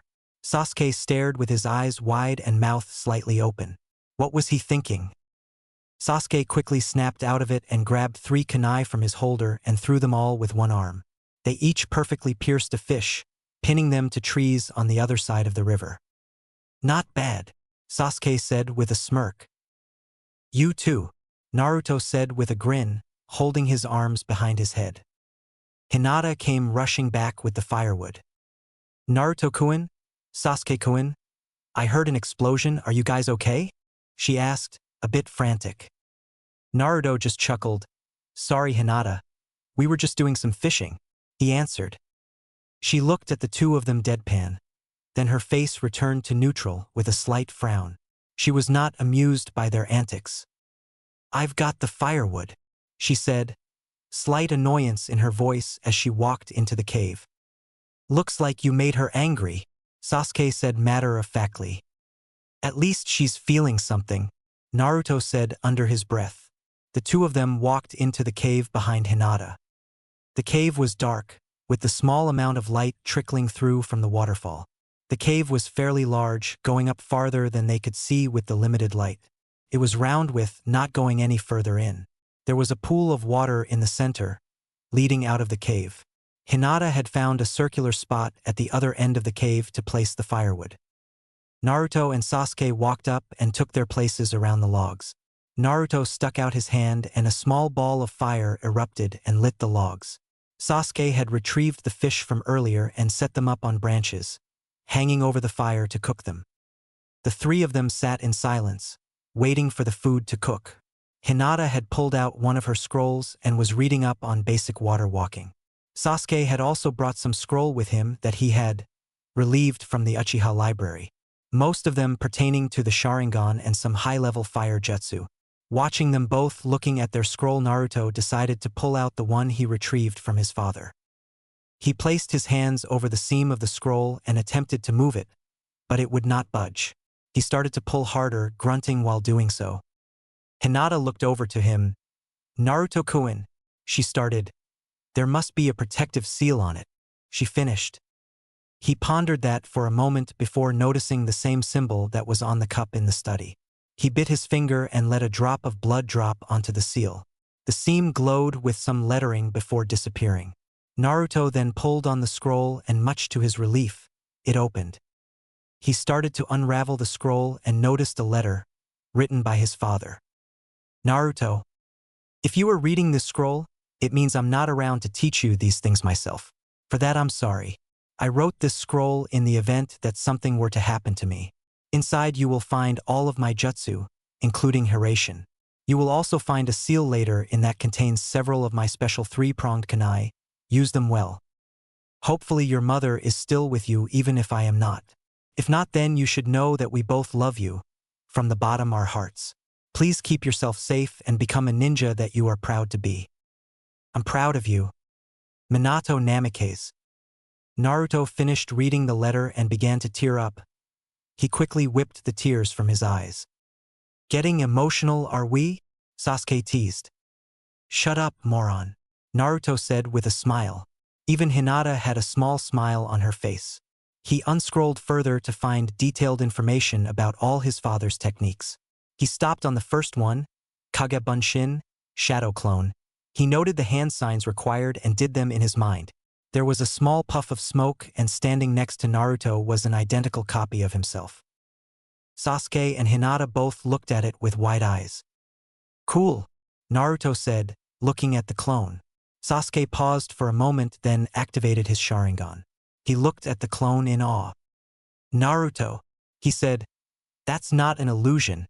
It has a physical form," Sasuke said with awe. Hinata frowned and activated her Byakugan.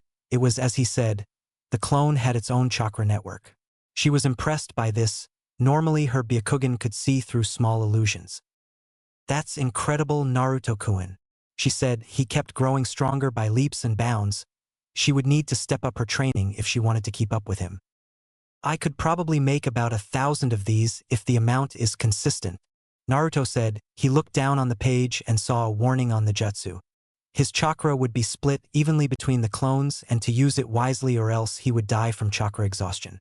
Naruto made a mental note of this and dispelled the clone. He was starting to look at the next item, the Rasengan, when he could smell the fish cooking and began to make his mouth water. "Forget this," he said, tossing the scroll to the side. "I'm hungry," he yelled, grabbing a fish and digging in. Hinata suppressed a giggle and Sasuke rolled his eyes. They both grabbed a fish each and began to eat. The trio had decided to sleep off some of the day and continue their trek later at night. They wanted to gain some distance, but they were exhausted from running all night. Naruto had the most energy still left, so agreed to be the first watch. They didn't need to leave the cave, but they did need to keep an ear out for any pursuers. The day went by peacefully. Hinata had just started her watch after Sasuke. Naruto awoke groggily and sat up, hair all disheveled. He got up and started to wander out of the cave. "Where are you going?" Sasuke asked, half asleep. "Gotta pee," Naruto answered in the same way. Sasuke just grunted as Naruto walked out of the cave. He decided to wander a ways away to do his business. He was about to get started when he heard some light splashing coming from down the river a bit, which caught his attention. He slowly walked up and peered through some bushes, hiding behind a tree. Standing there on top of the water was a girl with short dark hair, body completely naked, her pale skin reflecting the dim sunlight.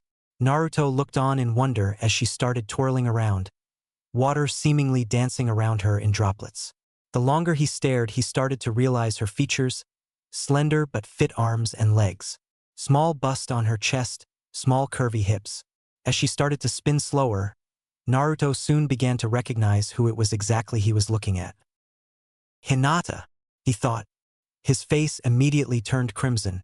He attempted to duck away quickly, lest she figure out he was there. In his haste, he stepped on a branch, causing it to break under his foot. His eyes went wide as he heard Hinata squeak a bit and then a splash. He decided he was better off if he wasn't there and quickly ran back to the camp. Hinata emerged from the water, her face beet red. "Did he see me?" she wondered in her head. After she heard the branch, she had activated her Byakugan only to discover Naruto sitting behind the bushes. She had tried to hide herself quickly and noticed he had ran away. She climbed out of the river, dried herself off and quickly got dressed, returning to the cave. When she arrived back, Naruto was in his sleeping bag, seemingly sound asleep. She walked up to his sleeping bag to wake him so they could get on the move. As she reached down to touch him, he suddenly sprang upwards and pulled her down on top of him. She squeaked for a moment but then was held tightly in his embrace. "Naruto-kun," she asked, face pressed against his chest. "I'm sorry, Hinata," he said. "I saw you dancing in the water," both of their faces redder than tomatoes. "But you know," he continued, "you are really beautiful," he said, smiling at her. She quickly jerked her head up and looked at him with a shine in her eyes. She slowly leaned up and pressed her lips into his. She started to deepen the kiss, pushing harder against his lips. He smiled into the kiss. They slowly relented, only to crash back together again. Naruto licking her lips, asking for entrance. She hesitantly obliged, tongues exploring each other's mouths. Hinata moaned softly at the contact, making Naruto want to continue this forever. They continued this for a few moments before they heard an annoyed grunt from in the cave. They both pulled apart lightning fast. Sasuke was sitting up, with his stuff packed, eyes closed with a vein on his forehead. "Oi!" he said. "Stop pretending I'm not here." Naruto and Hinata both blushed and he loosened his grip on her. She slowly got up from on top of him. "Sorry," Naruto muttered. Sasuke just sighed. "Let's get going. We've got some distance to travel and whoever is pursuing us is likely getting closer," he said. They both nodded and packed their belongings before leaving the cave. Before leaving, Sasuke placed a genjutsu trap on the area. He had learned a few from studying the scrolls. It was nothing drastic, but enough to buy them some time. Kakashi had arrived to a waterfall, following his dogs. They had started to wander around the area, unsure of where to go. They must have spent some time here, Kakashi thought. Their scent is all over the place. He looked around for a while before noticing some footprints heading into the waterfall. He followed them and discovered a cave hidden behind it. He entered the dark area and could smell the faint odor of a campfire as well as fish. He walked over and found some charcoal where the kids' fire had been. Fairly recently, it was still warm. They should only be a couple of hours ahead of him. He looked deeper into the cave and saw that it went deeper. He looked around and figured they must have gone deeper if their trail stopped here. He decided to continue heading deeper into the cave. He needed to catch up to them and bring them back safely. He decided to continue heading deeper into the cave. He needed to catch up to them and bring them back safely. Kakashi continued to run through the cave, heading deeper and deeper. He jumped across a small river in the cave and was brought to a fork. He paused for a moment, trying to pick up their scent. He followed it through the left fork and continued. The path kept winding around every which way, seemingly endlessly. He had been running for what felt like hours before he came to another river, which he jumped across, which led to another fork in the tunnels, the scent again, coming from the left fork. He stopped running and looked down both corridors. He had a sinking feeling in his stomach. He pulled up his headband, revealing his Sharingan in his left eye. His eyes went wide momentarily before he sighed. They had tricked him good. He had been running in an illusion for hours now. He put his hands together in a ram seal and shouted, "Kai!" The walls started to shimmer and the fork in the tunnel disappeared. Kakashi looked behind him to see the river he had just crossed was the exit to the cave at the waterfall. He quickly jumped out of the cave, back to where his dogs were waiting. "What took you so long, Kakashi?" the pug asked. "Ran into a small setback," Kakashi answered. "How did I fall for that?" he wondered. "We've caught their scent. They are continuing east," another dog said. "Lead the way," Kakashi said as the dogs began to run again, Kakashi keeping up at full speed. He left his Sharingan active. "I won't fall for that again," Kakashi thought as they continued to pursue the kids. Naruto, Sasuke, and Hinata had arrived at a small port on the coast of the Fire Country. They had traveled all night, trying to stay a pace ahead of their pursuer. Before entering the village, Sasuke stopped them all. "We should have disguises," Sasuke said. Hinata nodded her approval, and to Sasuke's surprise, so did Naruto. Sasuke put his hands together in a ram seal. "Henge," he muttered. He turned into a boy with plain features and straight brown hair, wearing plain civilian clothing. Hinata performed the same jutsu and turned into plain girl with long blonde hair and blue eyes. "Like that doesn't remind of someone," Sasuke thought, smirking. They both looked at Naruto expectantly. He looked at them sheepishly. "I was never very good at that one," Naruto said. "I can only transform into one thing," Naruto said, pressing his fingers together like Hinata. "Well, transform then," Sasuke said. "Oiroke no jutsu, sexy jutsu," Naruto said. In a puff of smoke, he visualized a busty and curvy female form. His mind slipped for a moment and he thought of seeing Hinata on the water the day before. When the smoke cleared, standing there was a fully nude Hinata with thin lines of smoke covering the important bits. "Naruto-kun," she yelled with a massive blush on her face. Sasuke closed his eyes shut in annoyance with a vein bulging on his forehead. Naruto quickly dispelled the technique, waving his hands in front of him. I'm sorry. I don't know what happened. My mind just started to wander and… He trailed off as Hinata just looked at him with a deep blush and angry eyes. She was annoyed that he had turned into her like that, but secretly, she felt a tiny sliver of happiness that he thought of her that way. Oi! Dobe! Stop goofing around and do it properly, Sasuke said angrily. Yeah, Naruto said before another puff of smoke. This time he had got it right. He turned into a busted blonde girl with pigtails and blue eyes. This time, fully clothed. He still had his whisker marks on his face. Still stupid, but that will pass, I guess, Sasuke said with a snort. Okay, we're going to be using fake names here. What are ours? Sasuke asked. Hinata thought for a moment. I'll be Kamachi, she said. I'll be Taki, Sasuke replied. I'll be Naruto, Naruto answered. The other two had a sweat drop at this. That was the best you could come up with? Sasuke said. Hey, I like my name, Naruto answered defensively. Change it, Naruto. It's too close to your actual name, he said. But he started to argue before Hinata placed a hand on his arm. Please, Naruto-kun, Hinata said. Even though it wasn't her actual face he was looking at, he still felt compelled to do what she asked. Okay, I'll be. He looked over at the ocean. Umi, he said. Sasuke sighed. It'll have to do. He got up and ushered the group to head into the small town. The trio wandered around the small town, still in their disguises, looking for someone to ferry them to the island. They had asked several merchants and fishermen about the island, but everyone seemed to want to keep quiet about it. They had either never heard of the place or refused to speak about it.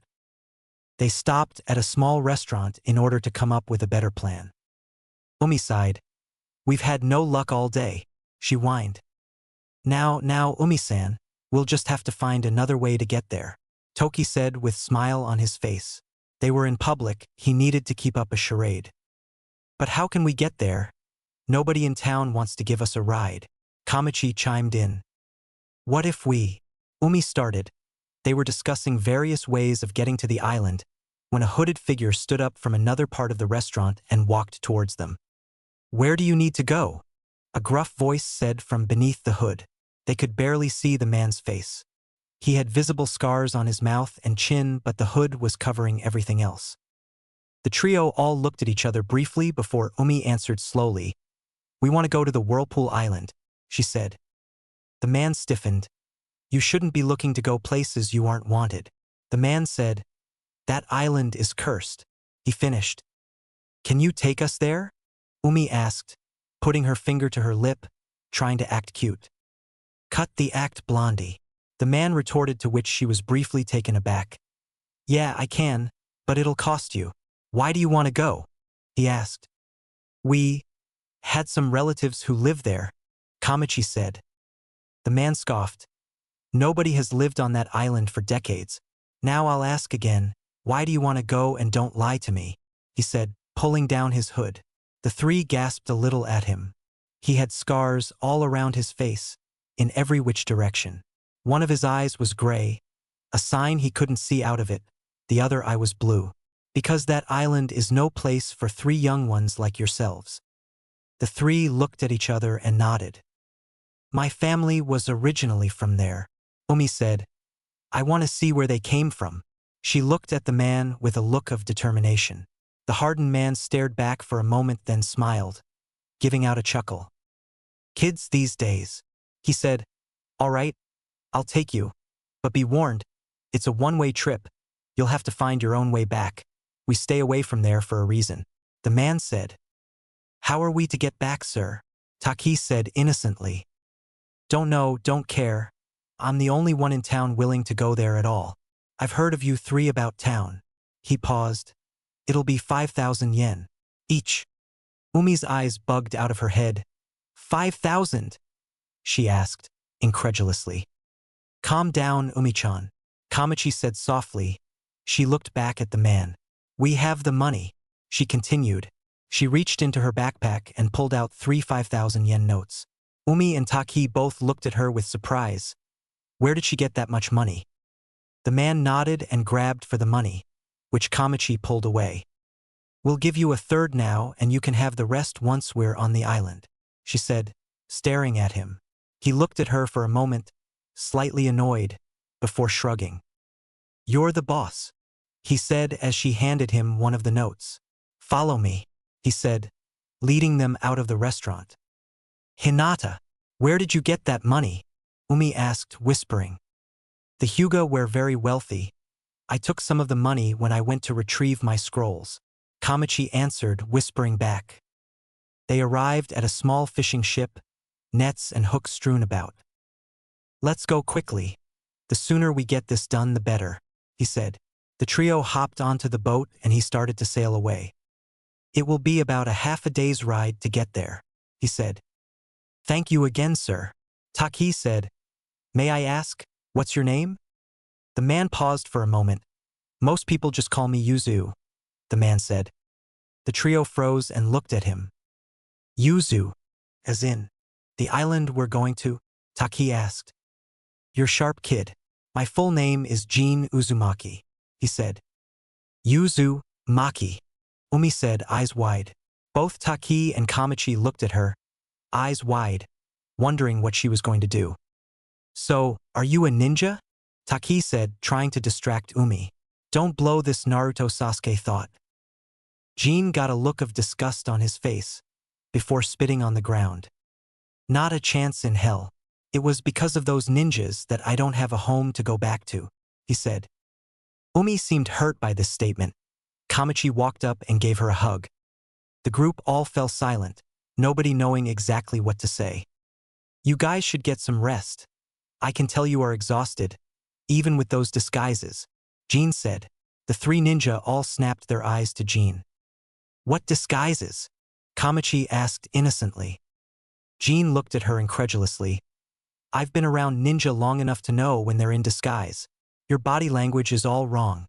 You all seem always with your guard up. The three of all looked at each other. Taki sighed. I guess there's no point in hiding it, he said. All three of them dropped their disguises in puffs of smoke. Jin looked at Naruto. Why'd you turn into a girl? He asked. Naruto mumbled. It's the only one I can do. Jin let out a laugh. Sorry, kid. I was just joking with you. I've seen worse transformations, he said. Naruto grumbled and crossed his arms. Jin sighed. Go get some sleep, you three, it'll be a while. The trio set up their bags and they all quickly fell asleep. Naruto awoke several hours later. He could feel the ship rocking underneath him, the sun bright in the sky. He looked around and noticed his team still asleep. He looked up to see Jin sitting on the edge of the boat, steering it. He got up and went to sit on the railing next to him. Jin acknowledged him with a nod but said nothing. They both sat there in silence for a few minutes before Naruto spoke. What do you know about the Uzumaki? He asked, looking down. Why do you want to know? Jin asked, looking at him suspiciously. My name is Naruto Uzumaki, he said, frowning and looking directly at him. Jin breathed in sharply, looking away at the horizon. He then sighed. We were a large clan, going way back to the days before the hidden villages existed. He started. We were great at sealing, better than great. It was a bloodline that was passed down, which I'm sure you've noticed, he said, looking at Naruto, to which the boy just nodded. Except one day that gift, he said with disgust, turned against us. We became too powerful for the world. They feared our existence, the clan was attacked and ultimately destroyed. The lone few survivors scattered throughout the world.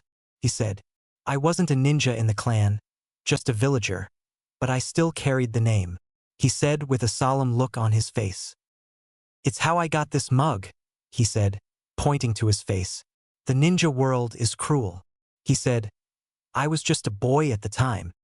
Naruto sat there, hanging on every word, saddened by this news but also angered. Why would they just decide to eradicate a clan like that? Thinking about that, he looked over at Hinata, remembering the exact same thing happened to her family. Which side of your family was the Uzumaki? Jin asked suddenly. Naruto looked up at him. My mom, he said with a sad smile. Jin stroked his chin for a moment. What was her name? He asked. Kushina Uzumaki, Naruto answered.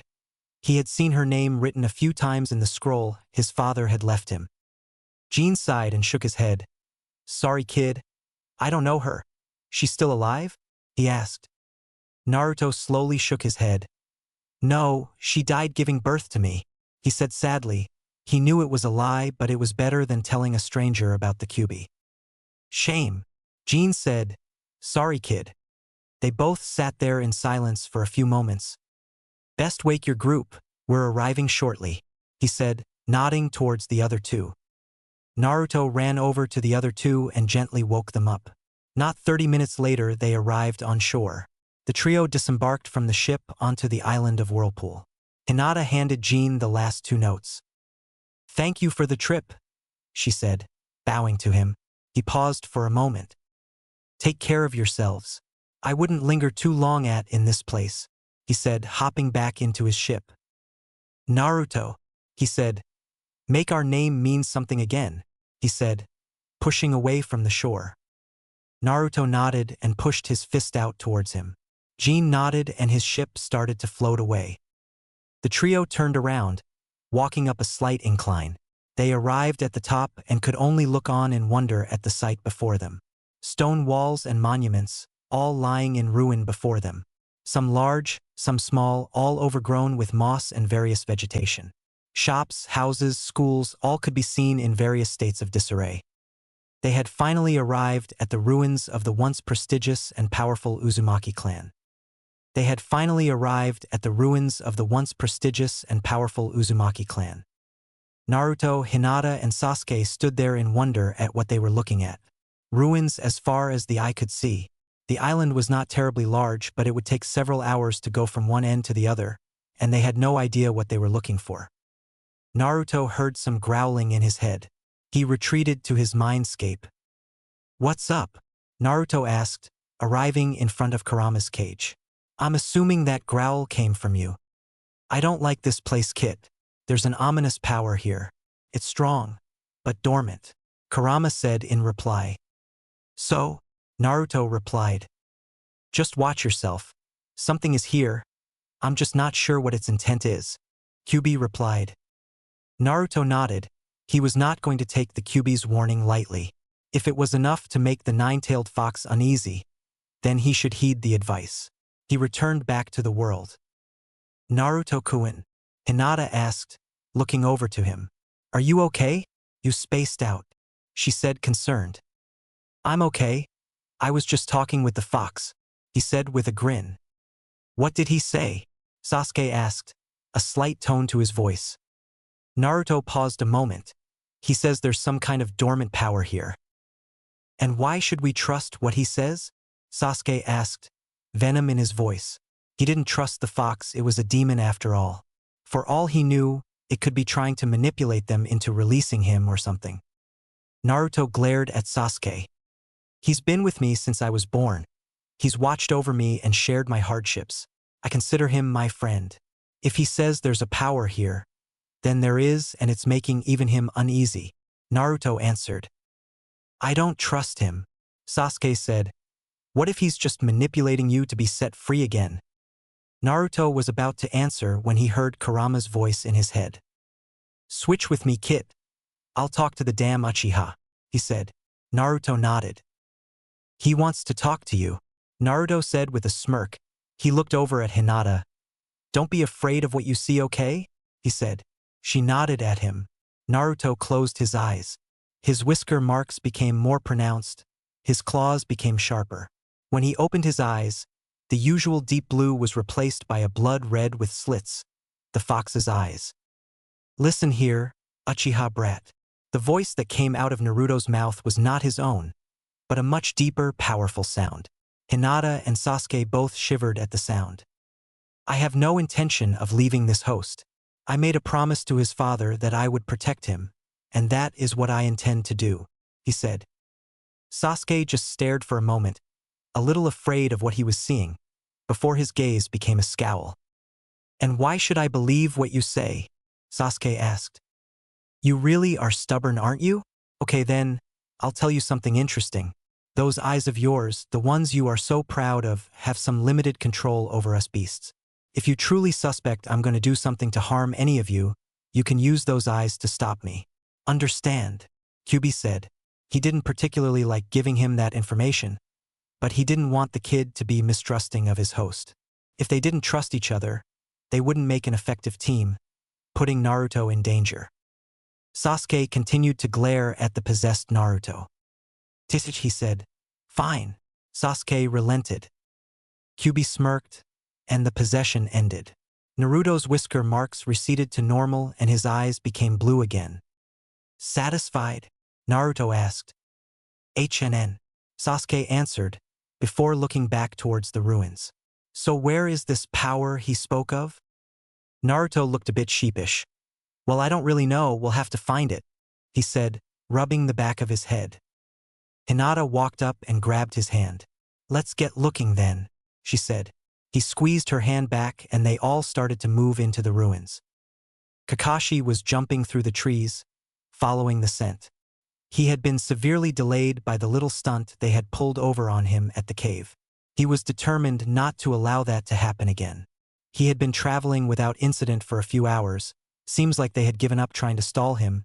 They were underestimating him, he was sure of it. He knew that if he had to fight the three of them, it wouldn't be as easy for them this time. He knew what they were capable of now and he would not be taking it easy on them. During their training session, he had discounted their abilities, thinking of them as mere genin in a training session. Once they proved their teamwork, he had let them win, but now this was going to be different. He wasn't going to go easy on them. He noticed a small port town up ahead where the scent was leading. He jumped down from the trees and started to head in on foot. If they had come here, someone would have more information than him blindly looking. He slung his headband over his Sharingan, covering it up. He had briefly scanned the village with it earlier and determined there were no traps. He casually entered the village, dismissing his dogs. He had a fairly good nose, not as good as an Inuzuka, but he could manage. He tracked their scent to a small restaurant. He went inside and took a seat at the bar.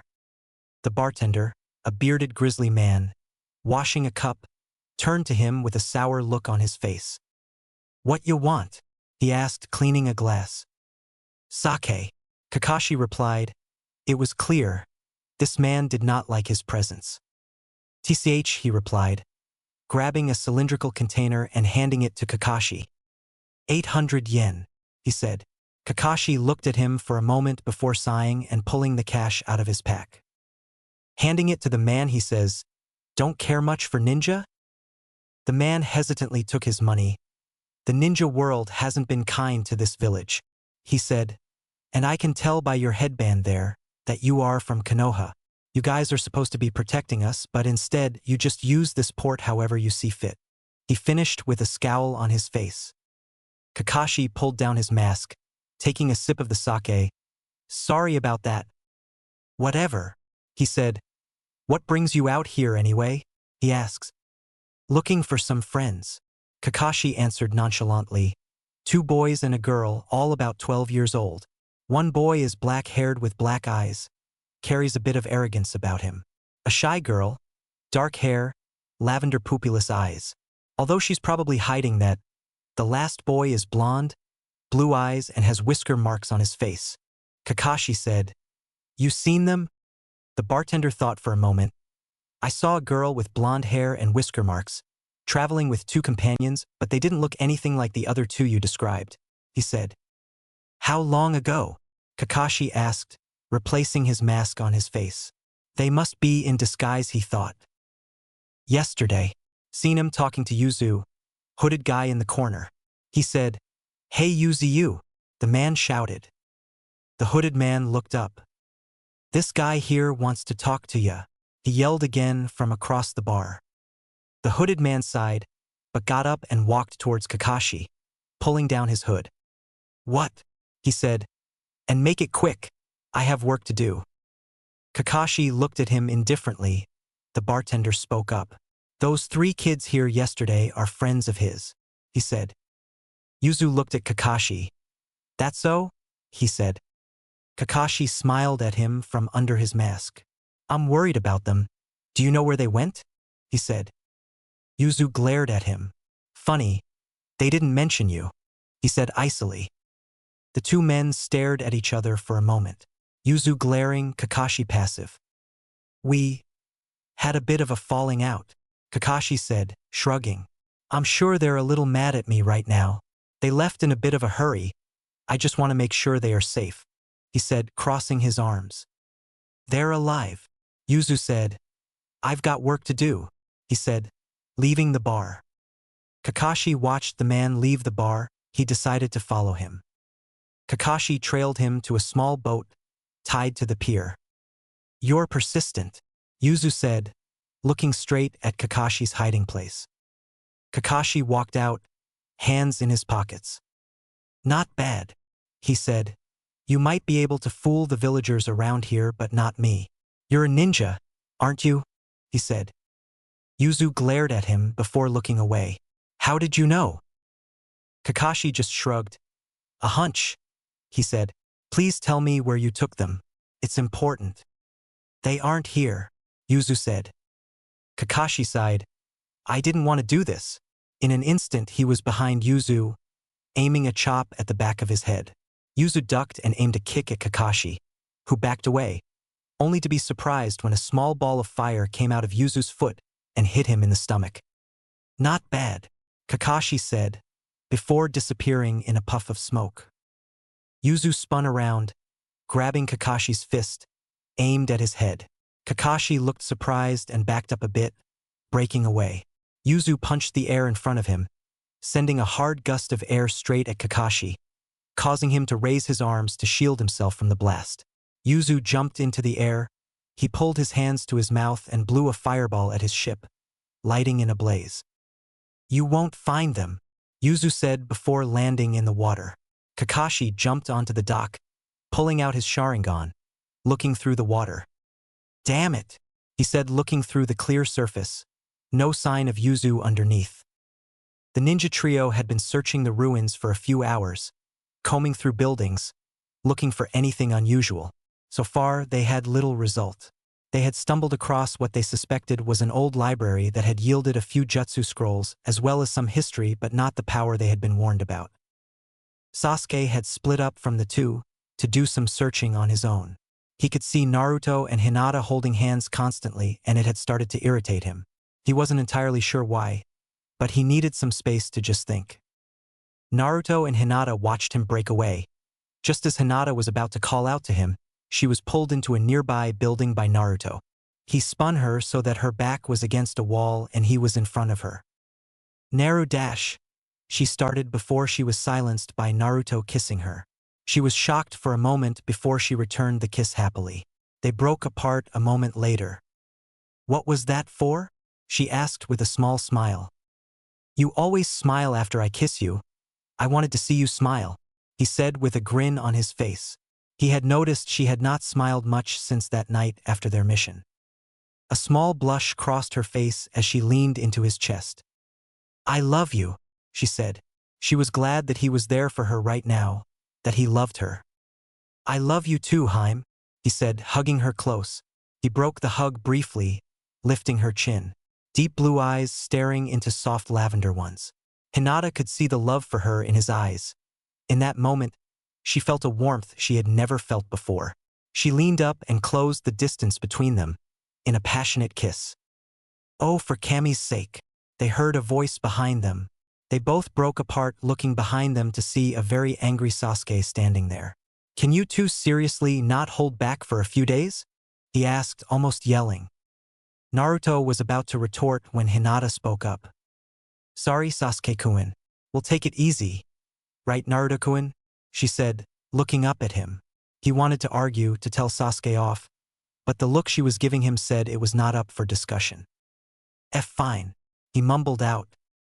Okay, Hinata said, turning to Sasuke. He looked at her with a raised eyebrow for a moment before nodding. H&N, he said. Can you check out something with your Byakugan, Hinata? He asked. She nodded and activated her Byakugan. She started looking around her, at first not seeing anything. But then, she could see it, a small speck, off in the distance. There's something about 10 kilometers, northwest of here, just on the range of my vision, she said.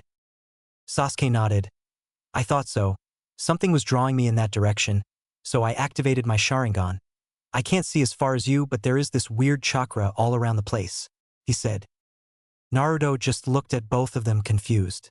He had no idea what they were talking about. What are you guys talking about? He asked.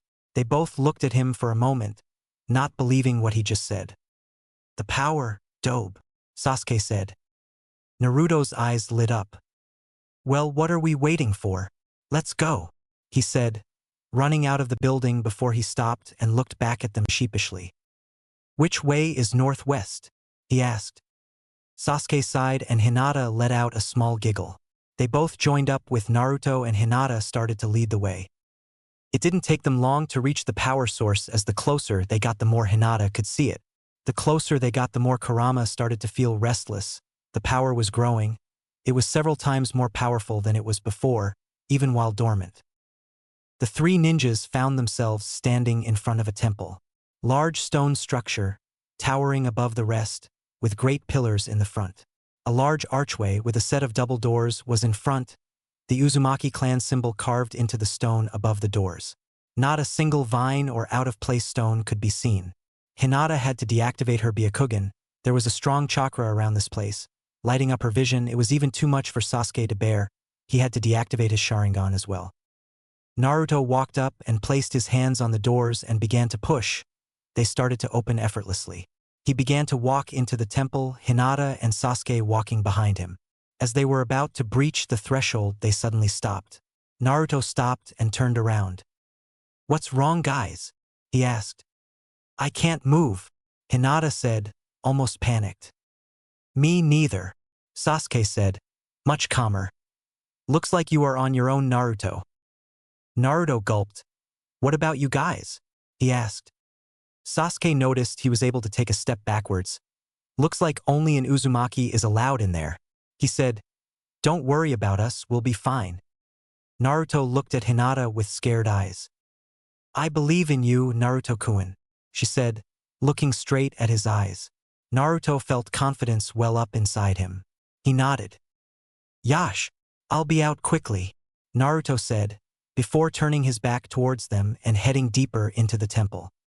The torches along the pillars started to light as he walked past them. It was eerie, but strangely he felt calm. He was on alert, but nothing felt hostile. He approached a wall with the statue of a man. Below him was a stone tablet with writing. Those of Whirlpool blood, present an offering of flesh and be granted sanctuary. Naruto paused for a moment. Offering of flesh? He thought. He was then reminded of the scroll and the cup. The bit his finger and let a drop fall onto the altar in front of the tablet. There was a rumbling as the whole temple shook. Naruto looked around panicked until he noticed the statue was starting to move backwards. After a few moments, the shaking stopped and underneath the statue was a staircase. Naruto slowly started to wander down. Naruto, he heard Kurama in his head. Be careful. I'm losing consciousness. Hey, you okay? Naruto thought out loud, but got silence in return. This made him shiver. He was truly alone in here. He finished descending the stairs and arrived in a small room. On the opposite end was an altar with something sitting atop it. He approached and noticed it was a headband, black, with the Uzumaki symbol in white along the front. He picked it up curiously. Something compelled him to do so. He started to slowly place it on his head. Tying it up, the symbol shone brightly, forcing Naruto to shut his eyes. He began to open them as the light started to fade. He could only gape at what he saw. Standing before him was an older man with long white hair and a white goatee. He wore a headband with the Uzumaki symbol on it, 2 swords strapped to his back. He wore gray armor similar to that of the first Hokage. Who are you? Naruto asked, bewildered. I am Ashina Uzumaki, leader of the Uzumaki clan. The man spoke. What's going on? Naruto asked. I am here to test your resolve. to see if you are worthy of inheriting the advanced bloodline of the Uzumaki clan. I am here to test your resolve, to see if you are worthy of inheriting the advanced bloodline of the Uzumaki clan. Naruto stood there, eyes wide, staring at the man in front of him. Resolve? Worthy? What was this man talking about? Test? My resolve? Naruto asked. Indeed, we will fight. If you are able to defeat me, I will consider you worthy of inheriting our bloodline and bestow upon you the next step of the Uzumaki, he said. You must come at me with intent to kill, or you will perish. Next step. Naruto thought confused. What is that supposed to mean? Ashina began to unsheath his swords. They were Ninjato's short swords. Both swords were pure white on the blades, with black lettering running down them, white wrappings along the hilts.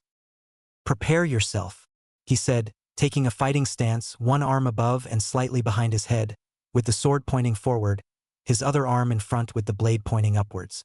Naruto quickly came out of his stupor, pulling a kunai out of his pouch and holding it in a reverse grip. Both ninja eyed each other intently, neither saying a word, seizing each other up. Without warning, 5 Naruto clones rushed out at Ashina. He calmly waited for them to arrive. The first clone went for a quick jab to the abdomen. Ashina swung the sword over his head downward, cleaving the clone in two. He then swung his other sword in a circle around him, turning his whole body. A shock wave was emitted from the sword swing, destroying the other 4 clones and forcing Naruto to brace against the hit. Such power! Naruto thought. The man had barely moved and had effortlessly destroyed all his clones. Ashina decided he was no longer going to wait. In an instant he was in front of Naruto, swinging his swords. Naruto ducked one sword swipe and blocked the next with this kunai. He stomped his foot on the ground, causing a small wall of earth to come up, separating the two. Naruto flipped backwards and landed on his feet. He watched as Ashina struck the wall with one of his swords and it crumbled into dust. One of the swords began to glow orange, while the other white. Ashina stuck the glowing white sword into the ground and some bolts of electricity began to snake their way across the ground towards Naruto. He jumped up into the air. Ashina then swung his other sword towards Naruto and a crescent of fire erupted from his blade, heading straight towards him. Naruto put his hands in front of him and a ball of water flew out, colliding with the fire, extinguishing it. Naruto then had 2 clones appear. He then clapped his hands together and the clones were flung at great speed with a gust of wind towards Ashina. One clone grabbed onto this arm that had the sword in the ground, the other grabbed his other arm. Naruto put chakra into his feet, summoned another clone and jumped off of it towards Ashina. He arrived in front of him, a blue ball of chakra, glowing in his hand. Rasengan! He yelled, plunging the ball into the man's chest. He was sent flying backwards, leaving the one sword still stuck on the ground. He collided with the wall at the other end of the room and stood up as if nothing had happened. Naruto gripped the sword on the ground and pulled it out, spinning it around and then wielding it in front of him. Impressive, Ashina said. However, this is far from over. Both fighters lunged towards each other, swords colliding in the middle. Naruto pushed the swords downward, raising it back up with a swing to Ashina's shoulder. He blocked easily and countered with a swing of his own, which Naruto parried. This exchange went on for quite some time, before Naruto made a mistake. As he was bringing his sword down, Ashina brought his up with enough force to send the sword flying out of his hands and into the ceiling. Ashina then brought his sword in a downward slash, the tip of which cut across his chest from shoulder to hip. Naruto groaned in pain, jumping backwards to distance himself, clutching a hand to his chest. He looked down panting, blood lightly running through his fingers. The cut wasn't deep, but it also was not healing. He looked down at his hands frantically.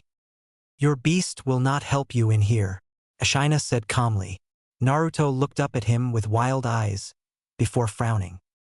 I'm not done yet, Naruto said before a dozen clones popped into existence. All the clones rushed at Ashina, including the original.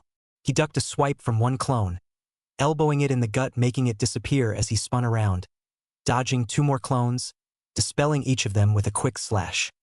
Naruto kept summoning more clones as he ran along the ceiling, trying to get the sword back. Ashina was efficiently dispatching of all the clones, one by one, with precision sword swipes and various taijutsu moves. Ashina jumped as two clones dove at him, landing on top of them, plunging his sword through them. He turned his head upwards, unleashing a ball of fire from his mouth at the sword stuck in the ceiling, before turning and unleashing a slice of wind 360 degrees around him, eliminating the rest of the clones. Naruto was just about to reach the sword when he felt a great heat as the fireball collided with the ceiling in front of him. He was pushed backwards and collided with the far wall. Grunting in pain, he fell to the floor. As he was lifting himself up, he noticed his sleeve was on fire. He quickly ripped it off and clutched his arm. It was burnt fairly badly. He could also feel blood starting to run down his face.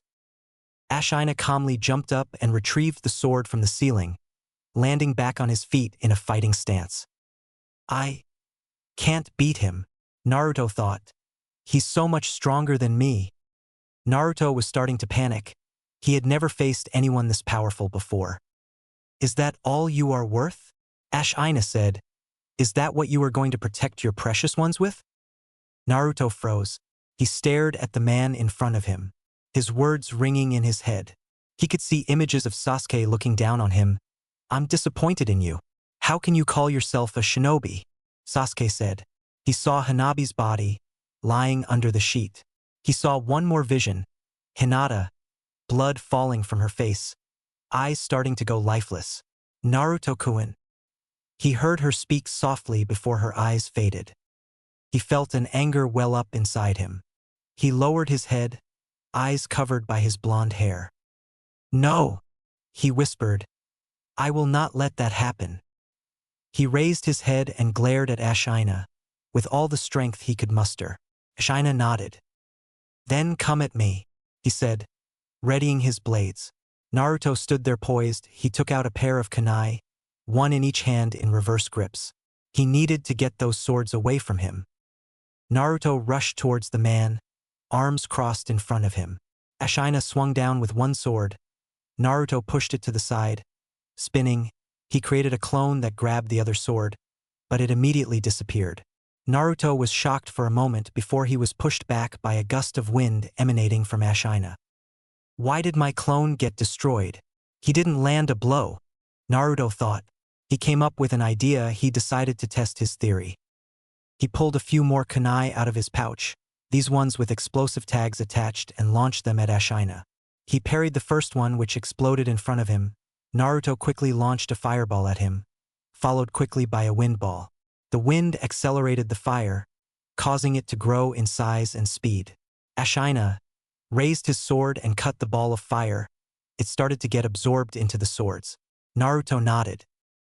It's as I thought. His swords nullify chakra, Naruto thought, grasping the situation. He needed to separate the man from his weapons. Ashina rushed forward at Naruto, swiping at Naruto with his blades. Naruto started dodging the attacks using the Juken style Hinata had taught him. As he was in close proximity, he started to analyze the markings on the blades. They were a seal of some kind. He had read in his father's notes how to dispel seals. He needed to inject chakra into a specific point on the seal. Suddenly, the attack started to get fiercer. Naruto was having a hard time dodge. Every so often, a hit would get through, cutting him slightly. Forget the seals, I just need to knock the swords away, Naruto thought. Ashina went for a horizontal strike and Naruto saw his chance. He ducked down under the swipe, sweeping under Ashina's legs. The man jumped. He started to bring the swords down at Naruto. Naruto stood on his hands, bringing his legs up wide, a foot on each wrist so Ashina couldn't bring his swords close. Two clones suddenly appeared next to Ashina, one on each side. They both grabbed onto the man's wrists, twisting them painfully, causing him to drop the blades. Naruto quickly backflipped. As he was getting up, he sent blasts of air to each blade, pushing them further away. As he landed, he pushed his hands to the ground. Rocks emerged around Ashina's legs, pinning him in place. Naruto summoned 3 clones, each in the corner of the room with himself. One clone put one hand upside down, and the other on top of the first, palms facing forward. A ball of water started to form in front of him. Another clone brought one arm in front of itself and put the other hand behind it. The last clone brought his hands together, palms facing each other. And finally Naruto himself brought his hand to his lips. Genso no Kumiaways, elemental combination. The clones all yelled. The first clone pushed the water ball forward, which turned into a stream. The second let out a burst of lighting. The third, a gust of air came rushing forward, and finally Naruto shot a massive ball of fire from his lips. All four attacks careened towards the center of the room where a helpless Ashina was standing. A smirk formed on his face as all four abilities met with an explosion in the center of the room. Naruto was panting heavily as his clones popped into clouds of smoke. The dust finally cleared, and much to Naruto's horror there stood Ashina in the center of the room, perfectly unharmed. Naruto stared wide-eyed at the man before him. How was it possible? Why was he still standing? Naruto couldn't help it. He let a smile form on his face. "Guess I'm not worthy," he said, fighting back tears. "On the contrary," Ashina said. Naruto jerked his head up and stared at him, mouth agape. "You have demonstrated the ability to use all the elements, as well as figuring out the seal on the blades.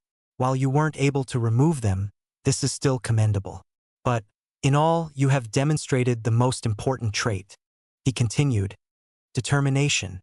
An Uzumaki never gives up, even in the face of absolute defeat." "But, I wasn't able to defeat you," Naruto said. "The point was never to defeat me. You could not have done it. I am not a physical being, but a spirit stored inside the headband." Ashina said, "Even when you realized earlier that you could not defeat me, you pushed on, thinking of your loved ones." Naruto was sitting there in disbelief, shaking slightly. "So then?" Naruto asked. Ashina nodded, a smile on his face. "Naruto Uzumaki, I declare you a worthy successor of the Uzumaki clan.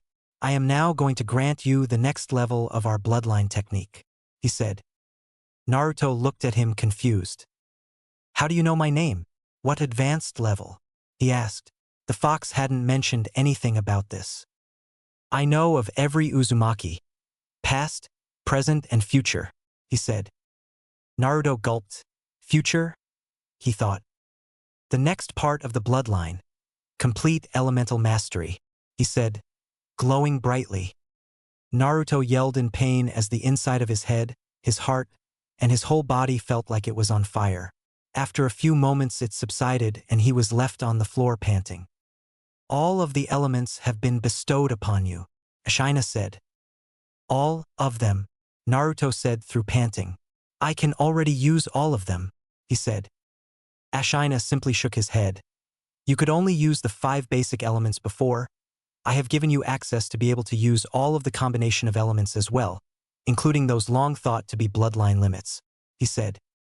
Naruto's eyes went wide. This was incredible. There was so much he could learn to do. "Thanks, old man," Naruto said with a goofy grin on his face. Ashina nodded. "My work here is complete. Go, Naruto Uzumaki. Bring honor to the clan," he said before shining brightly and disappearing, returning to the headband. Naruto touched the band on his head and smiled. He turned to leave when something caught his eye. He looked over at the altar. It was now cracked and broken, but something could be seen inside. He walked up to it, removing some rubble. Sitting there was a white sword in its sheath. He picked up the blade and pulled out the sword. It was a long straight chikudo, the blade pure white with black markings along it. He looked at the markings and recognized the same seal that was on the blades Ashina had been using. He wasn't much of a sword user himself, but he knew Sasuke had used one on occasion. He grabbed the blade and started to leave. As he came out of the lower tunnels, he could hear Kurama start to stir. "Are you all right, Kit?" he asked. "Yeah, I'm just a bit cut up," he said. Kurama examined his body and found lots of minor cuts and bruises, as well as his burnt left arm and the large gash across his chest. "I'll heal those right now. What happened in there?" he asked. "I did battle with an old Uzumaki spirit. He said he unlocked a higher power of my bloodline," he answered. Kurama was silent for a moment, before his eyes lit up. "Was it Ashina?" he asked. Naruto looked surprised. "Yeah. How did you know?" Kurama simply nodded. You're in for a real surprise, Kit. You've just become far more powerful than you can imagine, he said with a chuckle. Naruto's injuries were still healing as he came to the exit of the temple to find Hinata and Sasuke waiting for him. They both looked his way. Sasuke's eyes lit up a bit with concern, but Hinata ran right towards him. "Oh, thank Kami you're okay," she said, grabbing onto him in a fierce hug. She pulled back a moment to examine him and saw the cut along his chest that had completely healed. Her eyes went wide and small tears started to form. "You could have died in there," she said, tears starting to fall. Hey, I'm okay, see? Kurama is healing me already," he said, pulling her into a hug, letting her cry softly into his shoulder. "Glad you're okay, Dobe," Sasuke said with a smirk. "Thanks, team," Naruto said back jokingly. The three ninja all stood there in silence, Naruto holding Hinata as the sun began to set. The three ninja all stood there in silence, Naruto holding Hinata as the sun began to set. The light had grown dim as the sun was dipping below the horizon. Naruto pulled Hinata closer. He looked over at Sasuke. "I think after what I've been through I should be allowed to kiss my girlfriend," he said. Sasuke snorted and turned around, wandering towards a nearby building. Hinata blushed at his comment. Girlfriend. She liked the sound of that. With all that had happened, she hadn't really thought about it. She was broken from her thoughts by the feeling of Naruto's lips against hers. She leaned into his kiss, savoring the moment. She felt warm inside, his arms wrapped around her, his lips against hers. She could feel the passion for her in the kiss, enveloping her. The kiss started to deepen, Naruto putting more force behind it. He licked at her lips. She happily obliged and their tongues started to roam each other's mouths. The kiss lasted for what seemed like an eternity, but still too short, before they finally split apart for air, a small trail of saliva hanging between them. Hinata's face was completely red. She felt flushed. They both stared into each other's eyes for a moment, before Naruto pulled Hinata's head to his chest, hugging her close. "I love you, Haim," he said. "I'll always love you." She smiled and hugged him closer. "I love you too, Naruto-kun," she responded. Well, wasn't that a cute display? They heard a voice above them. Both their eyes shot up to see Jin sitting atop the temple with a smirk on his face. The two reluctantly separated from each other. "Jin-san," Hinata said, blushing. "How long have you been there, old man?"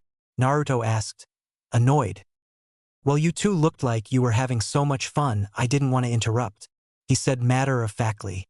He looked over to see Sasuke running back to the group. "Ah, good, you're all still here," Jin said, hopping down from the temple and landing before them. "I thought you said you weren't coming back," Sasuke said. Jin shrugged. "Something came up. Sit down, you three, I need to talk to you." "Why us?" Sasuke asked. "You've clearly misled us to this point. A civilian wouldn't have been able to get up and down from that high. Why should we trust you?" Sasuke was getting defensive. "And who are the ones who showed up to my village in disguise?" he said, crossing his arms. Sasuke fell silent. He had him there.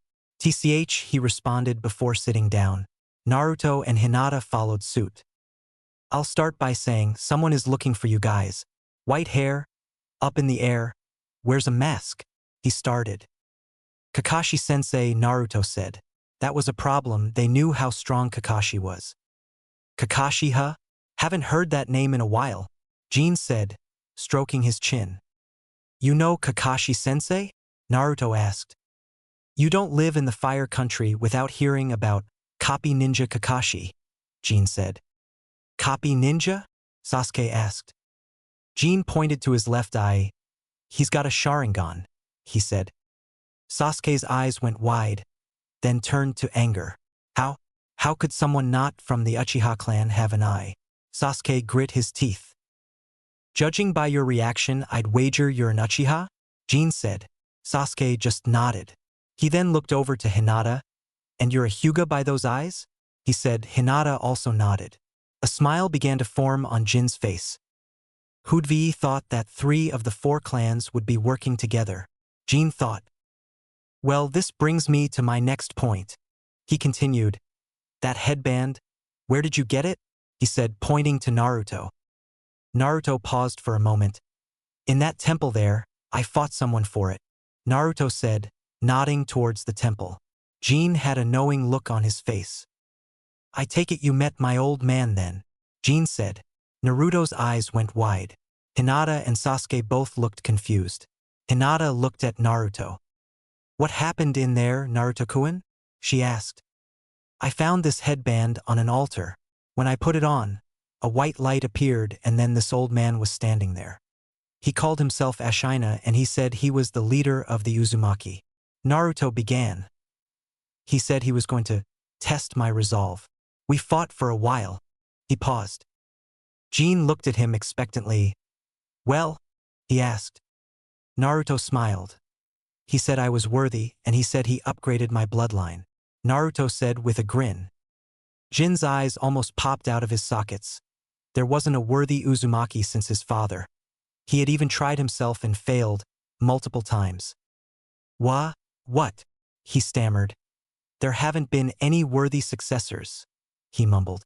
He sat there a moment contemplating before he snapped himself out of it. I guess this kid really is special, he thought. Upgraded bloodline? Sasuke asked. What does that mean? Naruto thought for a moment. I'm not really sure myself, I don't feel all that different. He said I had access to all the elements or something. Naruto said sheepishly. But you can already do that, Sasuke said.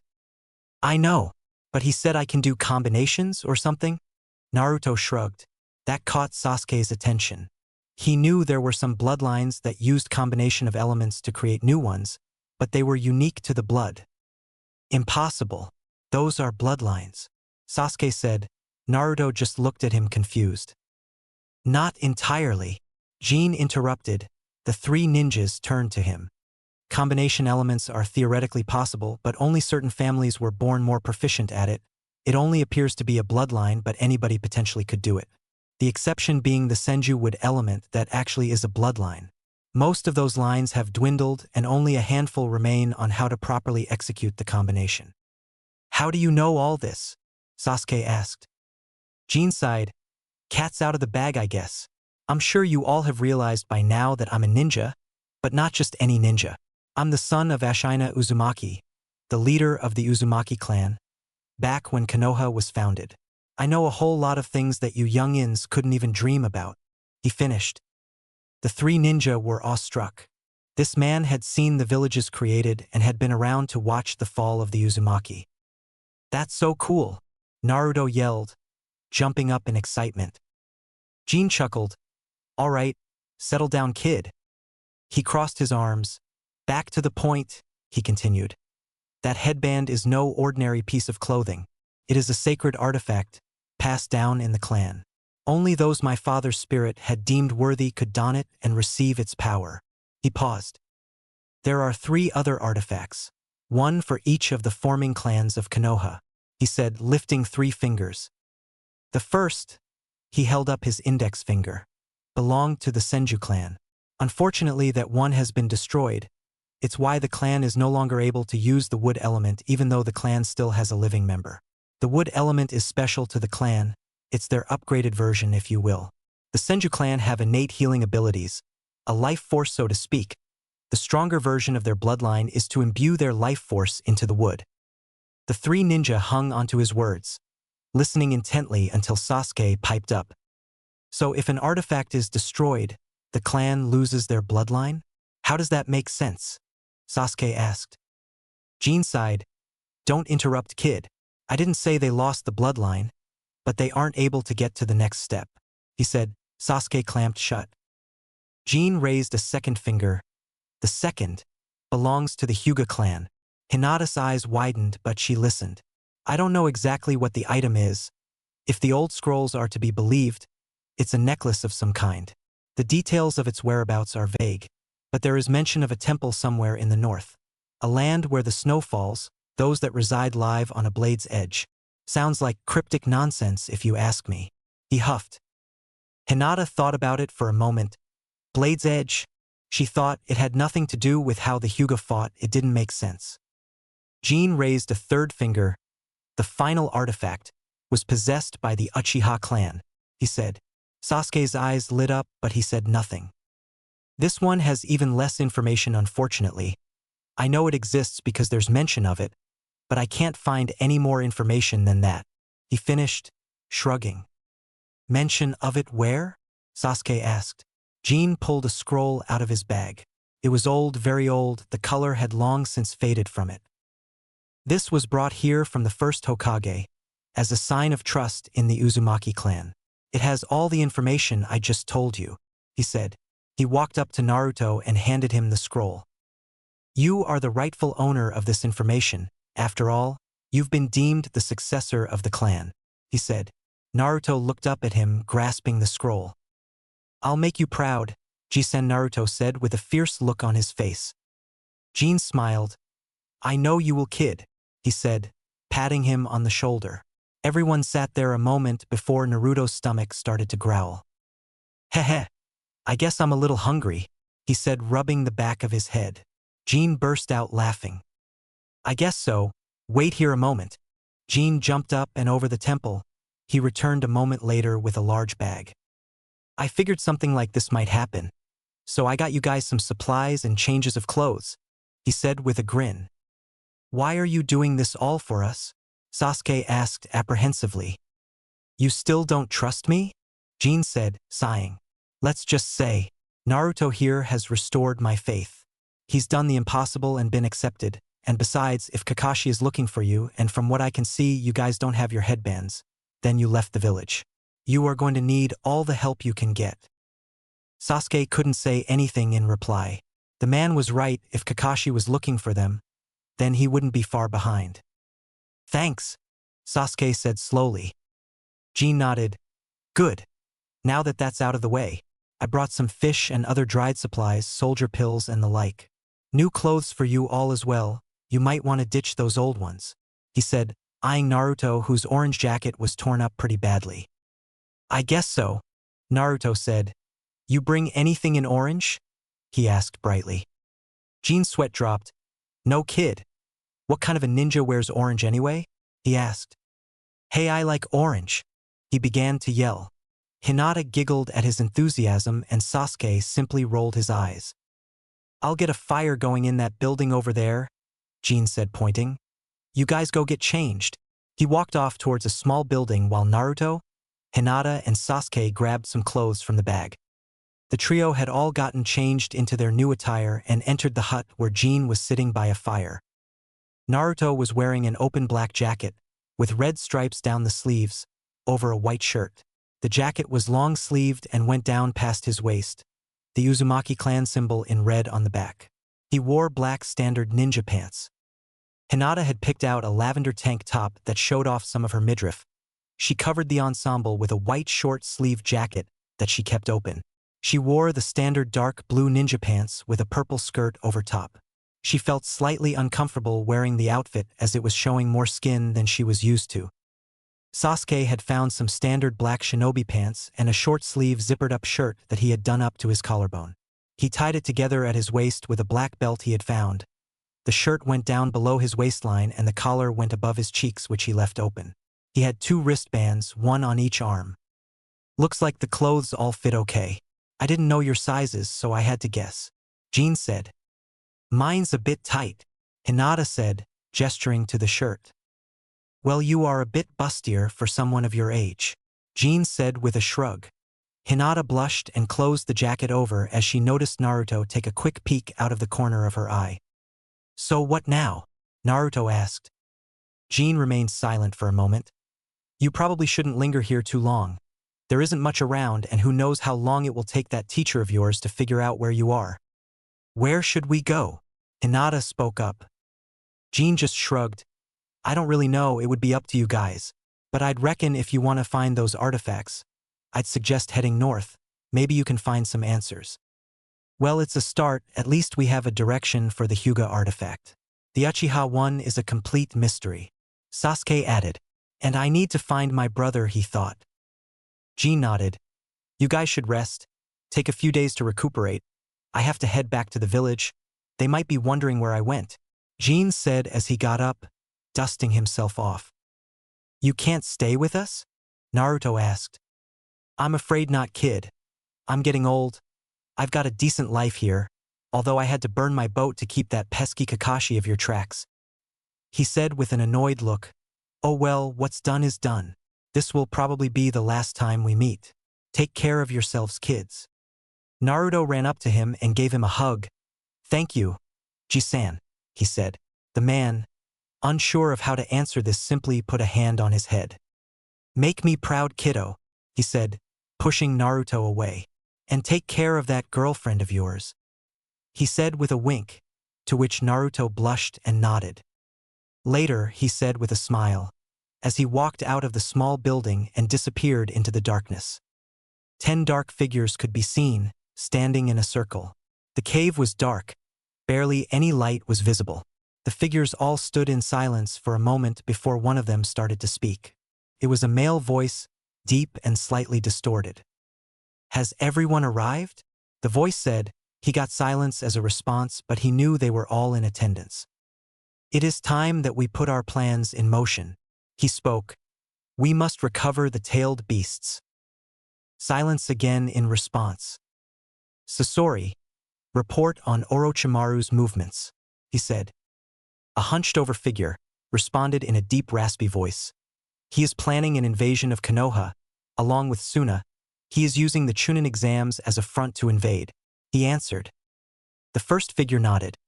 You will take your partner and infiltrate Konoha as a squad participating in the exams, the voice said. The hunched-over figure nodded as well as another. The first figure looked over to another pair. You two will infiltrate and capture the Kyuubi, using the chaos of the exam to locate him, he said. 2 sets of eyes looked back at him. One blood red with 3 black tomo in a ring around the pupil. The other, lavender and pupilless. 2 sets of eyes looked back at him. One blood red with 3 black tomo in a ring around the pupil. The other, lavender and pupilless. The sun shone brightly over Konoha. The city was alive with merchants and ninja alike, all bustling around, preparing for the Chunin exam finals. It had been a trying week for the genin of Konoha as well as other villages. All of the Konoha squads had passed the Forest of Death stage. Team 8, comprising of Shino, Kiba, and Sakura, had passed that stage with relative ease. With Kiba's superb tracking senses, Shino's trap making with his insects, and Sakura's intelligence and planning, they had secured themselves a scroll easily, passing on to the preliminaries. They had witnessed Gaara's tremendous strength when he effortlessly slaughtered 3 AIM ninja. Team Inoshikacho, through some kind of miracle, had passed the exam as well. They had stumbled across a group who had attempted to open their scroll early and all passed out. By sheer luck, the scroll happened to be the one they were missing. The third Konoha team to pass was Team Guy. A green spandex-clad boy with black bowl-cut hair and thick eyebrows was the first member. Rock Lee was his name.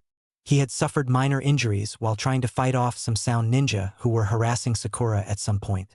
Her teammates had briefly separated to get supplies, and she was left alone to fend off 3 attackers. The second member was a young kunoichi by the name Tenten.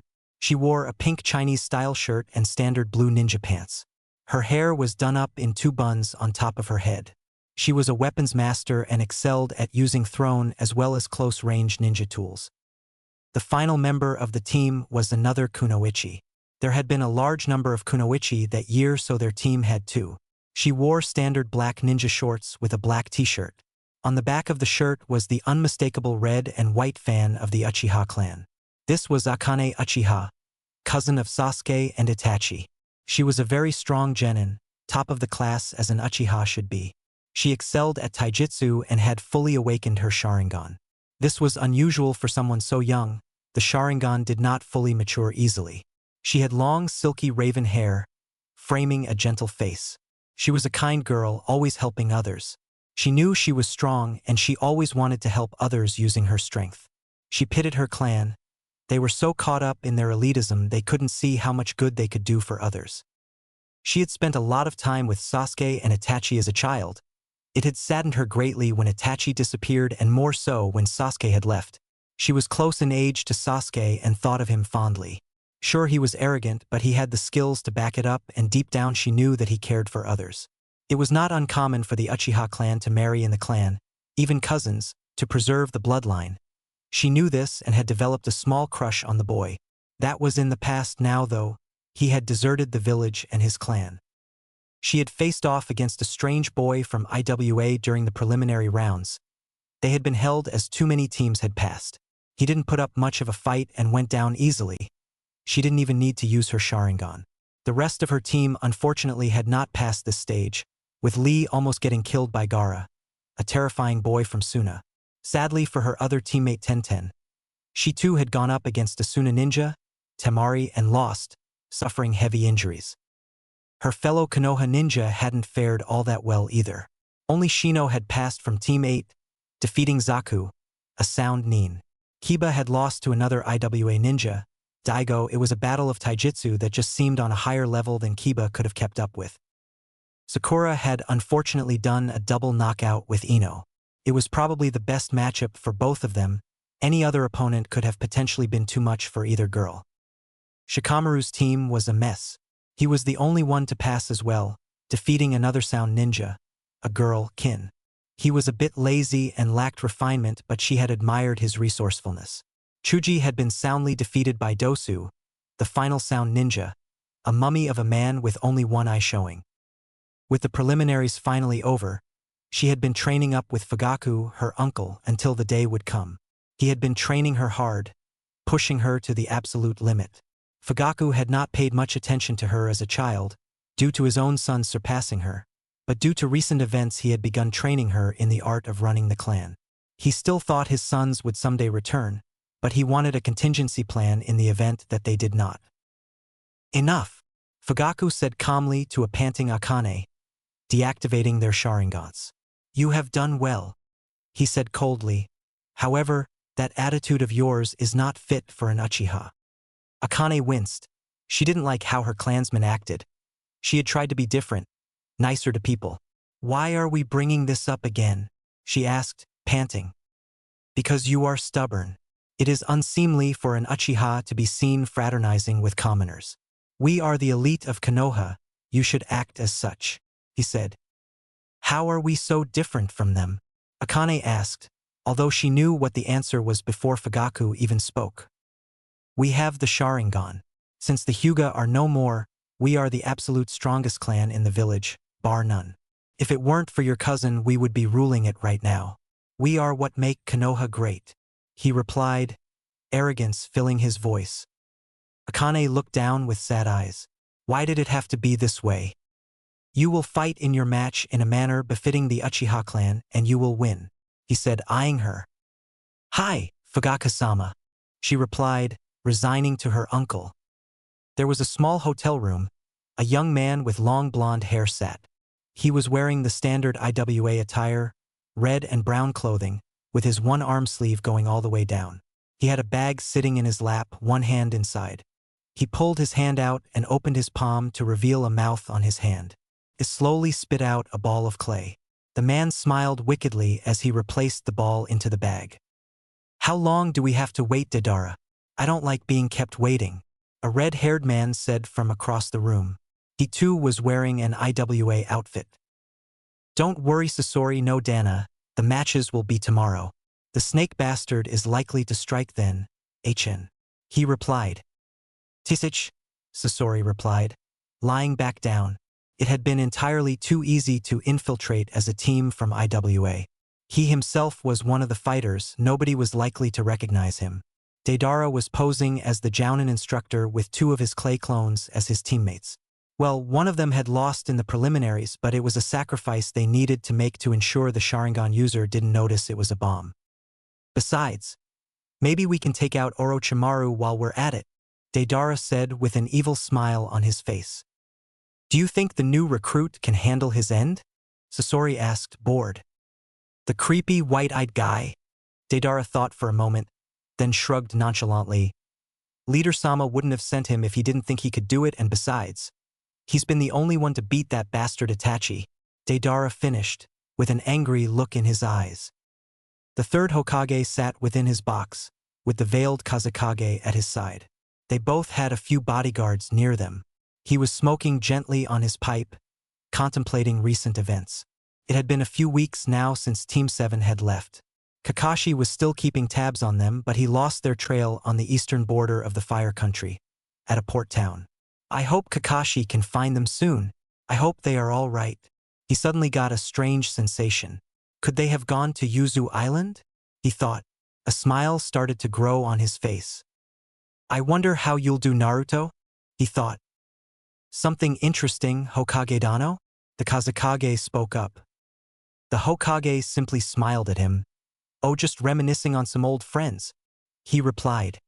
Orochimaru, he thought, looking at the other man. He had known for a few days that Orochimaru had infiltrated his village, and now it seemed like he had disposed of the Kazekage and taken his place. This is the best way to keep an eye on him. He won't make a move until it's ready. Just what are you planning? The old man thought. He was brought out of his musings by the proctor stepping out onto the arena. He cleared his throat as the crowd became silent.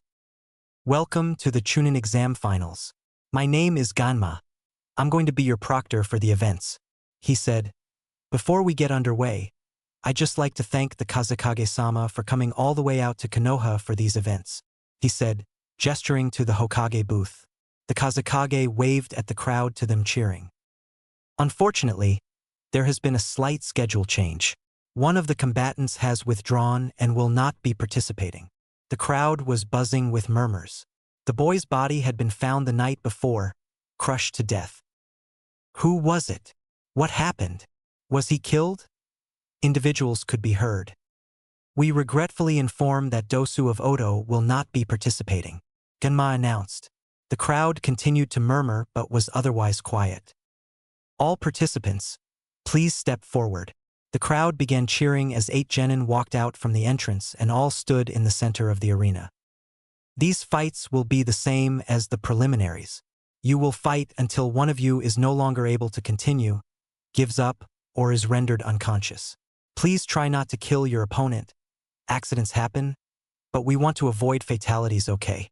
The group all nodded except for Sasori, Gaara, and Daigo. If I deem the match over, I will interfere. My word is final, you guys got that? He asked again. Everyone nodded. Okay, good. Now we will begin with the first match. Shikamaru Nara versus Temari. Both of you please step forward. The rest, go up to the balcony. He pointed to a raised area. Troublesome, Shikamaru muttered, rubbing his shoulder.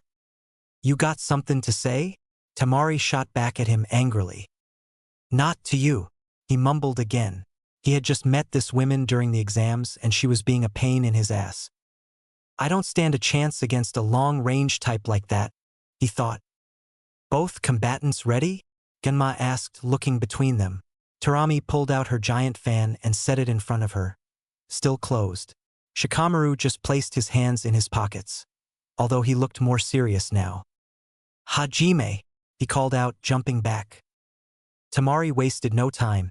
She brought up her fan and swung it at Shikamaru, unleashing a large gust of wind. Shikamaru jumped backwards, just barely avoiding the blast. He brought his hands together in a rat seal.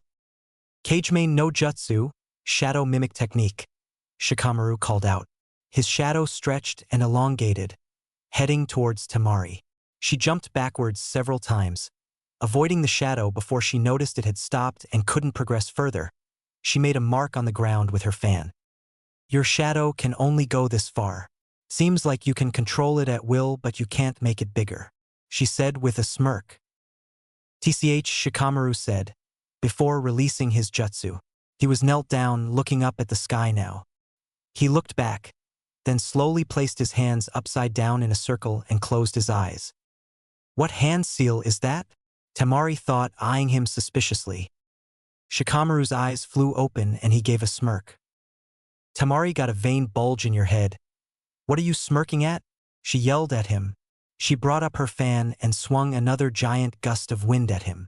He ran and took cover behind a tree. She's so troublesome, he said out loud. I heard that, she yelled back at him. Shikamaru sighed as he began to undo his vest. He tied the ends together with a kunai, making a makeshift balloon. He threw it high into the air, behind the cover of the tree. He ran up to the edge of the shadow and started his Kagemain again. The shadow reached the edge where Temari was standing and she smirked. Not going to work on me.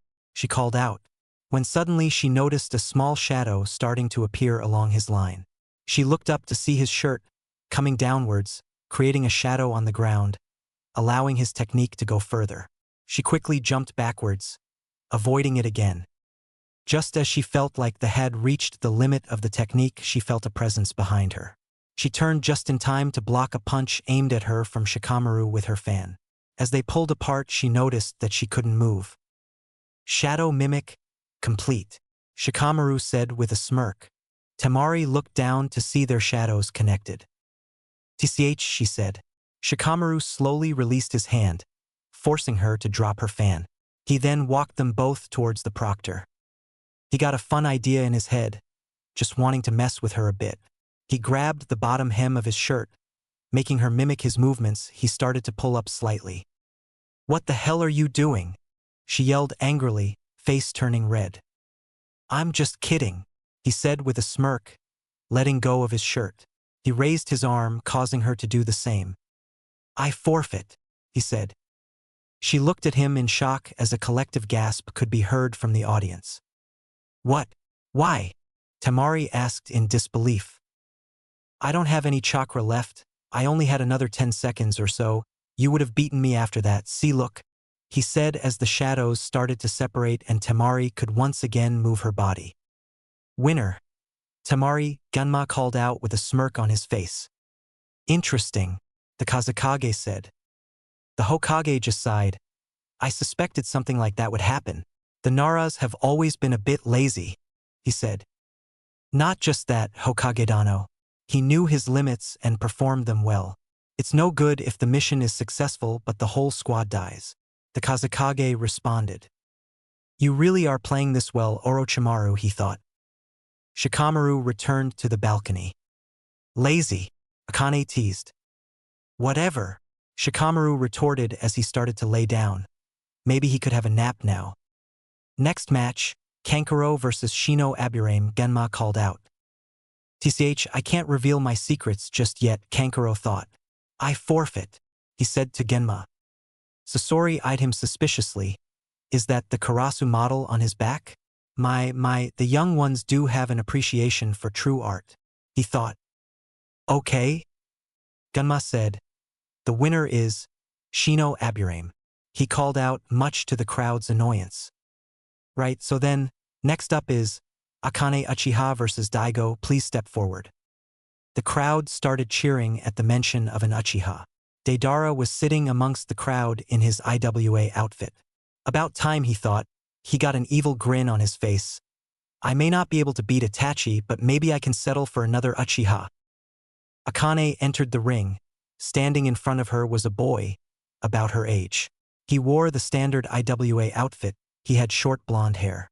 She had seen him fight against Kiba in the preliminaries, but he didn't seem like much. She was going to do her best to earn her uncle's respect. She took up a fighting stance, as did Daigo. "Hajime!" Genma yelled, jumping back. Daigo immediately rushed at Akane, going through some standard taijutsu attacks. "He really isn't much," she thought while easily avoiding his attacks. She blocked and parried a large number of attacks before she found an opening and delivered a few quick punches to his chest, followed by a roundhouse kick, sending him flying backwards. "TCH, she's tougher than I thought," Deidara thought. He would need to take better control of his clone. Daigo stood up and brushed himself off. "Wow, you're really good," he said with a grin. Akane blinked a moment before blushing slightly. "Thank you," she said. "Looks like I'll have to go all out," Daigo said before going through some hand signs. His body started to morph a bit and grow larger before separating into two identical copies of himself. "Like my flesh clone?" both of them said in unison. Akame just stared at them for a moment. She had never seen an ability like it. The two boys suddenly rushed at her, one from each side. She was trying to block both, but they were coming at her much faster than before. She blocked a few hits to each side before doing a spin kick, kicking one of them away. She then twisted her body, one arm on the ground, kicking the other boy on the chin, sending him flying upwards. In an instant, she was behind him in mid-air. "I'm borrowing this Likuin," she thought. She used her palm to spin the boy. She brought her leg up in a kick, which he blocked. She spun further, backhanding him in the face. She spun with her other arm and punched him in the chest, sending him further towards the ground. She finished with a final spin, landing her heel into his chest. Shirsha Rendon, Lion's Barrage, she called out, landing the final blow before flipping upwards and landing on her feet. She was proud for a moment before she felt arms grab her tightly from behind. She activated her Sharingan and noticed the boy behind her. She was horrified for a moment seeing that his body was almost entirely made out of chakra and it was starting to glow. The boy smiled evilly at her before whispering, "Art is a bang." Her eyes went wide as the clone suddenly exploded with such force that it shook the stadium. The crowd looked on in horror to see Akane's torso land on the ground. Body severely damaged, both arms destroyed, gaping wound on her chest. Both legs had been burned severely, half of one of them laying a few meters away. Her eyes were wide open, but no light shone in them, half of her face destroyed. Kane was dead. Genma looked stunned and walked over to her, touching her neck. As he suspected, there was no pulse. He looked over at Daigo, who was starting to get out of the ground where he had originally been beaten up. He glared at the boy. "Guess I overdid it," he said, rubbing the back of his neck. "Akane Uchiha is dead. The winner," Daigo Gunma said through gritted teeth. The crowd erupted in boos and threats. Fugaku could be seen gritting his teeth. The Hokage frowned. What an unexpected tragedy. Death was a normal part of the exams and they did happen, but not usually so brutally and in public. No genin should be able to use that high level of a technique. He looked over to the Kazekage and what he saw confused him. The Kazekage looked like he was scared, shaking slightly even. What is he doing here? Orochimaru thought. They are going to ruin everything. He was seething. He had not foreseen Akatsuki showing up to ruin his plans. He suspected they were here to get Gaara. He would need to set things in motion faster, for everything was starting to get out of hand. He would need to set things in motion faster, for everything was starting to get out of hand. Orochimaru sat there, disguised as the Kazekage, quietly fuming. Things were not going according to plan. First, he couldn't get a proper Uchiha vessel, as both the most promising ones had disappeared from the village. He knew of Itachi's whereabouts, but he could no longer defeat him. Secondly, his plan needed to be accelerated with the current showing of Akatsuki. He knew those clay bombs well, there was no mistaking it. Deidara was in the village and he was nearby. He wanted to wait for Gaara to transform and attack the village, but he knew Akatsuki was here to collect the Ichibi. A major pawn in his game was about to be removed. "Something the matter, Kazekage Dano?" the Hokage asked. Orochimaru was brought out of his musings. How unfortunate for an Uchiha elite. To think she would be reduced to such a state. He replied. "It is regrettable to have anyone," the Hokage stressed the last word, "have that happen to them. Brutality is not something to be revered. Perhaps we shall agree to disagree," the Kazekage replied. The two Kages sat in silence while the crowd was buzzing. Most were disgusted with the sight before them, others outraged. All they could do was sit and watch as the medical crew came to retrieve what remained of Akane. Fugaku was quietly seething, but he also felt sorrow. As hard as he was on her, she was still his niece and he felt saddened by what happened. He would see to it later that the boy who did that would pay for it. IWA may be returning with a casualty after these events. Genma pinched the bridge of his nose and sighed. The fights weren't supposed to end like that. Deaths did happen during the events, but not so publicly brutal. He would need to have a word with the boy's Jounin sensei after the next round. Daigo returned to the combatants area, all the other genin except for Sasori glaring at him. "What the hell is wrong with you?" Temari yelled at him as he arrived. "What? Didn't expect someone to get hurt," he asked, shrugging. "Hurt? Hurt? You didn't just hurt her. You destroyed her," Temari yelled. "My bad. I didn't think she'd explode like that. I put a little too much into that one," he said, rubbing the back of his head. "I'm sorry." Temari crossed her arms but soon relented. If he said he didn't mean to, then it was an accident. Daigo turned around and walked back towards his teammate, Sasori, with an evil smirk on his face. "You overdid it," Sasori said. What's the big deal? Just wanted to teach the Uchiha a bit of a lesson, he said, grinning. Someone is likely to notice your art. He spat the last word out. That wasn't true art, simply a mockery. Don't worry, Dana. We're about to get started anyway, he said, leaning backwards. Shin versus Gaara, they heard the proctor announce. Both combatants, please make your way down to the arena. Guess I'm up, Sasori said, walking towards the exit. Don't let the one-tail beat you, Achin, Deidara said with a laugh. Tisich, Sasori replied as he headed towards the arena. As he passed by Kankuro, he gave him a sideways glance, before continuing along. This caused Kankuro to freeze up. Something felt off, like the boy was seizing him up. What was that? He shivered. He normally only felt this feeling when around Gaara, but something about him gave him a chill, and for once, he actually had doubt that Gaara could win. Both redheads squared off in the center of the ring, staring each other down. Sasori, emotionless. Gaara with a slight frown. Genma raised his hand up. Try not to kill each other, he said, looking at them both. He brought his arm down. Hajime, he yelled. Sand erupted from around Gaara, heading straight for Sasori. He jumped back quickly, gaining some distance. The sand suddenly stopped and Gaara remained passive, arms crossed. I know what you are, Gaara said, glaring at him. Sasori looked at him emotionlessly. Who? Is that so? Sasori asked. And who am I? You are Sasori of the Red Sand. You might be able to fool these worthless leaf shinobi, even my useless siblings, but you can't fool me, Gaara said. I know how strong you are now. He got a dark look on his face, eyes lighting up, smile twisting evilly. Make me feel alive, he yelled, hurtling sand towards Sasori. Sasori pulled out a scroll. In a puff of smoke, a hunched-over figure appeared, with an open back. It was his puppet Hiriko, with a bandana over its face, a long, thick, metallic tail with a pointed edge at the back and a red mask on its back. The puppet was open, waiting for him to enter. He quickly jumped inside and closed the puppet just as the sand began to surround it. Gaara brought his open hand up. The sand began to surround the Hiriko puppet and raise it into the air. Sabaku Q, sand coffin, Gaara said, slowly raising him up into the air. Just as he was about to close his hand, to crush Sasori, the tail protruded from the back and swept around, destroying the sand coffin and causing clumps to fall to the ground. Gaara attempted to recall the sand, but a large amount of it lay there, unmoving. Gaara squinted his eyes at Sasori. What did you do? He asked. The Hiriko puppet sat there. A deeper, gruffy voice emerged. I have coated my weapons and body with a special compound.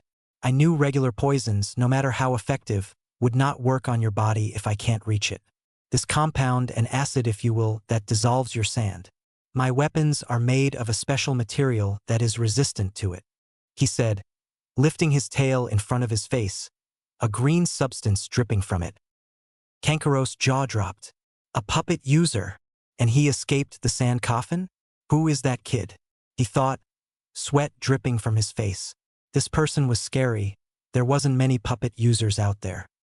The Hokage looked on in interest, but at the same time apprehension. Something was off. The last two supposed genin he had seen had used abilities far too advanced for someone of their level. A puppet user, well, isn't that a surprise? I figured only Suna had puppet users, Hiruzen said, looking over to the Kazekage. We are the most known for them, but other villages have been known to produce them, he replied. Damn you, Sasori, Orochimaru thought, looking at the fight below. Gaara glared at him. The longer this fight went on, the worse it was going to be for him. Gaara looked on as Hiriko lifted its left arm, revealing a metallic canister. Without warning, it shot out towards Gaara before taking up to the skies. It opened up in the air, raining countless senbon needles down upon Gaara. He did not move and allowed his sand to cover himself. What he noticed then, even caused Gaara to feel something for the first time, fear. His sand was slowly starting to dissolve around the stuck senbon. I don't like being kept waiting, Hiriko said. I also don't like being ignored. I told you, your sand will melt in contact with any of my weapons.